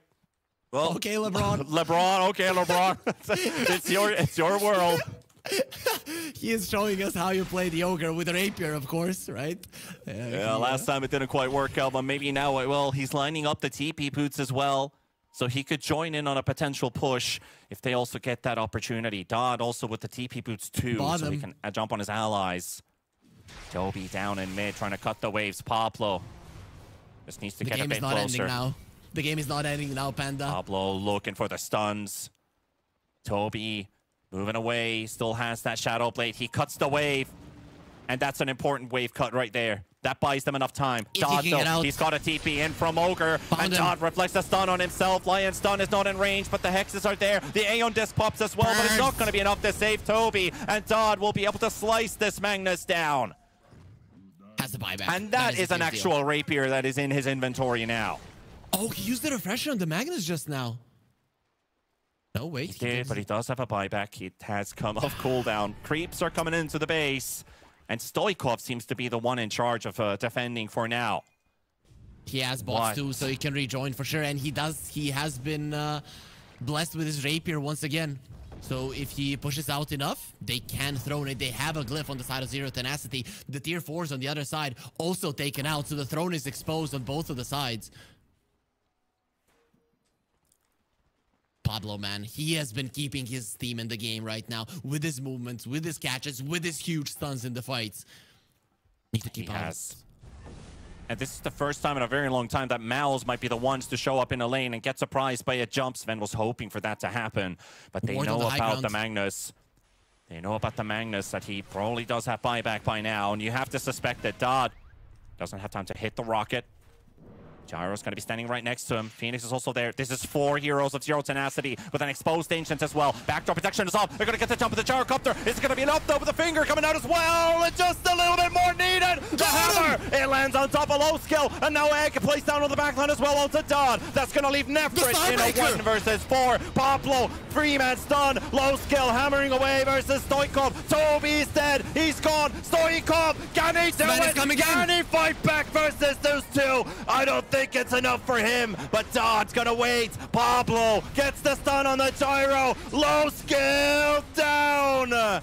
Zero Tenacity through the back door. Take the Ancient in a moment. Glyph is still used. Is there anything left for Mouse? They can do Can they call this against Dodd? He's BKB. He'll take the Ancient. Zero Tenacity living up to their name. Or not living up to their name, because they had a ton of tenacity in that game. You could see how Dodd just jumped out of his chair, showing that, dude, they're so happy that they won this game. And the way that the Sven approached that fight, that was huge. He went in without using his ulti, without using his BKB. He got himself out after the egg, and then he just waited to re-engage at the best possible moment when the sniper baited everybody to go onto him. Exactly. But for me, still, we can hype up the huge damage, guys.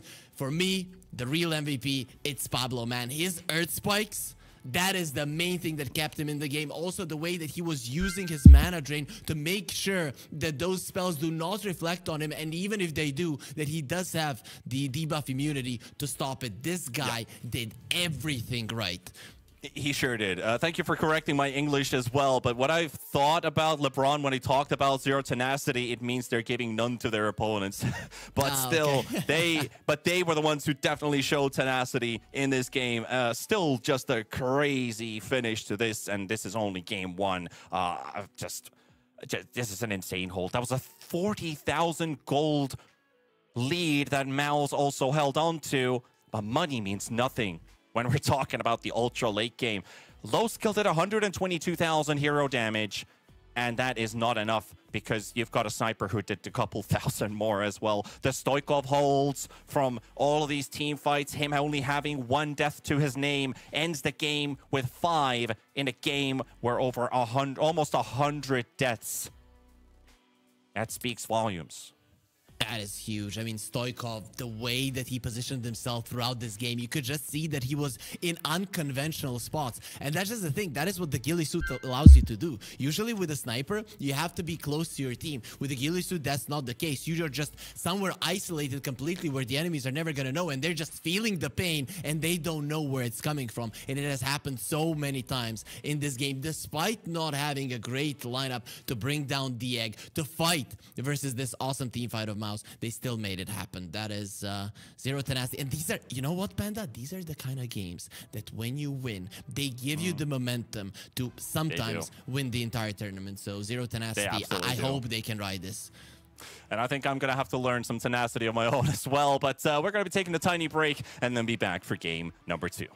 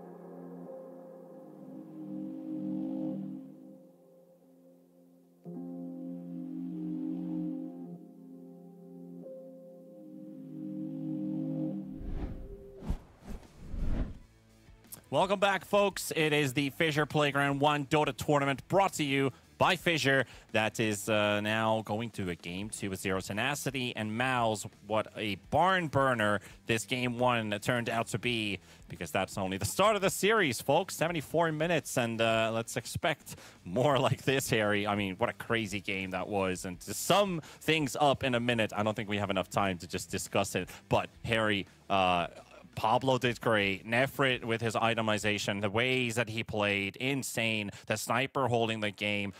LeBron keeping this whole tight, knitly package all the way to the end. I mean, Zero Tenacity looking amazing if they can hold a 40,000 gold deficit and turn that into a W, and Mao's got to be kicking themselves after that.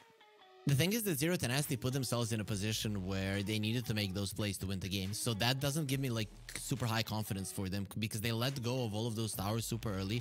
Their early game, they were too aggressive a couple of times, and it ended up costing them, giving Mouse the early momentum. And I think Mouse also, in terms of their spell usage, like weren't 100% on point, right? Their itemization was great, I think. But when it came down to finding the RPs, finding the skewers back, Toby has been missing a lot of the spells, and Eggs a little bit too defensively positioned for my taste, especially for Zero Tenacity, because they don't have much to take it down. You could have baited people onto the Eggs so that the RP can come out. I think both teams have had their problems. For Zero Tenacity, it was the tactical approach from the draft to how you want to play, to when you want to fight.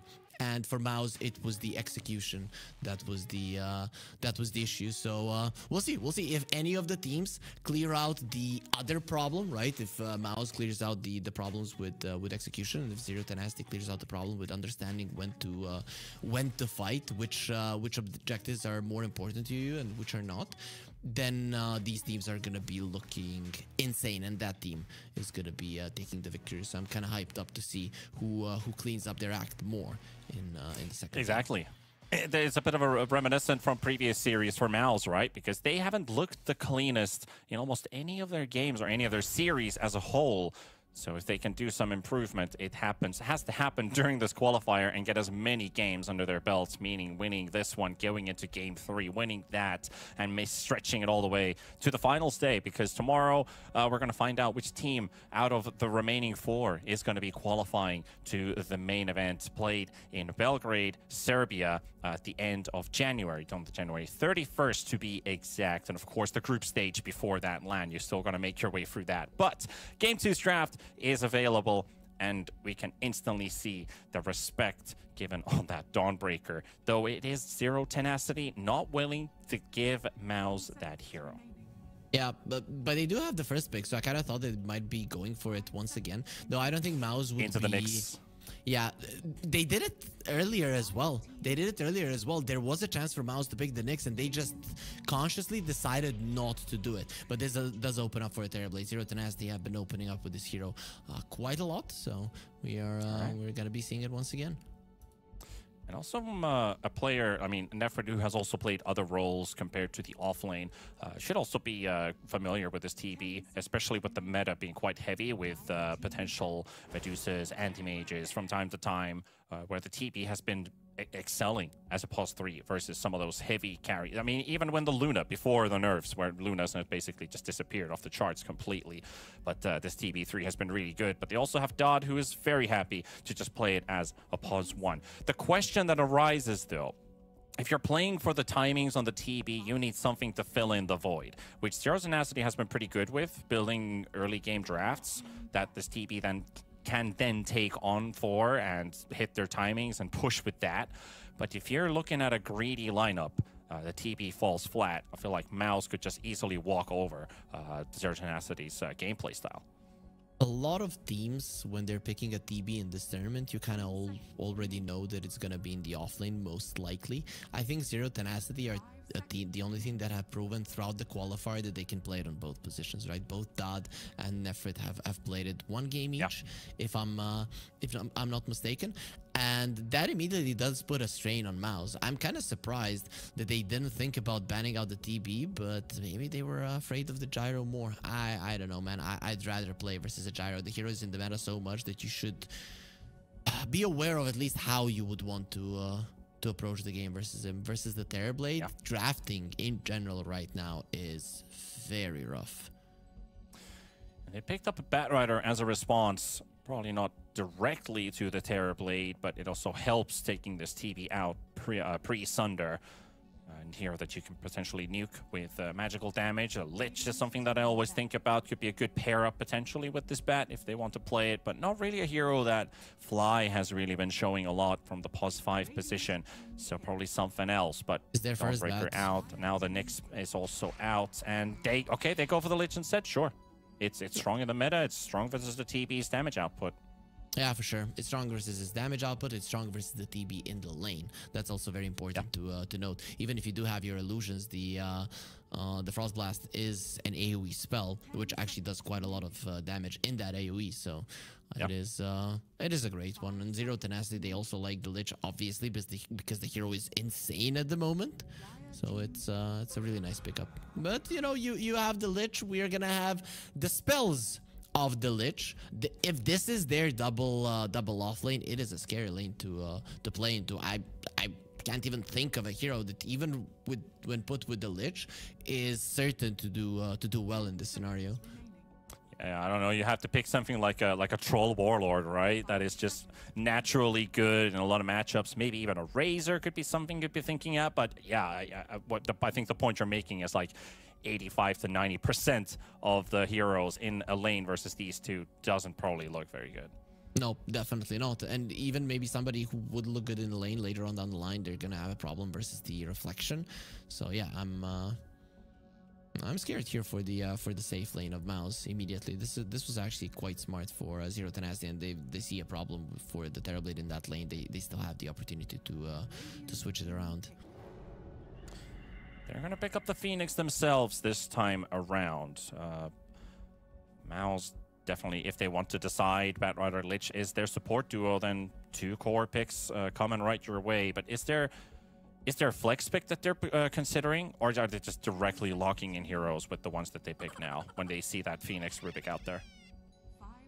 Well, you've already shown 2 of your support, so flex picking right now is very, very hard to do, especially with the Monkey King and the TA being banned out. There isn't really that many flexible heroes that you can go for.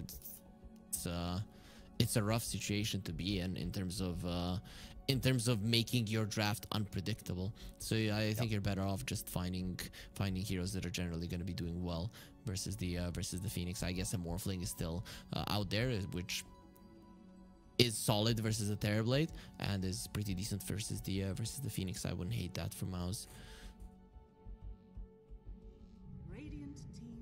Well, they're going to be bringing out the Bristleback. That is a low skill hero for sure. And the Tiny, which has before been a flex, so either Toby or Supreme, the one to play it, depending what that mid matchup is going to be. And of course, with the 24 pick, they have the luxury this time around to swap them between their respective roles.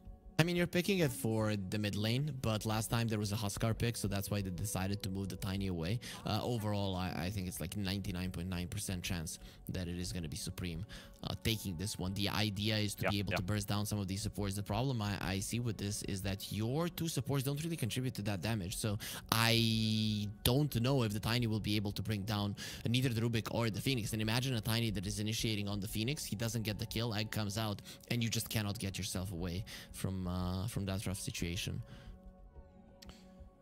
So what is LeBron thinking right now? He is thinking that the draft is going really well for them. So Sure, but what else? Yeah, I mean, okay. So let's think about Stoikov's hero.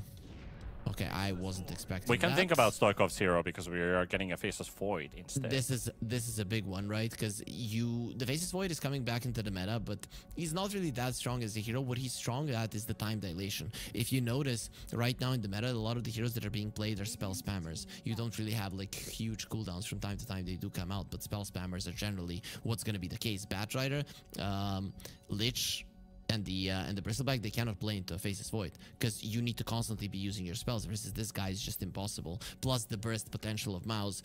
It is there, but very unlikely that you're gonna get the Faceless Void from 100 to 0. I really like this. Mouse are gonna need to put their foot on the gas, make sure that this Tiny has the game of his life if they want to win this one. So they're gonna get rid of the Toby Enigma and also the Quap, taken away from Zero Tenacity. That does leave us still with the Puck in the pool. Maybe they're thinking about the Earth Spirit themselves on the side of Mouse, unless they really want to play that Tiny into mid and we want a Toby here over the off lane, which is what Zero Tenacity is also thinking about. So I'm leaning maybe towards an Ember for Stoikov, because I think he needs to be able to make plays in this game. Right. There's the ban. Okay, so what is left? Invoker is left. I don't think you can get away with the Sniper. You're going to be way too passive. So, yeah, I wouldn't... Stoikov Storm, maybe? Into a Tiny, you don't want to do it. Earthshaker is then another that I think about, but... What about the Pango? Yeah. How does this fare?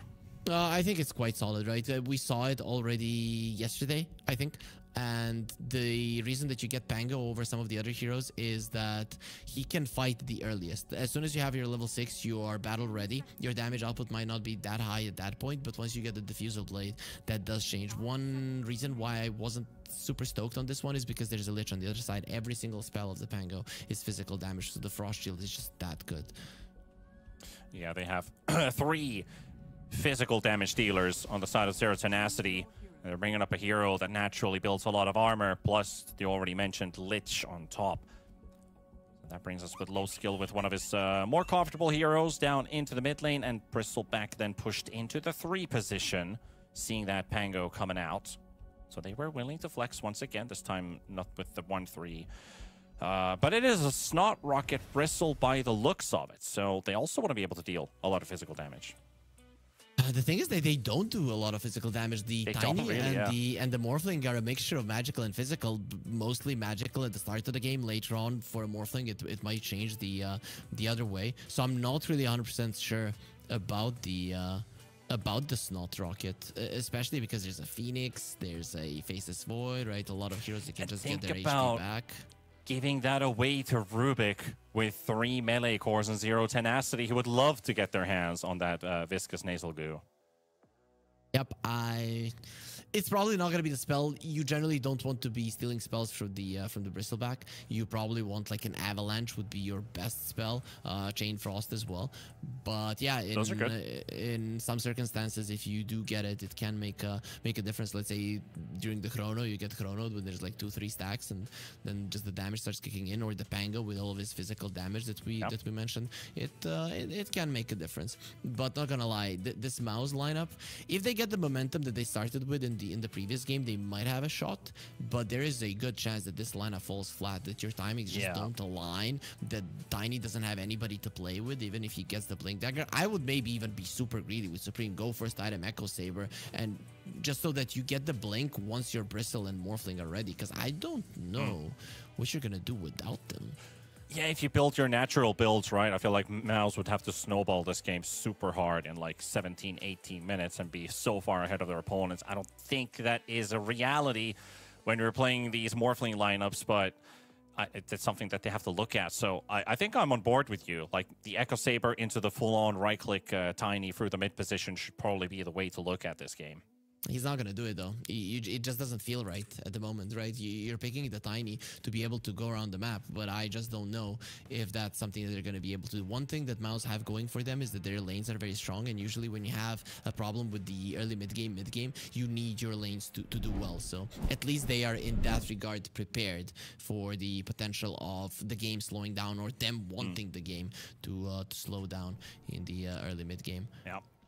But it is the Snot Rocket Bristle, which is why I would think they would consider the option of Tiny just going into right-click. Also, Pango going up with the double jump above the Thunderbolt, which was nerfed in the previous, or the patch before the previous patch. Ruined. They dropped quite a lot. Yeah, they ruined it, and they made double jump much more appealing once again. Yep. It's just they're nerfing these Pango facets. One gets nerfed, the other gets played, the other gets nerfed, the first gets played. I just want to live in a world where there's always an opportunity for the other one. But yeah, just nobody's gonna go for the Rolling Thunder one right now. Maybe Pango needs a third facet. What do you think about that? Sure, but you know they gave the third facet to the Bristleback, and just everybody stopped getting the other one now. They Yeah, get the nobody Snowhawk wants and to the use the Seagrite. third one. It's not even situational. It's just bad. Yeah, But it's just that Seagrite is better. Because that's the thing. When we can talk about game development as much as we want, but there's always that point where you think, or at least how I think, or how I would like to do it, was if there's a facet that is just not being picked, I would just straight up buff it. I wouldn't nerf the other one. I would just buff the other facet. I would buff all of those small things that are just not being done to try and bring them to the same level, to change the meta that drastically. Theodore and Toby, it could smell the Faceless Void in the trees.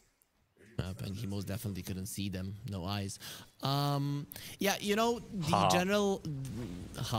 Anyway, the general approach to balancing Dota has been, and it has been quite successful over the years, so I don't think I would change it, is in a big patch, overtune everything so that people get used to it, and then just nerf. Nerf until the big patch comes out. And it has always been able to produce like awesome patches with a lot of heroes being played and with a lot of potential to make cool plays. Never get stale.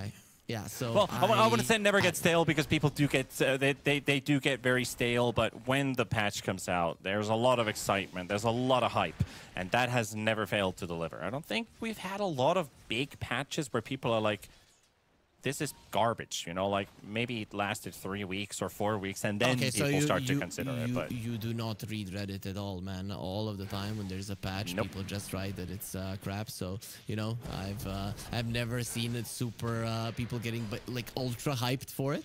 Yeah, I'm guessing. That's why I live in my own bubble, you know. Yeah, you're in better circles for sure. Also, LeBron, I don't know if you noticed, he's using the Icarus dive because unfortunately he had to start with it, so as not to feed first blood. He's using it to block the big camp. So his sentry ward got removed, but he's just using the Icarus dive to be able to get there and get out and still make sure that no creeps are going to be spawning. It was quite a cool play. He's been zoning out his opponents now as well when he hit level 2, so using the body blocks this time around.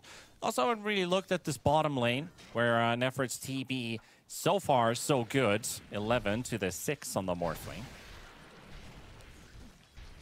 Yep, it's, I told you, man, whichever hero goes up the Terrorblade and the Rubik, it's gonna be problematic. But the biggest issue for me is this mid lane, right? And I think this is maybe one of the reasons that they did pick up Pango, is because all of his spells do that physical damage. Tiny has 0 armor, so for the first 5 levels, Stoikov is absolutely going to be able to trade with the Tiny, which not a lot of heroes can do. And if you do that, getting chased under the tower, and he's already got 2 stacks of Nasal Goo on him. That's -7 armor. So every basic right click and even the Quill Spray level 1 does hurt that Phoenix quite a lot. So he has to back away all the way to charge up a salve. Still a lot of sticks. Fairy Fire was still available. He was never close to death. Sometimes you can make a mistake and die, but LeBron, today he is... Also fly bottom, Metamorph used, Nefrit hit level 3, Adaptive Strike used to push him back, and the neutral. The Assassins, the Fool Assassins throwing their spears on top of Fly. They impale the Lich, and we do not have a first blood. I mean, we do, but it just wasn't drawn by any of the teams. Imagine, like, how bad they are when neutral creeps. They don't bleed when the neutrals kill them. Yep, it seems like that. But you don't have a single kill, and neutrals do. So neutrals are at the moment the best team on the map. Sadly, they don't get extra money, or the camps don't get upgraded by it. But there is first blood, Harry, because it still happens, and it's going for LeBron off of Theodore. Yep, he has been doing a good job on this Phoenix, just slowly approaching there and getting some damage. Stoikov, that's too deep.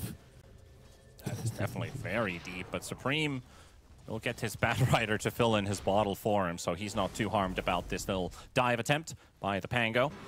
They will save the other Water Rune for him, but he doesn't have the chance to go to it because both Theodore and Supreme get to at least zone him out for a bit longer. They saw the Rubik coming there on their own ward on the side of Mouse, and they're like, yeah, that water rune is not there. But them not going for it now, not pressuring the Pango, is going to allow him to refill the bottle once again. Toby doing a great job with this Bristleback, as you're supposed to be a bit of a lane dominator two-way. He's up to 20 CS on the 14 on Dodd. Faceless Void's always a struggle at tiny bits in the laning stage, and Toby really using that to his advantage. Batrider also right on top of him. They'll really bully the hell out of this guy. He did buy the wand though, so very unlikely that you're going to be able to take him down when you're a Bristleback and a Batrider. You're just going to be stacking that all the time. Yeah, but they're giving constant reminders to this Faceless Void that that last game was probably a fluke for you guys, and we're ready to play. Dot is going forward, but the Snot Rocket is so annoying. He's just stacking them so much. Finally, with the time dilation, he's going to feel a little bit better about it. LeBron could die here. The Blood Grenade's going to be enough. That's the Batrider perk right there. Extra damage when you have sticky napalm on your target. That works like a wonder. Do you remember how it worked when the Blood Grenade was added? It's kind of insane. You get 5 stacks, you use the Blood Grenade, and people just die. That was yeah, they just die. It's like, what the hell? That was pretty insane. Still, laning stage are awesome for Zero Tenacity. The Faceless Void isn't really doing all that badly, and you're winning the other 2 lanes, or at least getting equal. I think that's more than good enough. They want the morph. Certainly do. It's a close attempt, but oh, look at the that waveform on cooldown. I do like them seeing that pressure. Stoikov diving for Supreme and right-clicking him to the end. They'll take that kill. The double jump as well. That hurts the Batrider quite a lot. The Olikor can't do anything to save his tiny mid. So Pango up ahead in CS and up ahead in kills. Yep, and that's going to be almost 1,000 gold that he's going to be ahead of his mid lane counterpart. And we talked about just how much this Tiny, how much work he needs to do. Imagine him getting like a 13, 14, 15, even 15-minute blink, which is not out of the question. It's going to ruin Mouse's game and make sure that nobody can make a play for like the first 20 minutes. Yeah, that's the snowballing factor taken away, and then Mouse is really in shambles at that point. So you do have to pay attention to that. That Mouse needs, they really need to come out shining from this laning stage. It's all right for the Bristle, it's all right for the Morphling, but if they can't get this Tiny up to speed, that's like the major piece of the puzzle missing. They found Fly and they're getting him low. Ooh, Fire Spirit there. The last one doesn't connect. It would have been enough damage if there was no stick charges, but either way, Fly lived. Just taking 6 too much stacks. damage. Look at the damage that Toby is dealing to him. Quill Spray leaves him to 1 more tick. Toby, does he get the connection? He's too far away. He's too far away. Dodd was able to move downwards, and Batrider shows up. Toby TP's out thanks to the flame break. Stoikov didn't have his shield crash available. Just coming off cooldown. Dangerous for both of the cores on the top lane there. Both of them surviving barely, but now very they nice go for the body bat. blocks. They're probably going to get him. There we go. Stoikov for another. Pablo was given the mid lane to get some XP while that was happening, and Nefrit chasing the Morphling, who's out of mana right now. Doesn't care about the tower hits. He just has too much armor. He might care about 15 the at leech. level 6. That's pretty insane. Yep. Doesn't really have any armor items, right? Just stats. That's how the turbo works. 50% physical resistance at 8 minutes. That is balanced. Of course it is, as all things should be. Stoikov, he gets the power rune. The last one did go to the Lich. It was an AD, so now we got a haste on the Pango. A lot of very useful runes for both of the mid laners are left, mainly the arcane runes. So that one, once it does spawn, is going to be very important for both of them. Stoikov would like to challenge if the Olikor is able to zone the Pango away. Dodd is also running for his life once again from this Bristleback, so there's going to have to be, there's going to be some rotation from the supports maybe again. Wouldn't be too surprised if also Pablo shows up, but he really needs some of that experience on this Rubik. They're gonna have the egg on the Phoenix soon as well. Yeah, because they barely had anything going on in the bottom lane, so all of that experience is deprived from Pablo. Toby taking a while to drop, and Dodd has another jump. There's Stoikov as well. The body block is enough so that they can get the shield crash to connect. And Supreme gets to toss him Pablo, but Pablo doesn't care. They have the egg now, so you really should get away. None of your heroes really kill it, and if you go too deep, that egg is gonna completely demolish you in a fight. I thought with that Chrono that they might not be able to get the Bristol, but rotating 4 heroes, it was only just enough. Still a 2,000 gold net worth lead, mostly support differential, with the Lich sitting under 1,000, and Phoenix is almost at 2K. Of course, all the 3 cores ahead of Mouse. Couple hundred differences. Dodd being chased once again. This is never ending. Nefrit is there to help him out, but they won't be able to save him. No Sunder coming out. It was either Void or the Nefrit TB's life, and Nefrit values his more. I think he could have saved him because he has so much more armor and survived as well, right? And there were no stacks from the quills on him, so he definitely would have died from another one. I really expected him to use it there, not gonna lie. Guess they felt like this is a hopeless situation, right? You save you, but you still die. So you take so much damage from Toby, who again has been playing this giga aggressive as he's supposed to. Pablo and Stoikov finding Supreme and Fly, farming in the Radiant jungle. Want to apply some pressure. Stolen toss on Stoikov. Sorry, on Pablo. They toss Stoikov in, but he has a shield rune. That only gets taken down to half. He's got Rolling Thunder though, but wouldn't like to use it necessarily. He's going to try and get to the edge of that river to pop it. Might have to pop his ulti now. He rolls in, takes down Fly with the help of Pablo. Now they can focus on the Batrider, and he should be able to kill this Batrider here. Pablo's zoned away, though, but he will be able to get this kill. Tiny's close. He's got so much mana as well. Nice dodge there from the Pangolier, and the slow got applied as well. Supreme's trying to close in the gap. Should be able to get the Avalanche off. Tosses in a Golem. But that is all they get, and they lose the T1 tower in top because there's no one who can defend it. The shield crash shield is too strong, and also that toss from the Rubik getting both of the supports together so that the shield crash connects on both of them, that was a huge deal. Pablo is really on fire today. I don't know why this guy is constantly announcing that he wants to get away from the competitive scene. Man, he is playing some top-tier Dota. He absolutely is, and he always has, right? I've been watching a lot of Pablo streams. He looks great when he's playing, and so like he has so much composure.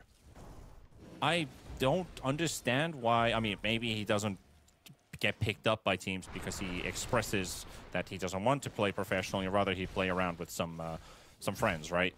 Yeah, maybe that's the case. Maybe he got some offers but just decided that it wasn't for him to go in a super professional environment. But to be honest, LeBron teams are usually a very, very competitive environment with a lot of tryharding and a lot of analysis as well. So I don't know how he fits into it. Gonna have to ask when they come for a boot camp. Gonna go and visit, and then I might give you info. Sounds great. Vanguard into Crimson Guard. First for the Bristleback with his Hairball Shard also queued up. Morphling's only got the Vlads for now, but still holding up pretty well in farm. Low skill is gonna get to play this game on the Morphling. Their towers aren't really in that much peril. They did lose that T1 tower while a lot of activity was happening on the Radiant side of the map, but I feel like Zero Tenacity, they're quite happy with how things are going right now. Dude, once Nefrit gets this pipe, if that's what he's gonna get, but buying a casual cloak, I would assume that's the that's gonna be his choice. I don't know how you kill anybody. Like Mouse, they can try, but they will not succeed at bringing people down. And speaking about bringing people down, it's gonna be very easy now for the Pango to do so. He does have a diffusal. Trying to bring in the numbers, but it looks like it's just going to be the Phoenix for now. Dodd's like, I got Chrono, I'd like to use it, but the Radiant scan connects on them. All that time wondering and pondering, should we take the portal or not? That gives a warning sign for the Morphling. They see him farming, though. But he's already clean. He's already done with the camp, so they're going to be late. Yep, they were waiting for the courier to deliver the Pango diffusal. That's why they weren't going so fast. Without the diffusal, you're not killing the Morphling anyway, so you might as well just wait for it.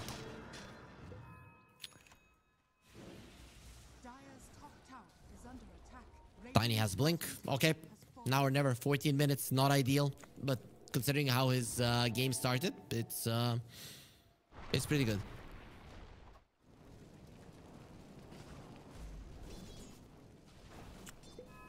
Still would like to get that blink on the Batrider, hence why Theolikar is also farming aggressively here. He'll be scouted out by Pablo. Stealing the napalm, so napalm on napalm. Who's got more fire than the other? I think it's going to be Pablo as he brings in his backup, Stoikov and Dodd. Yeah, he also needs bigger and stronger friends, and ones that do want to assist you and play with you anyways. Okay, this is a smoke. Do Zero Tenacity have raindrops, especially on their supports? Terrorblade has raindrops, Rubik has raindrops. Phoenix doesn't. Two. Yeah, there's 2 out of 5. Still, Phoenix is tanky enough, I think, to survive, even if he does get Avatossed.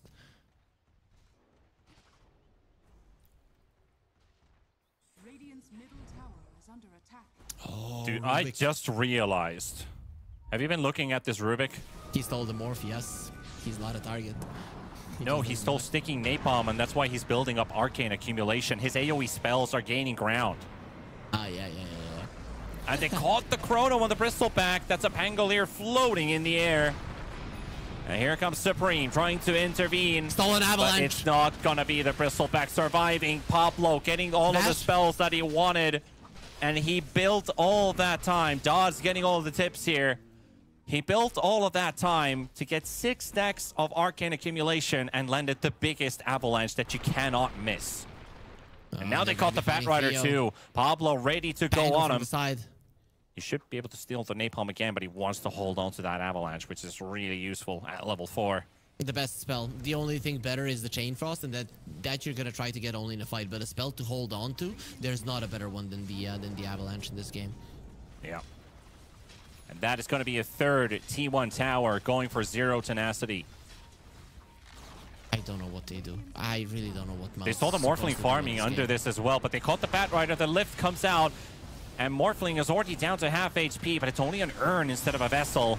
He's going to be all right with it. The heal on the Pango, but the lasso on the stolen lasso connects on the Bristle, but they're low on Zero Tenacity. They have to bail. They bring in the Lich ulti on the Phoenix. Phoenix has to try and get out of this one. Morphling actually misses the waveform, but trying to chase the Phoenix. LeBron low, but the Icarus dive will take him to safety. And how are they not dying? I have no idea. Stoikov TP's out. Dodd gets away. Phoenix lives. They got the bat.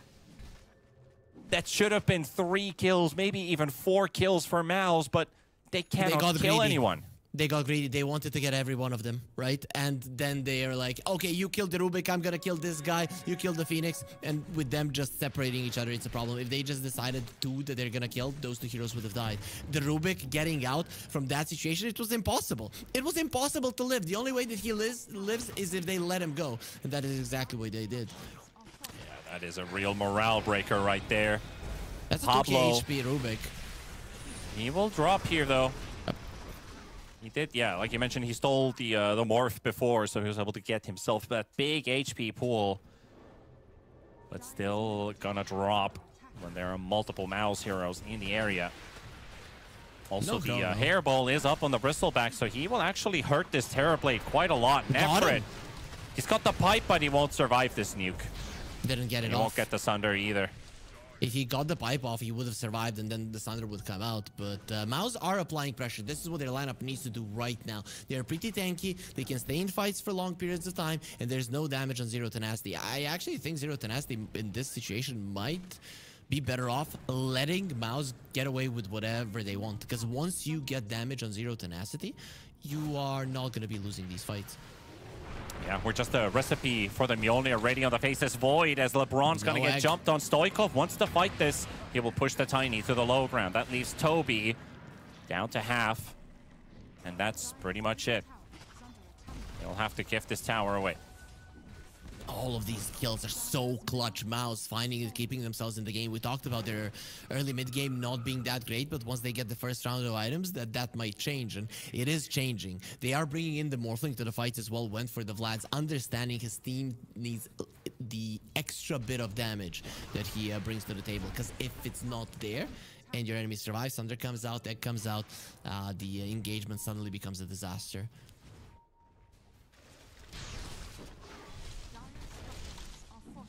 So looking at net worth, the Pango is the one who's actually fallen behind compared to the rest. Despite having 6 kills, his net worth isn't as high as the other cores.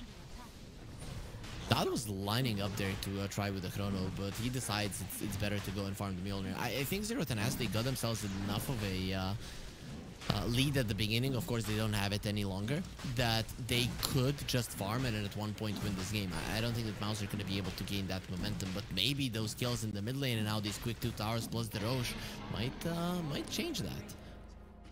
This could open up the game for Mouse. This is the time to shine. Already TPing down bottom, preparing to fight here. LeBron's the one in front. Radiant scan does connect on him. Yeah, but it's a bluff, right? They thought that there was a lot of Zero Tenacity heroes waiting for them right there. That's just not the case. Zero Tenacity, they've changed the game plan. It's all about hitting creeps right now. Yeah, full-on maximum on the farm side of things above fighting. LeBron tries to keep that bot wave pushed out, but the Morphling is coming in at high speed. And LeBron's got no dive remaining, so he's just going to pop the egg. And they're trying to protect it. Chrono with the egg. Dot's got everyone. Crimson Guard. The Lich is going to be dropping here very likely. Dot is low. He brings away the Frost Chain, but he's got the Morphling hammering away. 6 more seconds until he has another time walk. And he doesn't get it. The lasso's there from Theolicor, but they will lose Toby. And they have to run.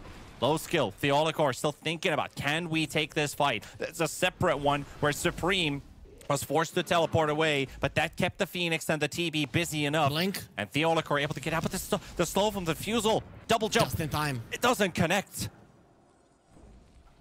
Ooh, he got that blink in the last possible moment. If they did stop his blink after the Fusel slow, he most definitely would have died.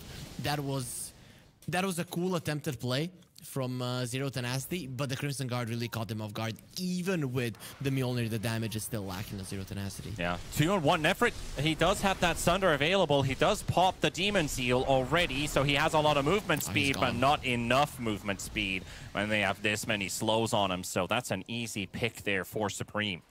I think Zero Tenacity at some point understood that Mouse are missing in the damage department, and then they started putting themselves out of position, and it really has been hurting them. Look at that.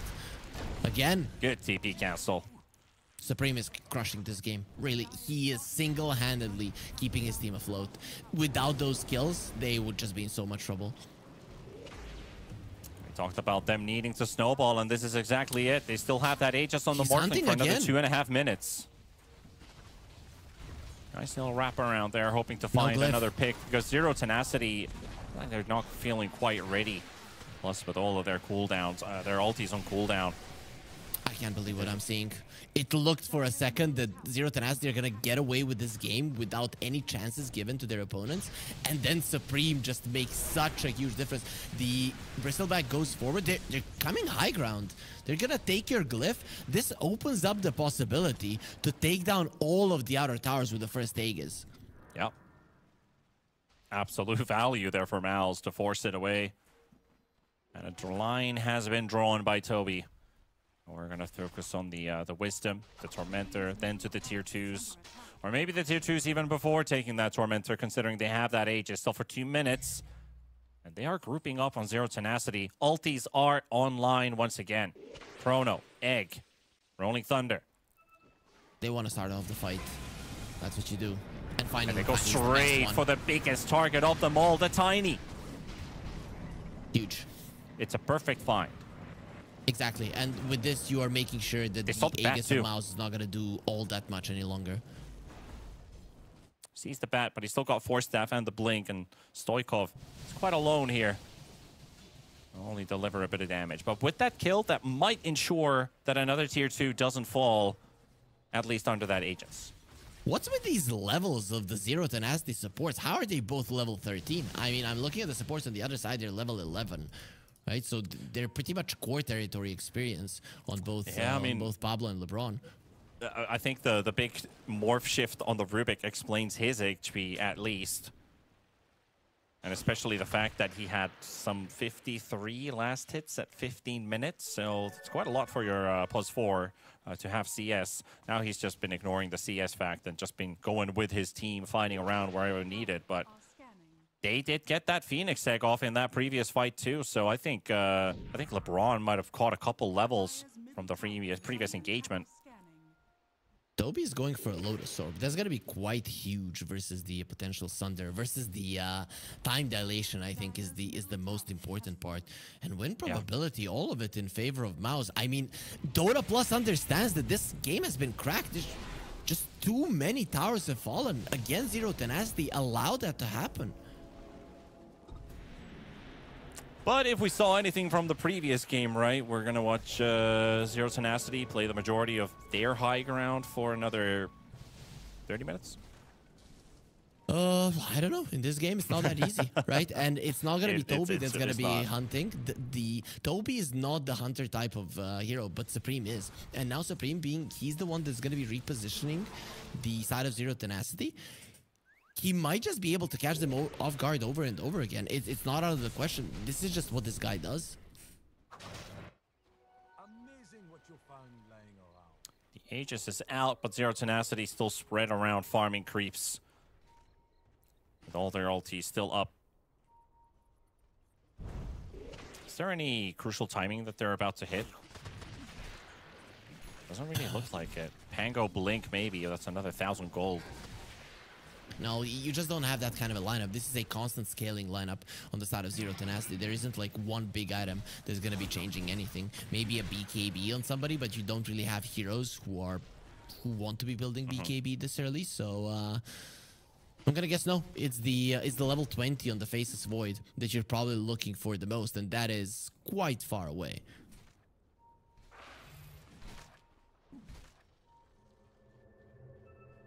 Low Skill's got the bottom wave pushing in, and it's going to be Nefrit. Will TP back to base to defend. The Olicor's already hunting ahead. Pablo's going to run into his side, so that's a no hesitation, instant lasso. That will take down the Rubik. That's an easy kill there for both the 2 and the 4 positions of Mouse. Tablet is alone. And Nefrit. Sunder does go off, but the Frost chains too much. Lich ulti is a real pain in the ass. That Thunder facet is just insane, right? He was one hit away from killing the Bristleback. Unfortunately, so many shields to protect him. Zero Tenacity are helpless, right? They gave away too many kills, and it feels weird to say because they are the ones with 15 and there's 10 on the other side, but they were leading this one 9-2, and then suddenly they just started dying. They got forced into fights that they didn't really have to take, and now their high ground is being pressured. There's no Aegis on Mouse. Egg and Chrono are up on the Rolling Thunder, but it's not easy. Tiny 3,000 HP Manta on the Morphling. Very tanky too. They just dropped the Chrono right on top, but here comes Supreme. Beautiful intervention there, but the Egg is placed down and they're running away from it. Dot has used the spells. LeBron has used the spells. They'll stun the Morphling, but it looks like he's going to be happy standing his ground for now. But how long can he hold? Because nobody's there to come into time and help him out. Now Fly is pushed away. Stoikov is battling on the low ground. He's also going to need some help, but Supreme is cleaning them up, taking down Dodd, taking down LeBron. So at least it's not a Morphling given for free. As Supreme, like you said, he's been playing an insanely good game, and they continue to do so. Stoikov got sundered by Nefrit, saving his life. Supreme 1 HP, the Oligar 1 HP. Fly is also low, and they're just so damn low, but they cannot get these kills, and Toby's gonna punish Pablo for going on the chase in the first place, and LeBron and Nefrit left, just the 2 of them, and they'll bite the dust.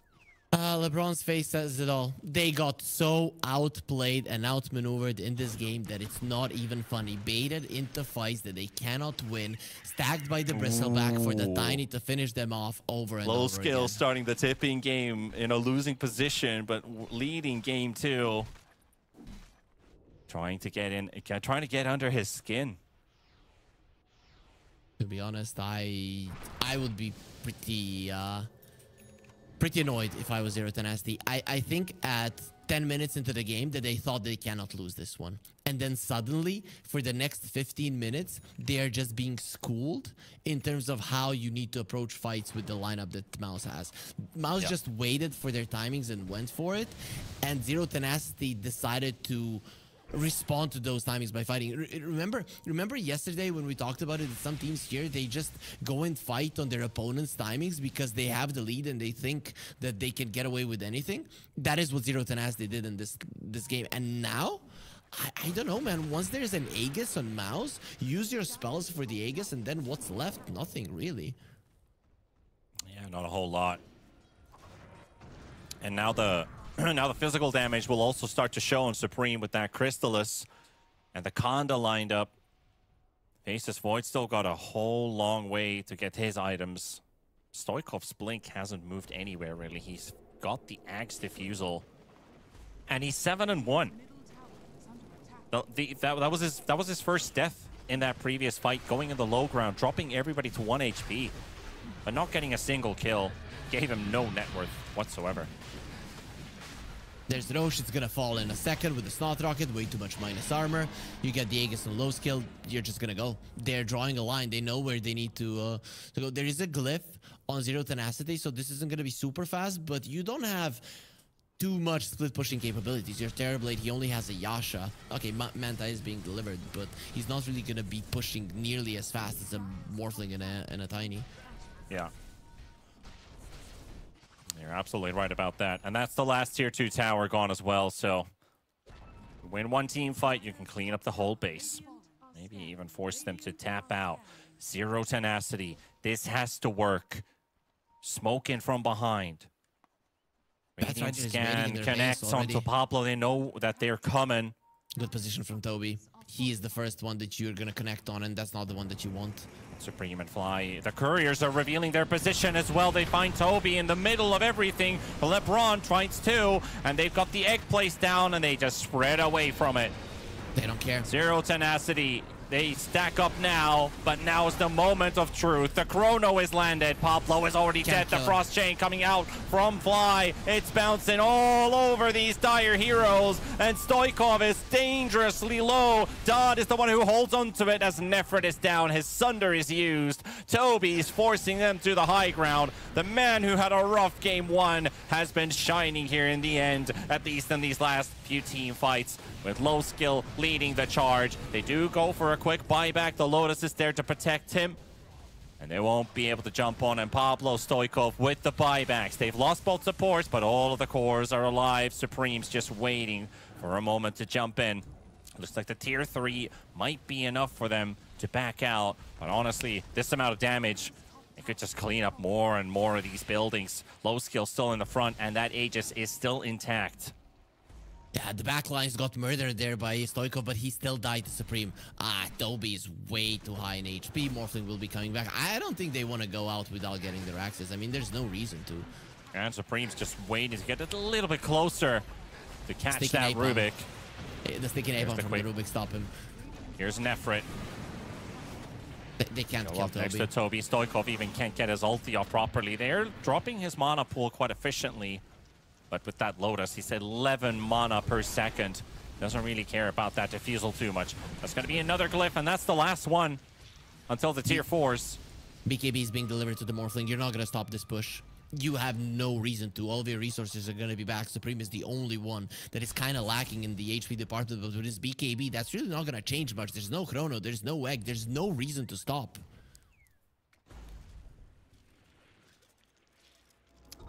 So again, Mal's now 20k ahead. This game much more decisive than the previous one if you look at the lead. What they're playing as well. Low skill does take a sizable amount of damage from that reflection, but there's the lasso onto the Phoenix. LeBron's going to be the one removed, and he is gone.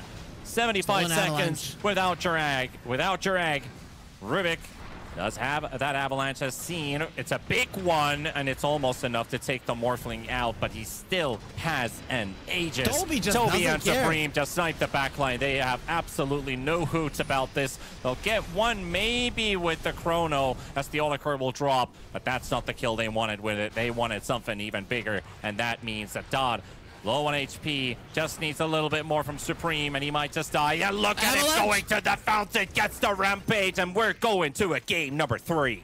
Oh, Supreme, man. Just schooling them on how you play Dota. And I think that Zero Tenacity, they have a real problem of understanding the early mid-game to the mid-game transition, and Mouse are just better at that point in the game. It showed in the previous game, it showed in this one as well, but in this one, it was so prominent because it just literally allowed you to win on the back of it. They lost the early game, they lost the laning stage, the early mid-game was still in favor of Zero Tenacity, and once they got their first round of items, Zero Tenacity just crumbled. They had no response to Mao's pressure, and they just made mistake after mistake, gave kill after kill to Supreme, who in the end just kind of made it all look so perfect with the ending rampage in the enemy fountain. Yeah, they made the game fall flat pretty quickly as well. When you think about this Pangolier, who was at some point, it was like 7-1.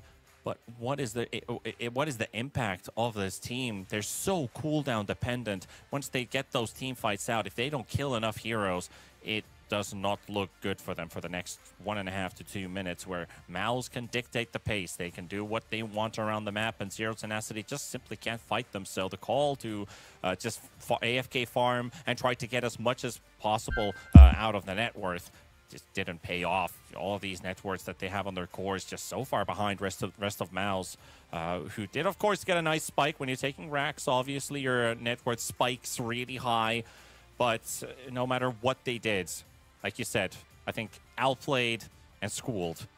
This was a lecturing session. Yeah, and there's always just some balance in drafts, but in this one, I think that you still need to understand what the timings of your enemies are and what your own are as well. But Panda, I'm gonna be doing the honors this time around, sending to a draft, and we're gonna be coming back with the decider after a short break.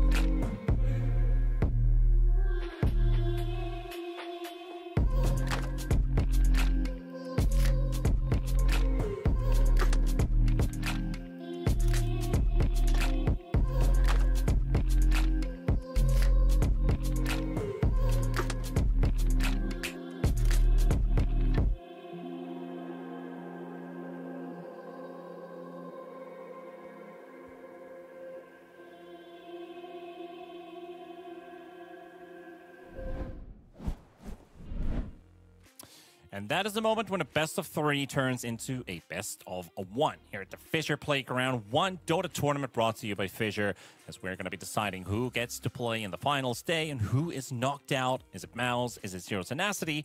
With T-Panda and Harry Freak.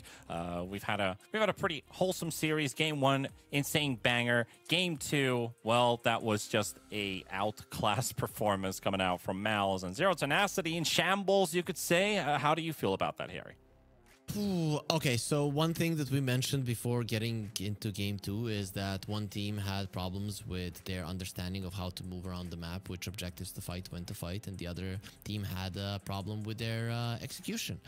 And whoever clears that up is very likely to win the next game, probably win the entirety of the series. It is much easier to expect that a team who has the basics down is going to be maybe elevating their gameplay a little bit, going for heroes that they're more confident with, and making that happen. But we both thought that Zero Tenacity, with the momentum of game 1, might be able to get it. That momentum was completely broken now, Panda. Mouse performed really well. Their spell usage was on point. Their understanding of the map definitely on a higher level than that of Zero Tenacity. If Zero Tenacity win this series, it is because they won that first game that should not have gone their way, right? And then now they find a way to stomp the Mouse or something along those lines. I do not have much confidence in them. I just think that the mid game, not the early mid game, but the mid game, like from minute 16, 17, 18 forward, that Mouse, their understanding of that part of the game is like a tier or maybe even more above of that of Zero Tenacity. And it feels weird to say because I know a lot of veterans in the game on Zero Tenacity. They have a coach, Mitch, who is a Croatian player who has been in a lot of teams as well. I expected a little bit of a better preparation from them, not gonna lie.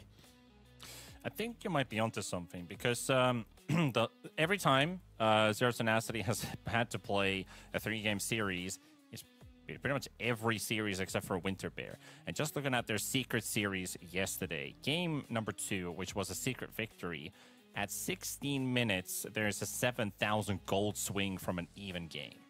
And we saw something quite similar happen in this one. It wasn't one decisive fight, but multiple moments that just destroyed their entire game plan, their whole style of how they would like to play the game. What are we going to do now? We'll go to resort into our backup plan, and there was no coming back from that.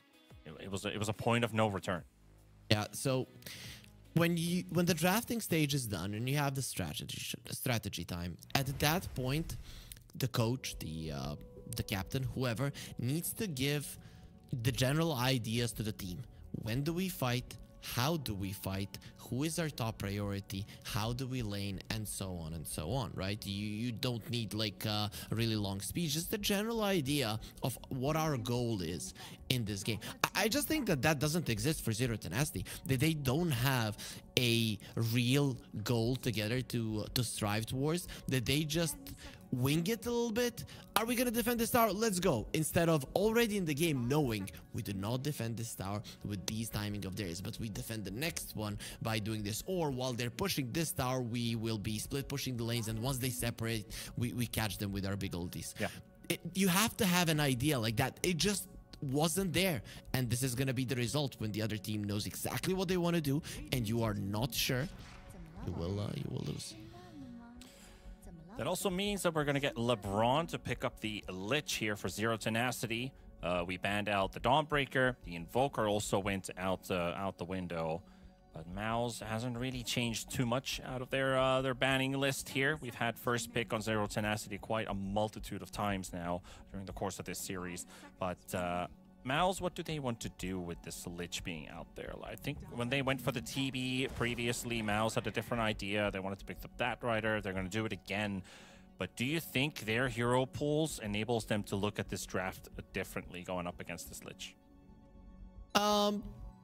Overall, I think Mouse do play heroes that have a decent amount of magical damage, so I don't think that Lich generally is going to be that big of an issue.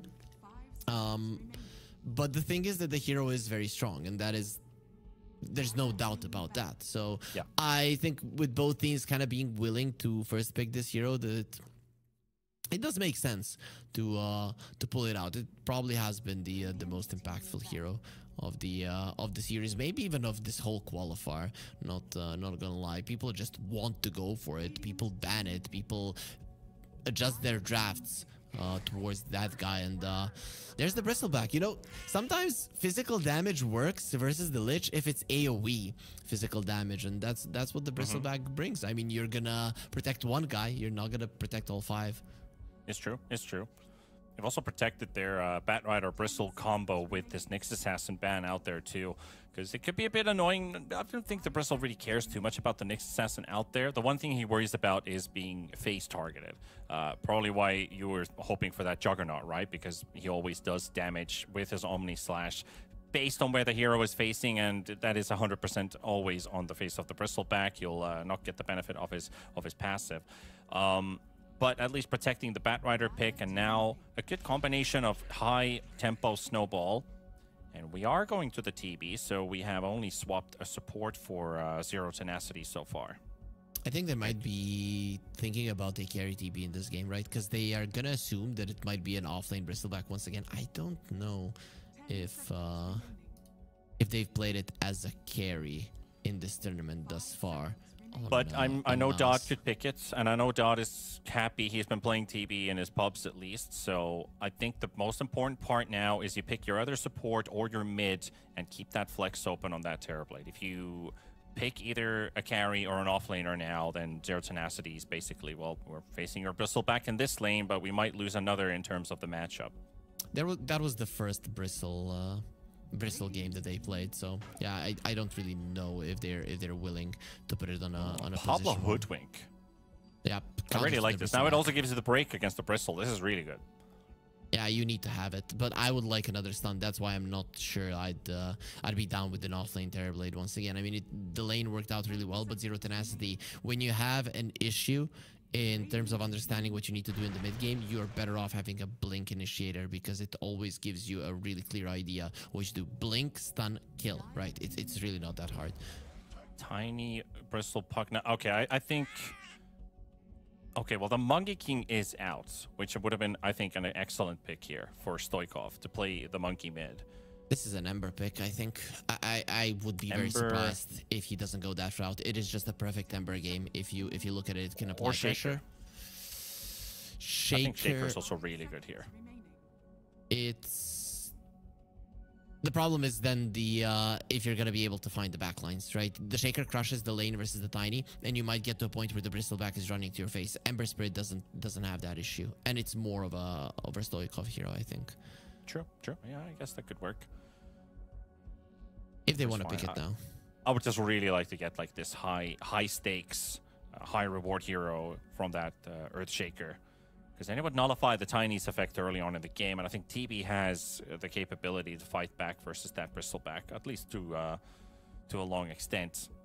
Just that Pugna pushing down towers early, that healing battery for the Bristleback makes him a really tanky target this game. Maybe they just get the Quap.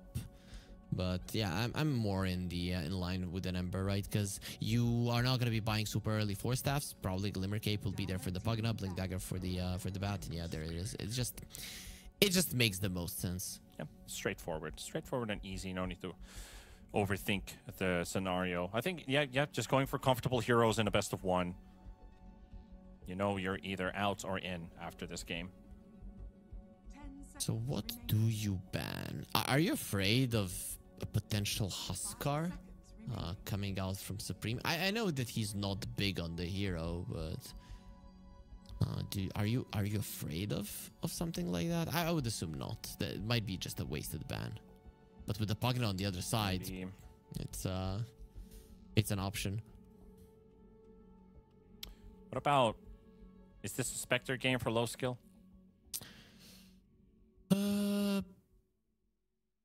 You're a little bit lacking on the lockdown department, but yeah, maybe an Orchid Spectre wouldn't be half bad. I wouldn't hate a potential Orchid hero on the mouse side. Yeah, I like the Morphling ban at least. That was 100% going to be banned in this last phase with the TB and the squishy supports against such a high nuke damage hero, and also to prevent the replication of what happened in the previous game.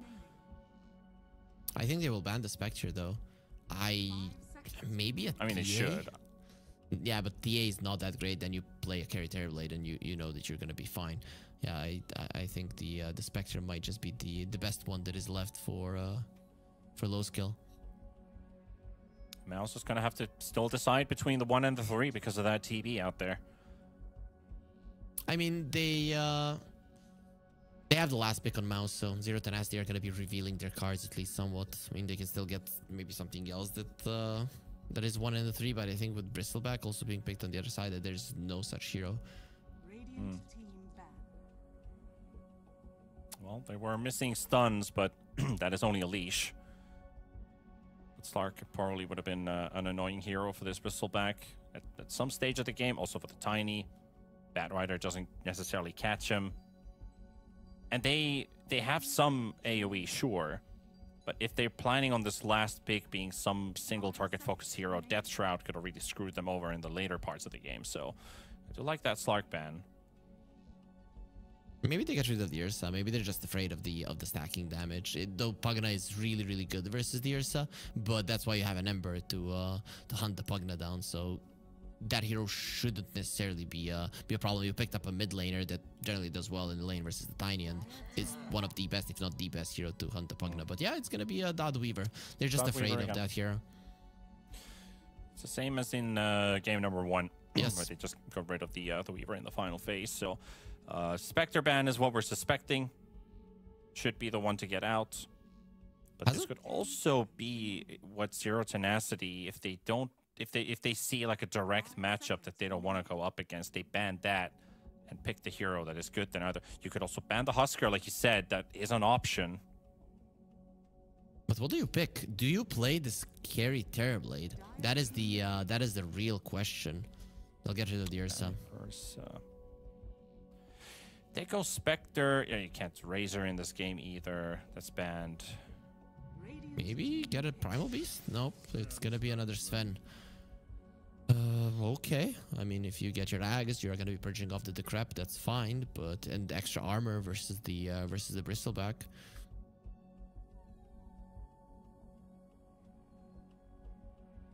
Is this like a Razor for Mouse, or did they It's play still carry banned. Bristleback? Oh yeah, it is. That's why I was thinking about the Razor as well, but that was banned already in the second phase. I still think Spectre is the way to go here for low skill. Oh, he loves that hero. Spectre or TA. Other than the Terrorblade, none of these heroes are that particularly good versus a TA, especially defensively, right? TA could work actually, because that gives you a range core around the Bristle and the Tiny going in. Plus the minus armor if they do want to play the Snot Rocket Bristle once again. I think the TA could work. You know work what's, wonders. what's Shadow still in the Fiend is game? also still in there, which I think could also be another good one, but he doesn't like playing the Terrorblade in the lane. That's the downside.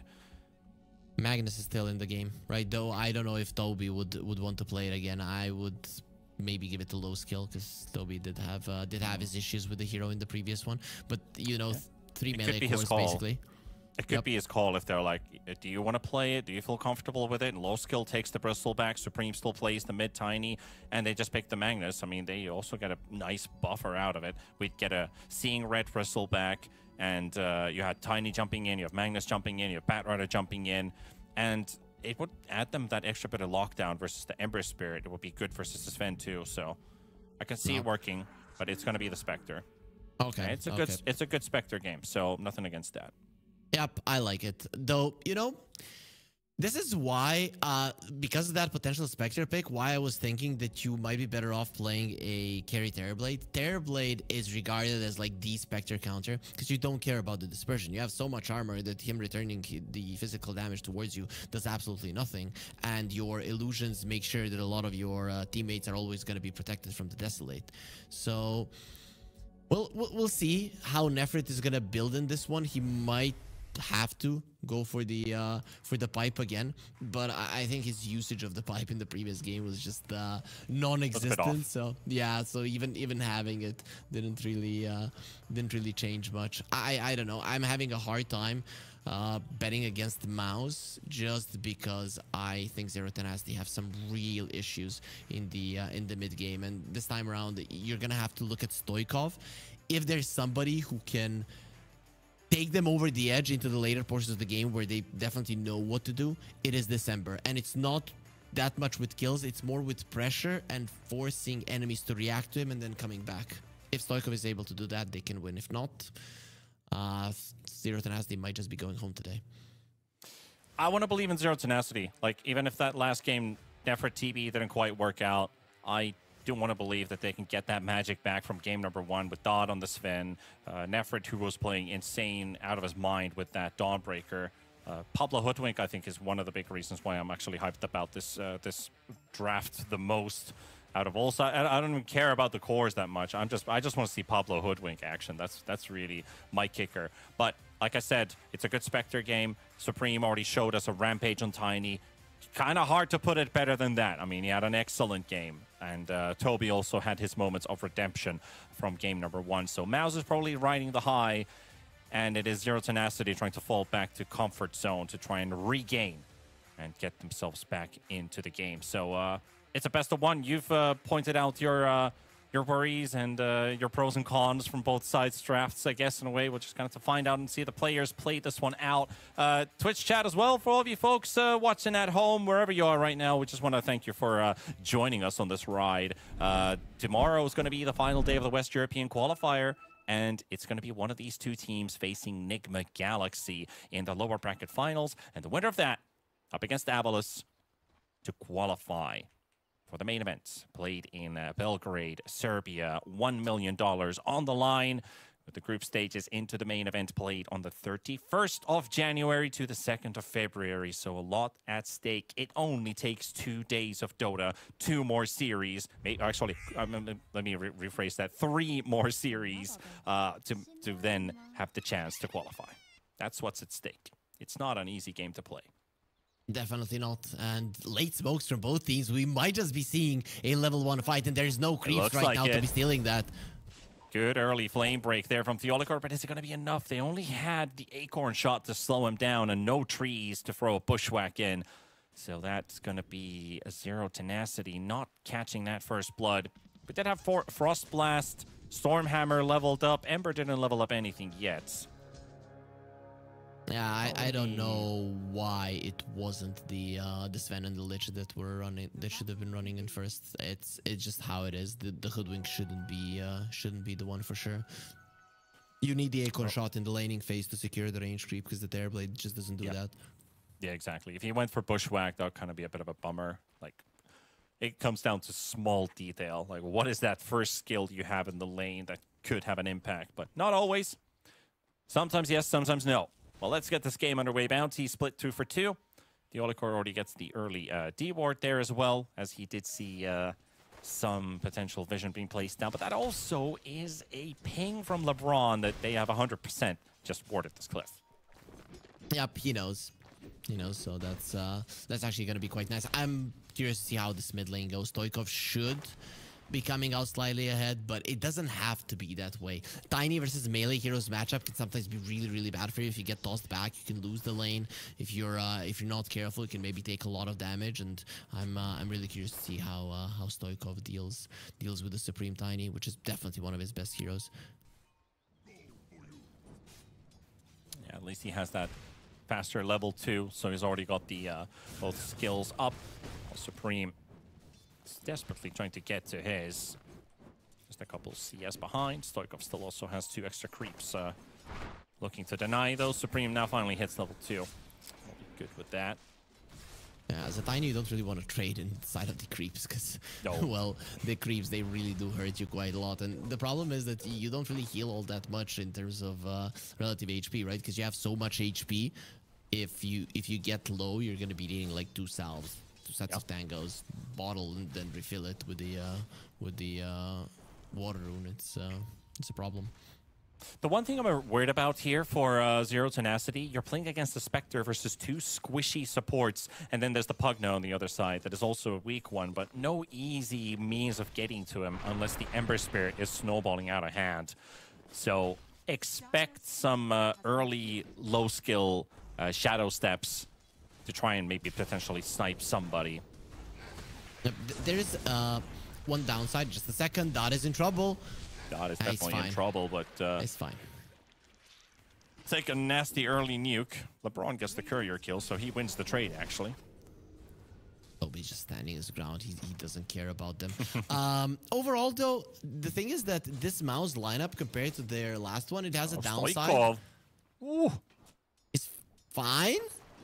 I wouldn't say he's really fine after that, to be honest. Like, he soaked almost 500 damage from just the tower alone. Oh, what a sidestep from Toby. That's probably going to be killing LeBron. 3 stacks of snot, but not enough. Level Frost 1 shield. Quill Spray. Yep. Level Extra 2 3 might have armor done from it. the tower, Frost Shield. You just don't have enough. One thing, though, Mouse's lineup is better in this game than was in the last one, is the potential to hunt people in the early mid game, and even without that, Mouse overtook the previous game. Oh, they're gonna go on LeBron again, and that could just be the first blood shield. grenade thrown in there as well, hoping to turn and keep his life intact. He's still burning and still living. Theolicor's blood grenade, I thought that would be enough, but no. Permafrost Lich cannot be melted. That's how it works. Still, Dot, he cannot get close. His wave of creeps is just gonna be killing everything, and he's not gonna be getting anything out of it. They're just pushing the Sven back and forth, and there we go. Toby with the first blood. The help of Theolicor's Flame Break finishes off another cool spray. And him being slightly behind in CS of the Sven, that is a much-needed kill for him. Yeah, he's gonna be ahead right now because there's a huge wave that is coming to his tower. It's just a great lane positioning. LeBron, even with him getting the pull off, it's still gonna be lane equilibrium favoring the Mouse off lane.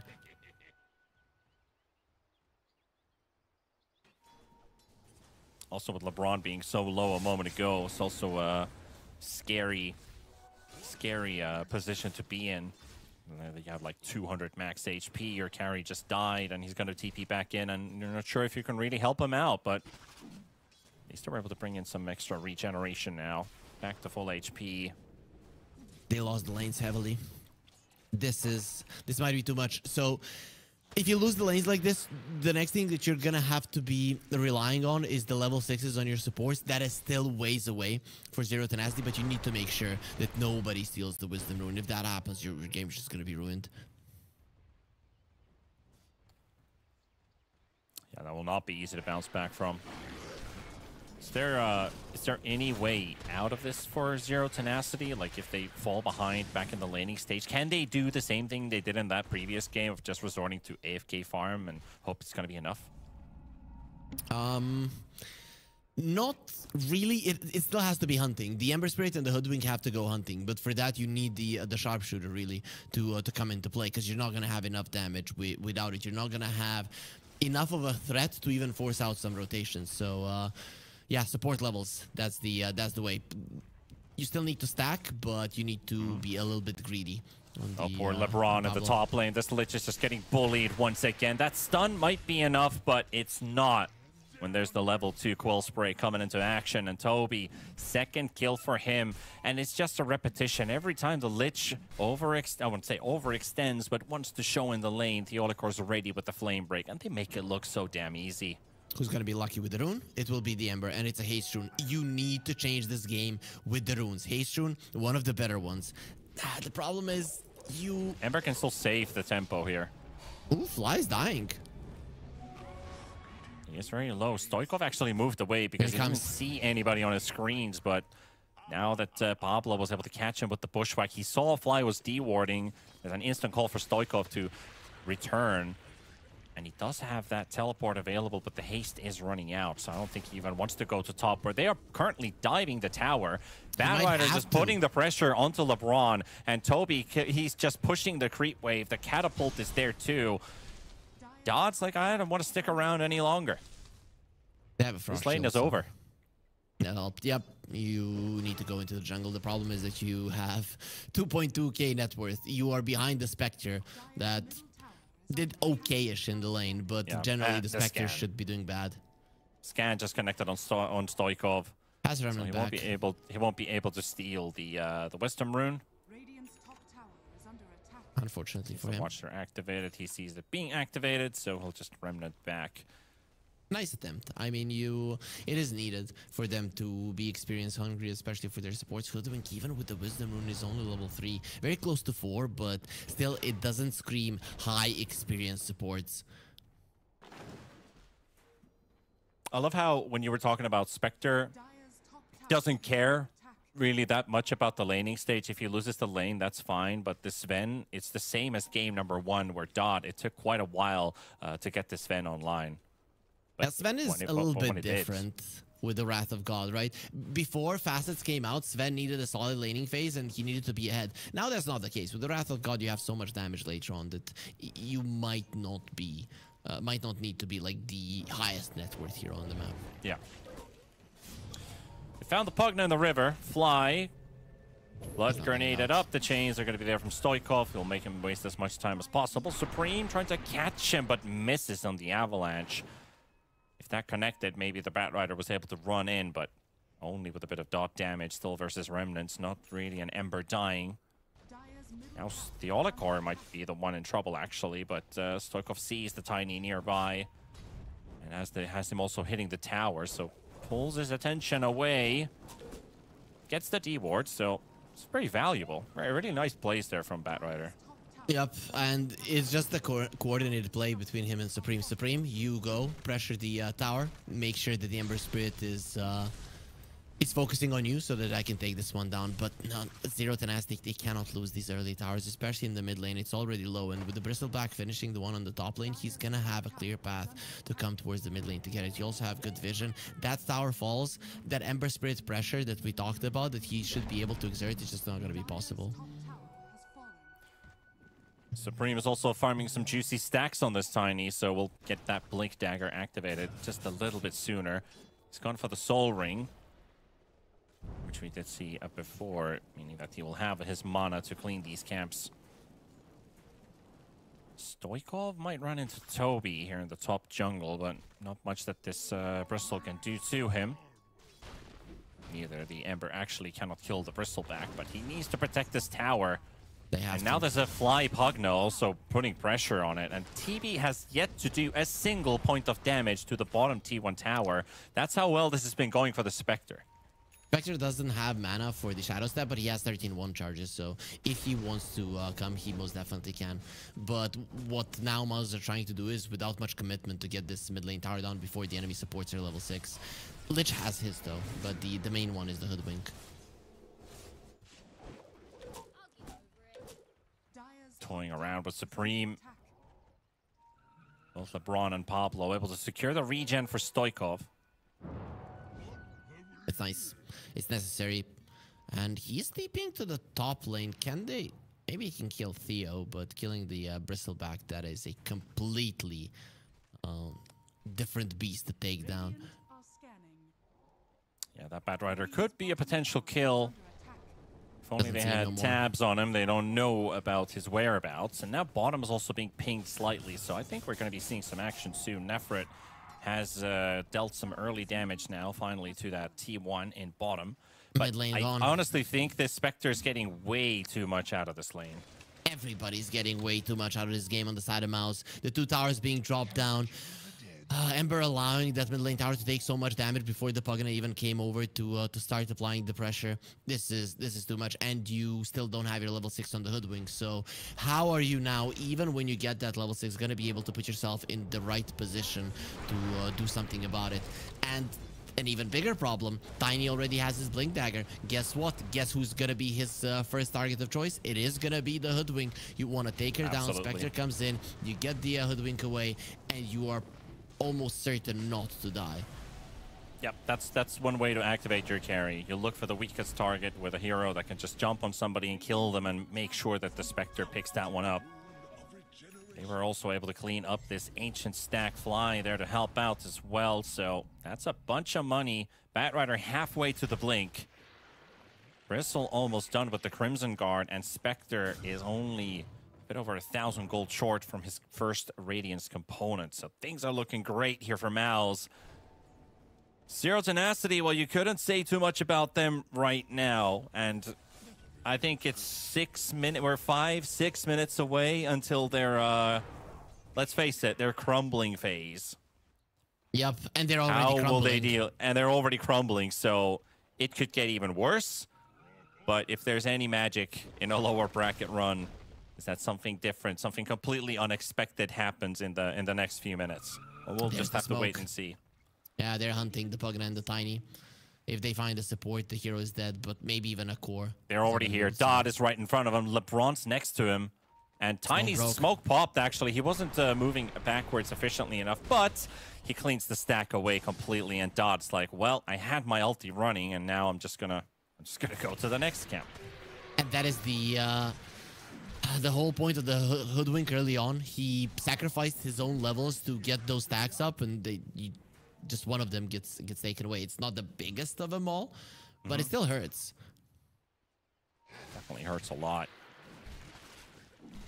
Stoikov and LeBron moving as a duo. I think they want to target Toby this time around. There's the Remnant jump in. The Chase no hit every way. single ogre. He's laughing. The smirk on his face. Yeah. Quite deservingly so. Yeah, you this- don't get that lucky. This has got to be some kind of redemption story for Toby, right? I mean, that doesn't happen too often. Yeah, it's pretty much, you know, Toby, he did used to have the Toby from Naruto, his picture, and maybe that's the idea. Like, I'm goofing off in game one, and then later on I'm gonna show my real power.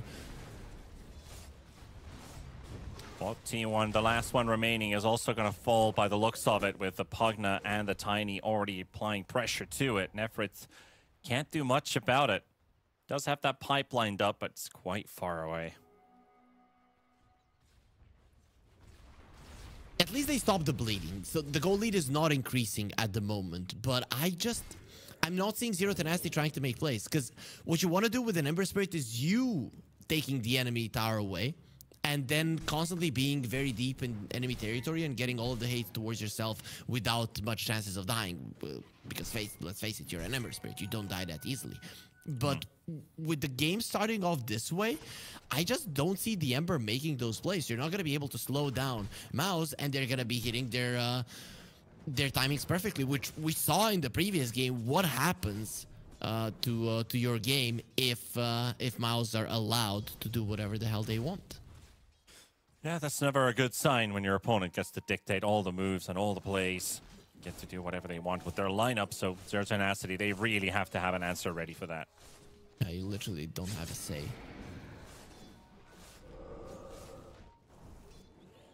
And I don't know when that changes. The scaling side of things, you know, we've already talked about the Sven a lot. We know TB, how effective he can be. Then you also have the Hoodwink, right? I mean, Ember gives you all the vision, and Hoodwink can also scale into Perfect some damage scan. if required. Radiant Scan landing right on top of the gank squad, but the Oligor still might end up getting caught because Pablo sees him. And there's your Bushwhack into the Sharpshooter. Stoikov secures the kill, pops his AD rune, maybe suspecting there's going to be a bit more traffic. It would have been expiring soon anyway. I think it was expiring. That's what I was about to say. Yeah. 1.5 minutes. But yeah, he's found himself his second kill of the game. Still unkilled. Stoikov, we've seen what he can do in a sniper. They're going through the twin gates. They might be able to catch low skill, or Fly might be good enough as well if you can do it. There's a warning coming in. Low skill and Fly instantly move away. Tiny's here. He's also pinging. He's on his way. They caught the Pugna. Ember Spirit, and he sucked away. But here comes the Sven for the stun. The Nether Ward down, the lasso. Sven is on the high just ground. cliff the Sven. Sven's gonna get cliffed. He's instantly gonna TP to the mid tower. He's done with this fight. There's nothing to be done here. Ember jumping away with the Remnant there. Crimson guarded up. and they will kill this Ember in a matter of moments if he's not able to get his way out of here. Nice to Grepify there as well, so Stoikov can't even get the kill on the Spectre. And he will live, but Stoikov will not. And low skill's the one to be given this kill. That was a beautiful Decrepify there from Fly to secure that this Spectre doesn't accidentally die in the chase because of that double impact. The Ember is the only one doing the damage, and he got unlucky with the chains again. Again, it was the creeps getting it. Is that enough? He ran out of spells, actually. Pablo will live. Yep, is that the... yeah, still has the raindrops. Understands the problem here. If you're not careful as a Hoodwink, if you just start feeding this Tiny, you will very easily lose the game. But even without feeding this Tiny, things are looking quite grim here, Panda, not gonna lie. Grim is the key word. That is absolutely what it is for Zero Tenacity. But for Mouse, you have to say that the composure, they were able to corral themselves from that game 1, keep it together, keep it tight, win game 2, and in such a good lead here going into game number 3. It must feel good, but the job's not done yet. Definitely not. You want to keep your composure. You want to keep applying pressure. At some point, Zero Tenacity will break. Can they kill the Ember? Theolicar's got the Blink Lasso. He's going for the hunt. Pablo, nice preemptive bushwhack, catches the Batrider. Tiny also caught Stoikov in the middle. LeBron throwing in the Chain Frost. It's bouncing. It's keeping Supreme busy for now. His Blink's also gone. Fly, make sure that Theolicar survives. LeBron and Pablo both dead, and now Stoikov ends up being in the middle of everybody. There's the stun lock, and he's gone as well. And Zero Tenacity, it's just not working for the Mouse. 8,000 gold ahead, and we only have 10 kills total this game. Yeah, in the previous game, there was a part of the game that Mouse should have done better in, which was the laning phase, and they didn't. Zero Tenacity won that part of the game. And then the timings of Mouse, when they hit them, they weren't all that powerful. But in this game, Panda, they are so freakishly strong that there's no way that he can lose fight. Chain Frost bounces around a couple of times, does no damage. Your right clicks don't do any damage. You haven't taken a single tower. It's looking so clean. Look at Supreme intervening and blocking the sharpshooter, saving Theolicar's life. Just the timing on that, seeing that they're potentially going for a bit of a chase. They did have that ward on the cliffside, and now we got a Hog coming out as well, which will finish off Pablo. And that Spectre is gone as soon as he showed up, and with Toby, they're taking Roshan.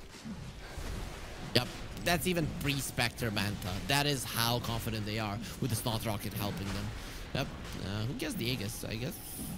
Toby doesn't die, but even the Beastmaster sometimes doesn't die, and people just give it to him, so he's just gonna be diving even more. Yeah, exactly. Like, why give it on a hero who could potentially die when you give it on a hero that cannot die and secure that you can do whatever you want? LeBron also punished. Supreme and Theolicar in action, and Mouse, they are truly showing that they deserve to be in that lower bracket final tomorrow. Look at the wards from Mouse here in the bottom lane. They are literally holding Zero Tenacity hostage. If Zero Tenacity moves towards the top part of the map, you smoke and you kill them all. And if you move towards the bottom part of the map, there's like a billion wards there for Mouse, and you just get picked off. You have no play if you're Zero Tenacity. Yep. That LeBron ward that's about to run out from the triangle, that's not useful because the enemy is already past that perimeter. They're playing on your side of the map. They're not going to their side of the map to farm because they know they got a couple kills. We go to the easy camp and have a good time like in my regular pub games. They're the one where you just keep up the tempo. And things are looking good for Mouse. They're getting so close to that victory. Radiant's middle tower is under attack. Really good. They're looking perfect for Mouse at the moment. Zero Tenacity. Oh boy, it's just that every single little thing that their lineup was supposed to do, not a single one got ticked. You didn't get their little levels on the Hoodwink. You didn't get the mid lane tower. You didn't do well in the mid lane. No big rotations from the Ember Spirit were made. It's just not there. It's going to be a really exciting day tomorrow, no matter which of these two teams is going to win, considering the fact that Zero Tenacity was the team that was able to get a game off of Enigma Galaxy in the first round, as we're just watching this torture go on and on the side of Zero Tenacity as Supreme finds another They use the haunt. I mean, Zero Tenacity, they took a game of Nigma Galaxy. Nigma looking clean versus Mouse. Now, Mouse is potentially beating Zero Tenacity and really looking forward to that rematch tomorrow. But they found the Spectre. This is where you can start building off of things, but you're going to need a couple more kills like that. That is at least a 2,000 gold swing, but still 11k behind. Using the Metamorph, Stoikov forced back to the high ground as the rest of Mouse looking to take a T2 tower while this is going on at top. That's quite nice that they killed the Spectre, but as you mentioned, you need like 20 of these kills to get back into the game. And once the Spectre is back up, he's immediately going to be rejoining on the fight. Dodd is level 17. He is 2 levels higher than anybody else, including Mouse's heroes. So level advantage, your level 3 ulti coming up soon with BKB Echo, and you have a decent amount of farm on Dodd. I'm not saying it's impossible to not win this game, or at least try to turn the tide around. It's going to be a very difficult one, but you have some glimmer of hope in this man. Yeah, for sure. Still, I think Mouse are itemizing perfectly. This Lotus Orb on Toby just makes him a hero that cannot die. He just, even if he gets broken by the Hoodwink, I don't know if they're going to be able to take him out. You have that Lotus Orb. You can purge off a lot of things. You can return the stun of the Sven, the potential Sunder, Lich ulti. In every single spell that Zero Tenacity have, Lotus Orb counters it. There's another kill that they're going to find. It is off the Bat Rider. That goes for Dodd. And he didn't even need to use his ulti for this one, just the Mask of Madness. But Toby, he saw a Lich. He saw a Sven. Did see the Sven. I think that the Sven is much more appealing to BKB him right now. But the Spectre is showing up as well. But he's going to BKB. He's going to fight this one here as they bring in the Bristleback. Low on mana. Does have that Aegis though. Still for another minute. He's not TPing out. He's going to run all the way home. But the Snot Rocket. There's so much goo everywhere. They're so slow. Oh, 1, 2, 3. Not a lot of hits required from that flail. Yeah, pretty easy when you've taken away all of his armor. Then you just need a couple of hits to make sure that he goes down. The Sven should be happy that he survived, but it's still his 9-second BKB that accomplishes absolutely nothing. All of your outer towers are gone. We know what happened in the previous game when all of the outer towers died. Supreme just killed everybody that showed themselves on the map. Yeah. Sitting up on Stoikov as well. There's the lasso. Supreme got the burst, got the combo out. The Conda ready. This Ember has no chance. By the way, I wanted to ask you, Harry. So, naturally, if you have armor, you reduce some of that armor. You could depict it in your mind that, okay, he's wearing an old piece of chainmail, or, you know, it's a bit rusty here and there. But if you're minus armor, how would that look in your head? What would that be? What would it look like? Well, that would be the rusty. That would be like a rusty... But there's no armor. It's on negative. There's no armor. But it's negative. Well, that's what I'm saying. It's rust, so that when somebody punches it, you don't only get punctured by the enemy sword, but the wound also gets infected by the rust. Ah, okay. I see that working. All right, sure thing, yeah. I mean, it's obvious, Panda. I don't know how you can ask me that question. It's not obvious. Because if you say it like that, rust should give you a bleeding effect when you have minus armor. So it's a dot. So take that. Sure. But we can ponder about these questions. It's just a little question I want to ask. Just want to wonder. Because there's a ton of that with this Snot Rocket. You can already apply a nice -24. 6 times the stacks. That is a ton of armor loss. Man, I'm pondering just what Zero Tenacity are thinking right now. Dad, he has to do everything. Come on, has this ult already, and LeBron's the one dragging them in. The Freeman Bushwhack with the clean damage. Is that what we needed? Toby down, Supreme with a shield rune. He's dropping low, but he's living for now. They're going to ignore him for the time being because they want to focus Fly and Theolacor. He's going to be pushed away, and Tiny is going to drop as well. Dodd claiming a ton of gold from this fight. And Pablo is the man who sets it all up with a 3-man Bushwhack. You know what? I think this fight... Nefrit, I mean, you're feeling good, right? But now you're way too deep in the lane, unless he manages to kill Theolacor somehow, which he actually is. As the Sunder He had them in the bag, but Fly is just going to clean up the TB. And now Pablo, he's like, I got him, guys. I got him, guys. Come on, come on, come on. I need some backup here. Coming. Spectre haunts and dies. into LeBron the- cleans him up, and Fly dies as well. They're all dead. The whole team is now gone. It's still a 12K deficit, so you gotta stay composed here and look at the serious fact that Mouse is still so far ahead. I guess they can be given that one tiny mistake. We can see the replay. This is from the previous fight. LeBron baits them in at the bushwhack. Yeah, it changes everything. So I was about to say, after that fight, if I'm Zero Tenacity, I'm freaking depressed. I got the best team fight in the world, and I still barely won it. And then after that, they do get all of the heroes, so now they're not gonna be. But after that initial fight, you would probably think, guys, let's be honest, this is not gonna happen again. This will never happen again, that we get all 3 of their cores and just almost kill all of them with our Sven damage. But now you might not need it, because the Sven is going to have a Daedalus, so taking heroes down, it is going to be much faster for him. Of course, still 2,000 gold away, but he's getting there. Yeah, he's slowly getting there. There is still the Orchid on the Spectre almost ready. Just a recipe short. Bristol back with the S and Y. He's going to become even tankier despite the damage now spiking on this Sven. But it's too hard to predict anything at this point. They're going to run into Supreme. He's faster. Stoikov Even on had the the hunt illusion here. rune. And he still run into him, and they stunned both of them. And I cannot believe what I'm seeing here. Because Zero Tenacity slowly crawling back into this game. Dodd's now level 21. And that is a Daedalus almost ready. 900 gold for the Demon Edge. There's a change in the wind, Harry, but it's not a gust. It's a huge change, not gonna lie. Really didn't expect something like this to happen. The 2 fights in a row, you get perfect double, triple stuns, and then the Sven can just go ham. Usually this just doesn't happen, but in this game, somehow Mouse, they are just ignoring the fact that you're playing versus a Sven. This is a hero that if you all get together, he can get a rampage in just a couple of hits, so they're gonna have to pull themselves back together. And once again, we're seeing a better movement from Mouse, but the spell usage, Pablo. He's gone. Dodd is not willing to fight this one, so if they lose Pablo, then they're like, so be it.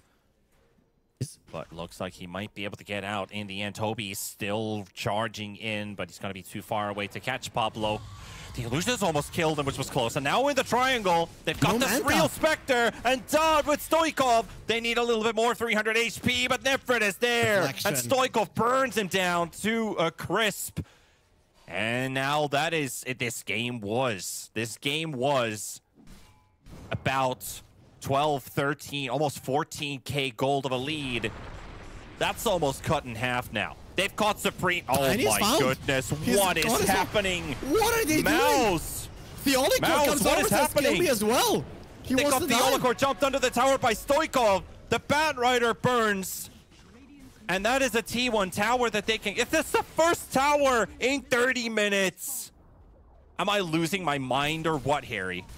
Mouse are losing their minds. I have no idea why the hell they're putting themselves in positions where they can die over and over again. Zero Tenacity, they did put their foot on the gas, but this is without a single outer tower. You should be able to predict their speedy movements, even if they're the quickest without any hesitation. It still takes time to get from the base to the river, and Mouse, they just don't seem to care. Well, they're gonna be caring now because this game is no longer as easy to win as it was just a minute ago.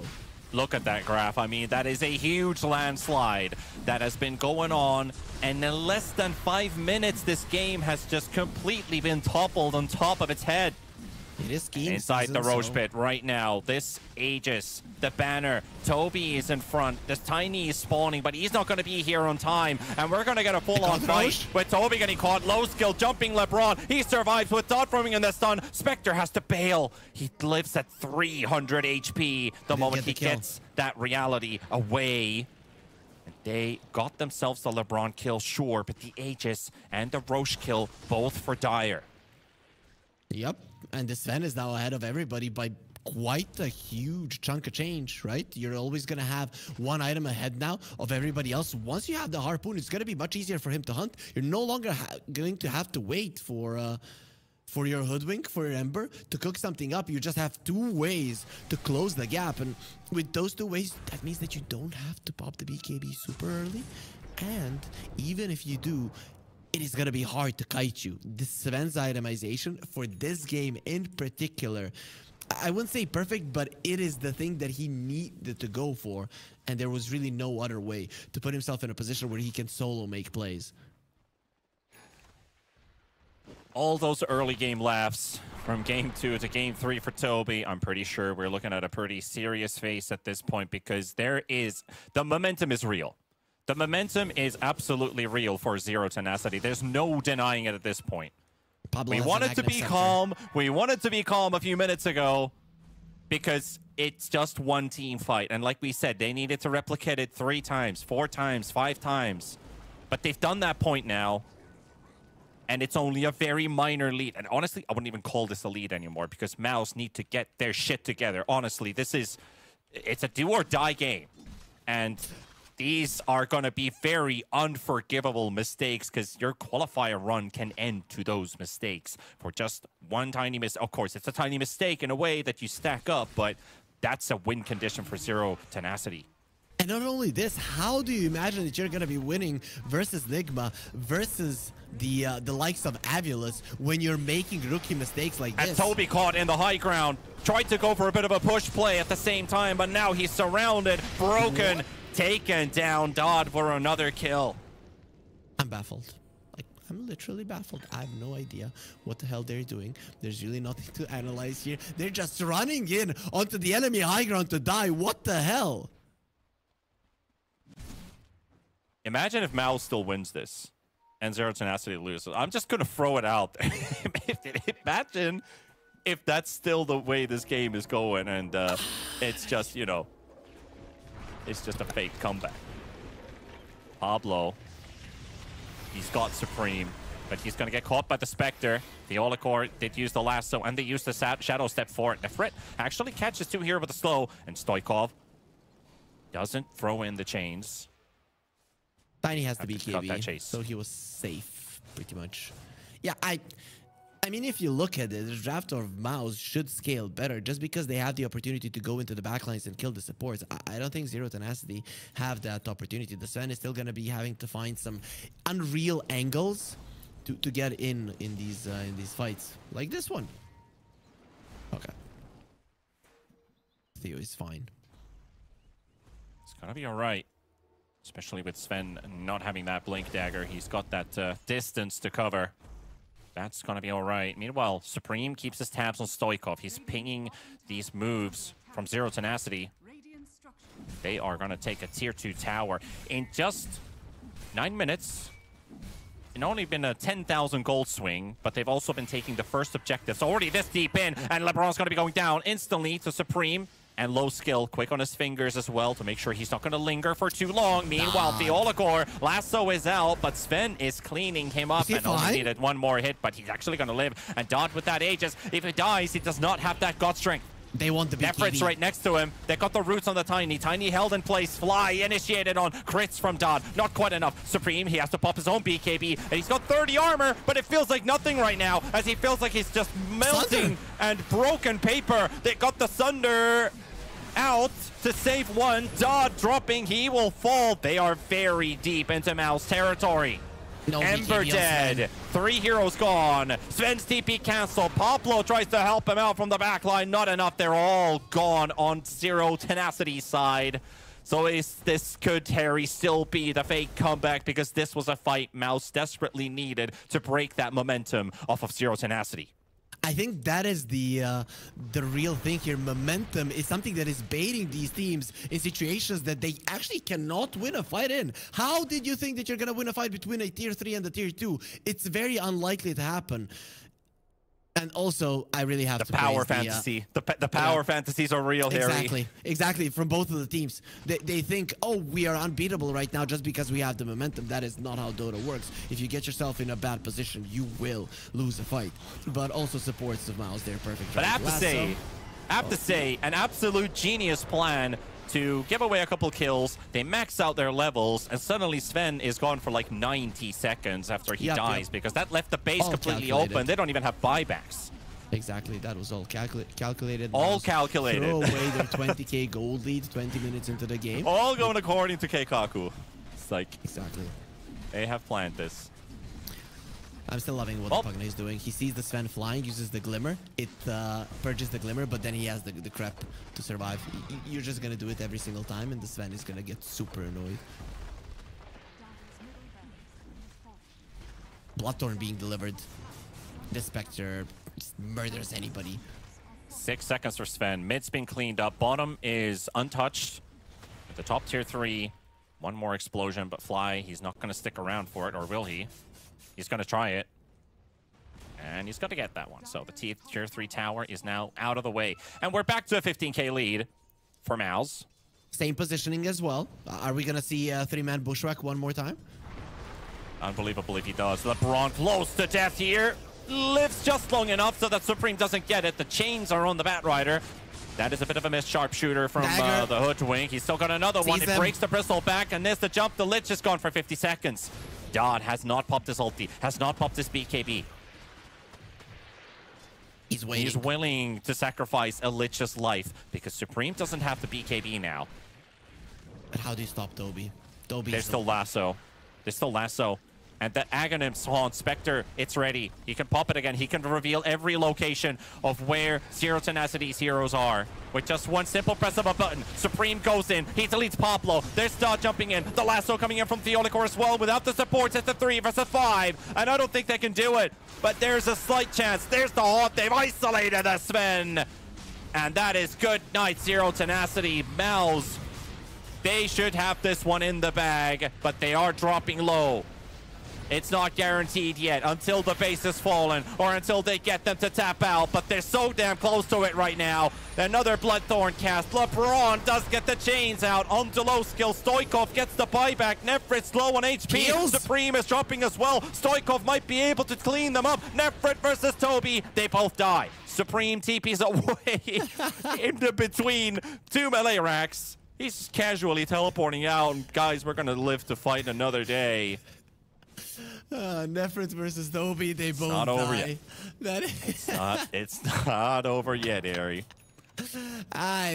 it kind of is, not gonna lie here, because Mouse now understand exactly what they need to do. Theolicor is playing these fights perfectly. He's just saving his lasso for the Sven, and once the time comes, he just guides them around so well that you can't do anything. So the only reason that these fights are somewhat okay is because you have buybacks and you're fighting inside of the enemy base. But Spectre at this moment has all of the items needed to just go in, delete a hero, go in, delete a hero, give vision to your team. Again, go in and delete a hero. It's just way too easy for him with the Nullifier and the Bloodthorn.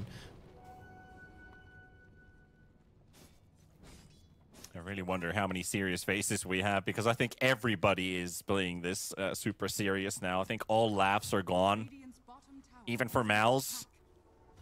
Even though they know that this game is now bouncing on a knife's edge for Zero Tenacity, that is. They understand that one more team fight, it could be all over.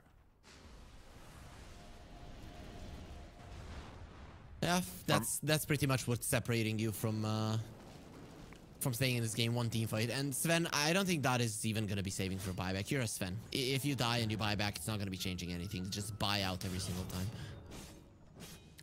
Roche is up in 10 seconds. That's going to be so easily taken.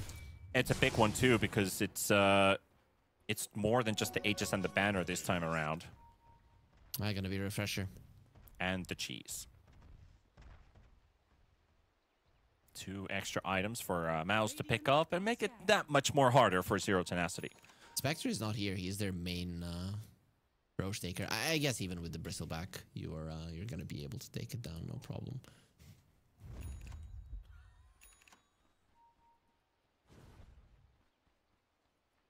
I always forget Snot Rocket. You can reduce everybody's armor by 24.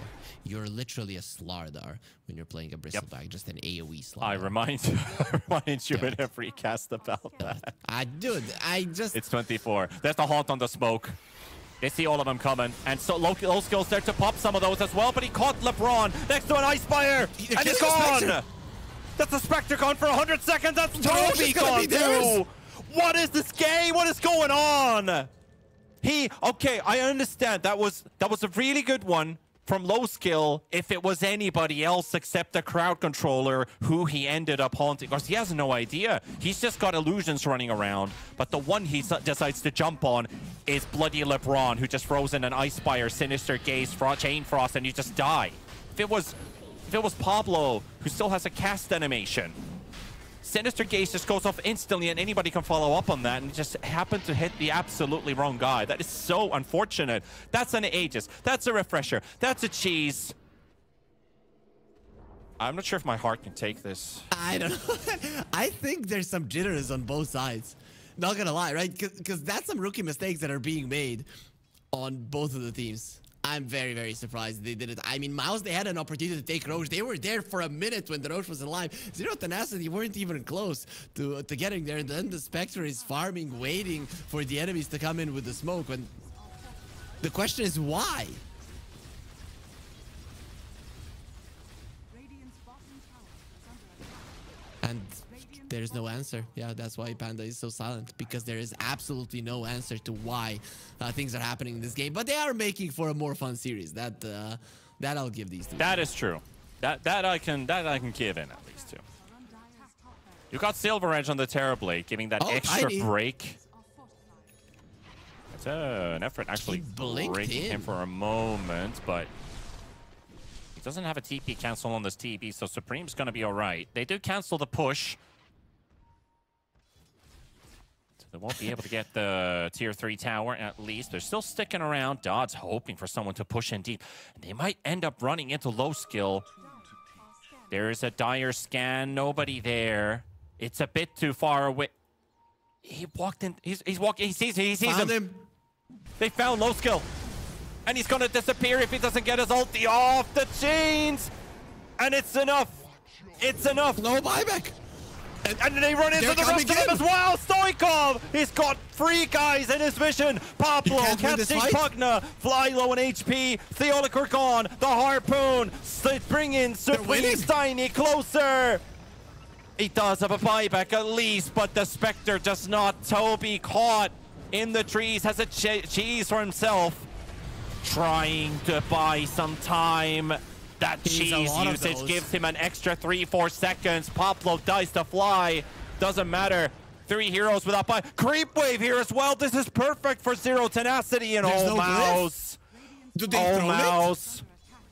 I think they're just going in the game, I think, at this point, but they don't know. They only know that the Tiny is now back in. Spectre's 300 gold short. Dodd's going to make the call. Unbelievable if they're going to be able to take this one. They were supposed to win this game about 25 minutes ago for Mouse. And this cannot be a replication of game 1. The Ancient exposed. They can't do that. They're just going to end this. Zero Tenacity into the lower brackets. What is going on? Unbelievable. What is this game of Dota even? I cannot believe what my eyes are witnessing today. Okay, so Zero Tenacity, the hype is real right now on their side, but once they stop with the hype, they're gonna understand that there is something terribly wrong here in this series, and the only reason that they won is because Mouse, I don't know, they woke up today with an idea that they didn't want to win. That is the only reasonable explanation, or they just wanted to play with their opponents. I'm not sure, Panda, but that was a slam dunk for Mouse, and they just missed it. You said it. Slam dunk is literally what describes what just happened here. Zero Tenacity up against Nigma tomorrow. Sure. I mean, Mouse looked great after the second game, and of course it hurt them a lot to lose that game number 1. But almost everyone would have said that this game was over at 20 minutes. You're in the enemy high ground, playing a Spectre lineup. It's unlosable. It feels unlosable. You're so confident in yourself. You can just be the chillest guy in the world and be like, chill guys, we got this. We're so far ahead, but we don't have to state it out loud, but we know that we can win this one. What do they have? They've got a goddamn Pablo Hoodwink getting you in a 3-man stun. Then you give 2 more kills away. Then it's a sudden chain, a sudden chain feed. Then Zero Tenacity feeds. Mouse gets back in. I have no words to describe this game. This is utter insanity. Yeah, there's food on the left side, food on the right side. It's normal when Christmas is coming. Everybody's getting fat. Everybody's getting a lot of food. I mean, the amount of clowning in that game. Harry, this is why I fucking love qualifiers, because they're always so insane that anything you can think about happening could be completely different. This is why I love these games so much. And we had a team that was that came from the open qualifier, now in the top 3. Did you ever see just so many level 25s 40 minutes into the game? Like, Sven is level 27, Spectre is level 26, the Bristleback was very close to 25, Tiny's level 25. It just doesn't happen. And you know why it happened in this game? Because everybody decided to feed over and over again. And Mouse, dude, in my mind, they won 3 games in this series, and they lost the best of 3 series. I don't know. If this was a best of 5, it should have been a 3-0 for Mouse. And somehow, in a best of 3, they lost 2-1. We're going to be wrapping our heads around this one for probably the next week, but the reality is that Zero Tenacity are going to take this series and march to the lower bracket finals to play against Enigma Galaxy, a team they also managed to take a game off of in game number 1, the very first game of when this qualifier started for both of those 2 teams. Mouse is out. They take 4th place. That doesn't matter at all, because there's only one team that will be remembered, and that's the one that makes it through the qualifier. Avalus is going to be watching that series with Enigma, with Zero Tenacity, and this is actually, I have to admit, this is probably turning into one of the most exciting qualifiers, despite some of those results somewhat expected, but some real upsets. Now, back to back, they knocked Secret out, and they knocked Mouse out. Tomorrow's going to be a whole different beast, but I feel like if there's any team that can do it, this team could do it. They have plot armor. Like, there's no other way. They have plot armor, yep. There's no other way to explain what we just witnessed. Not only for this game, for the entire series.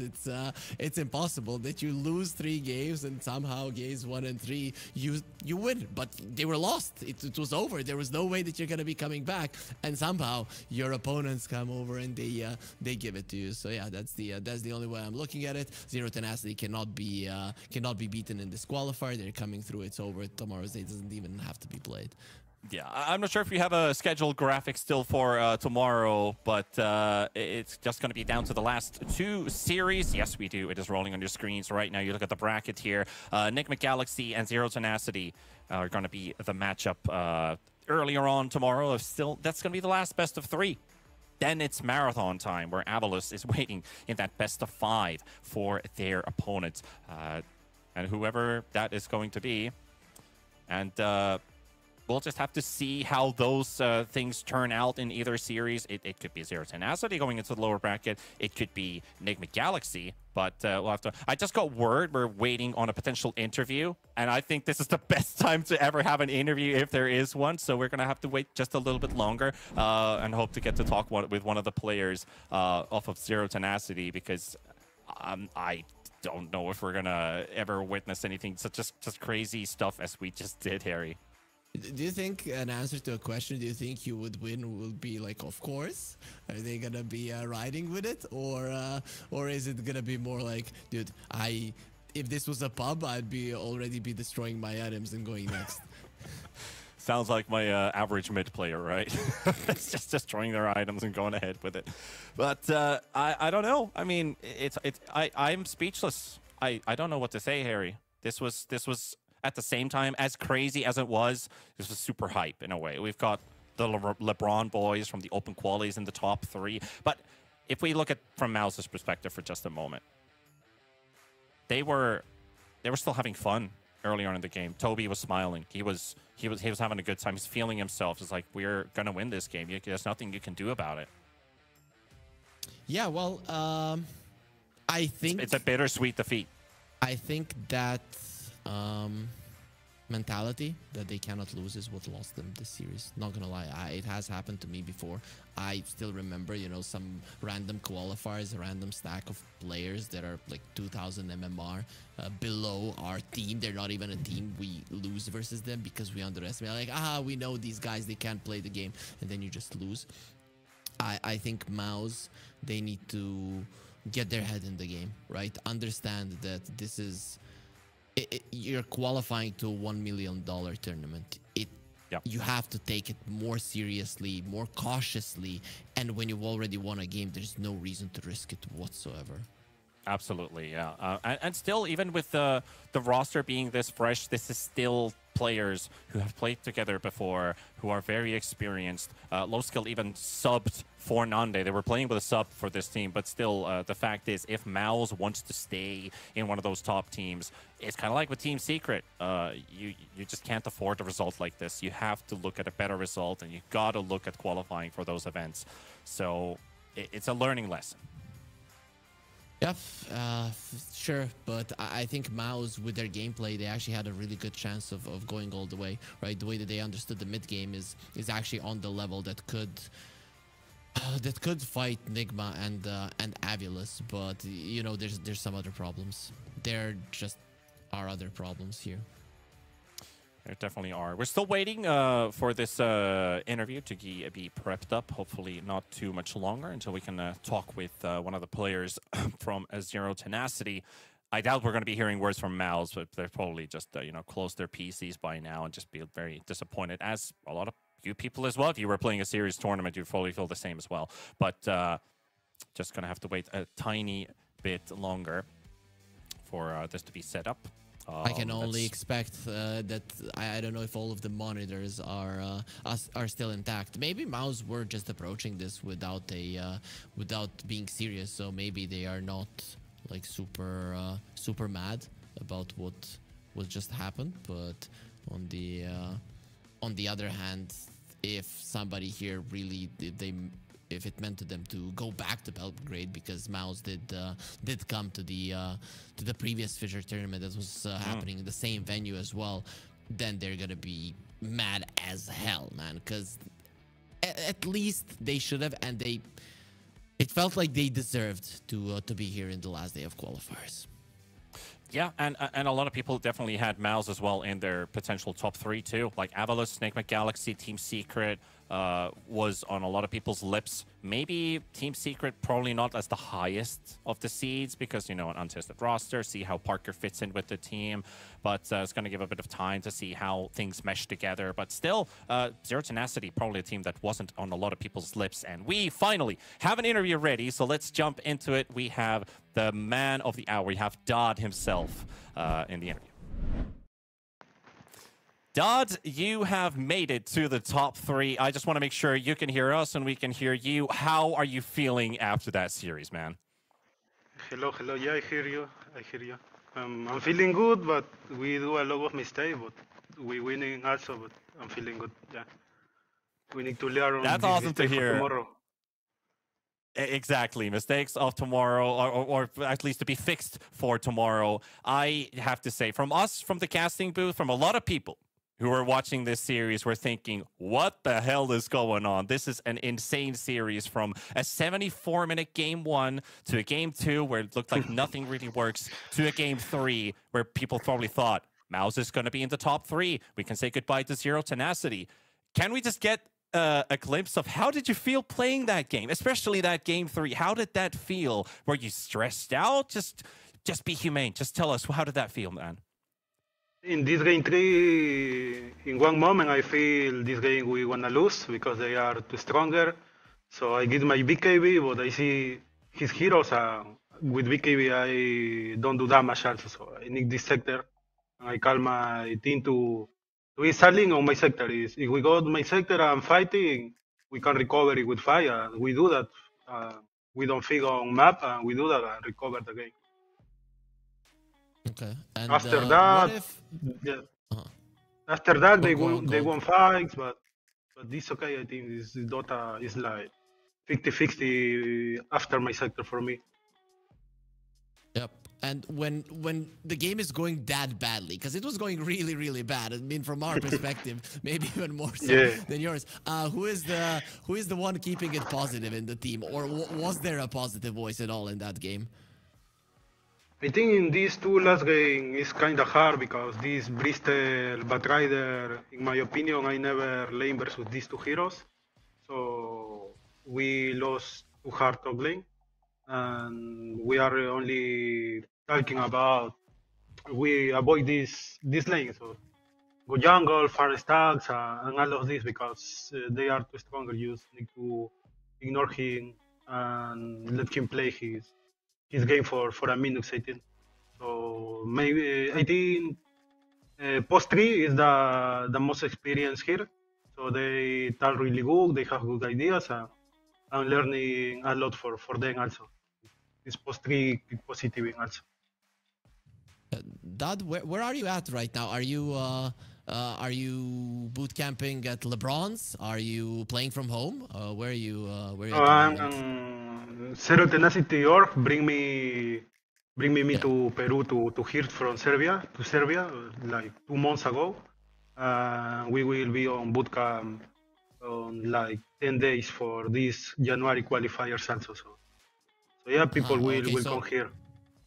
Are you ready to not travel, to just make it to the LAN and stay in Serbia for the LAN as well? Yeah, one I think is step by step. We are improving a lot. We need to play better if we want this slot for sure. Okay.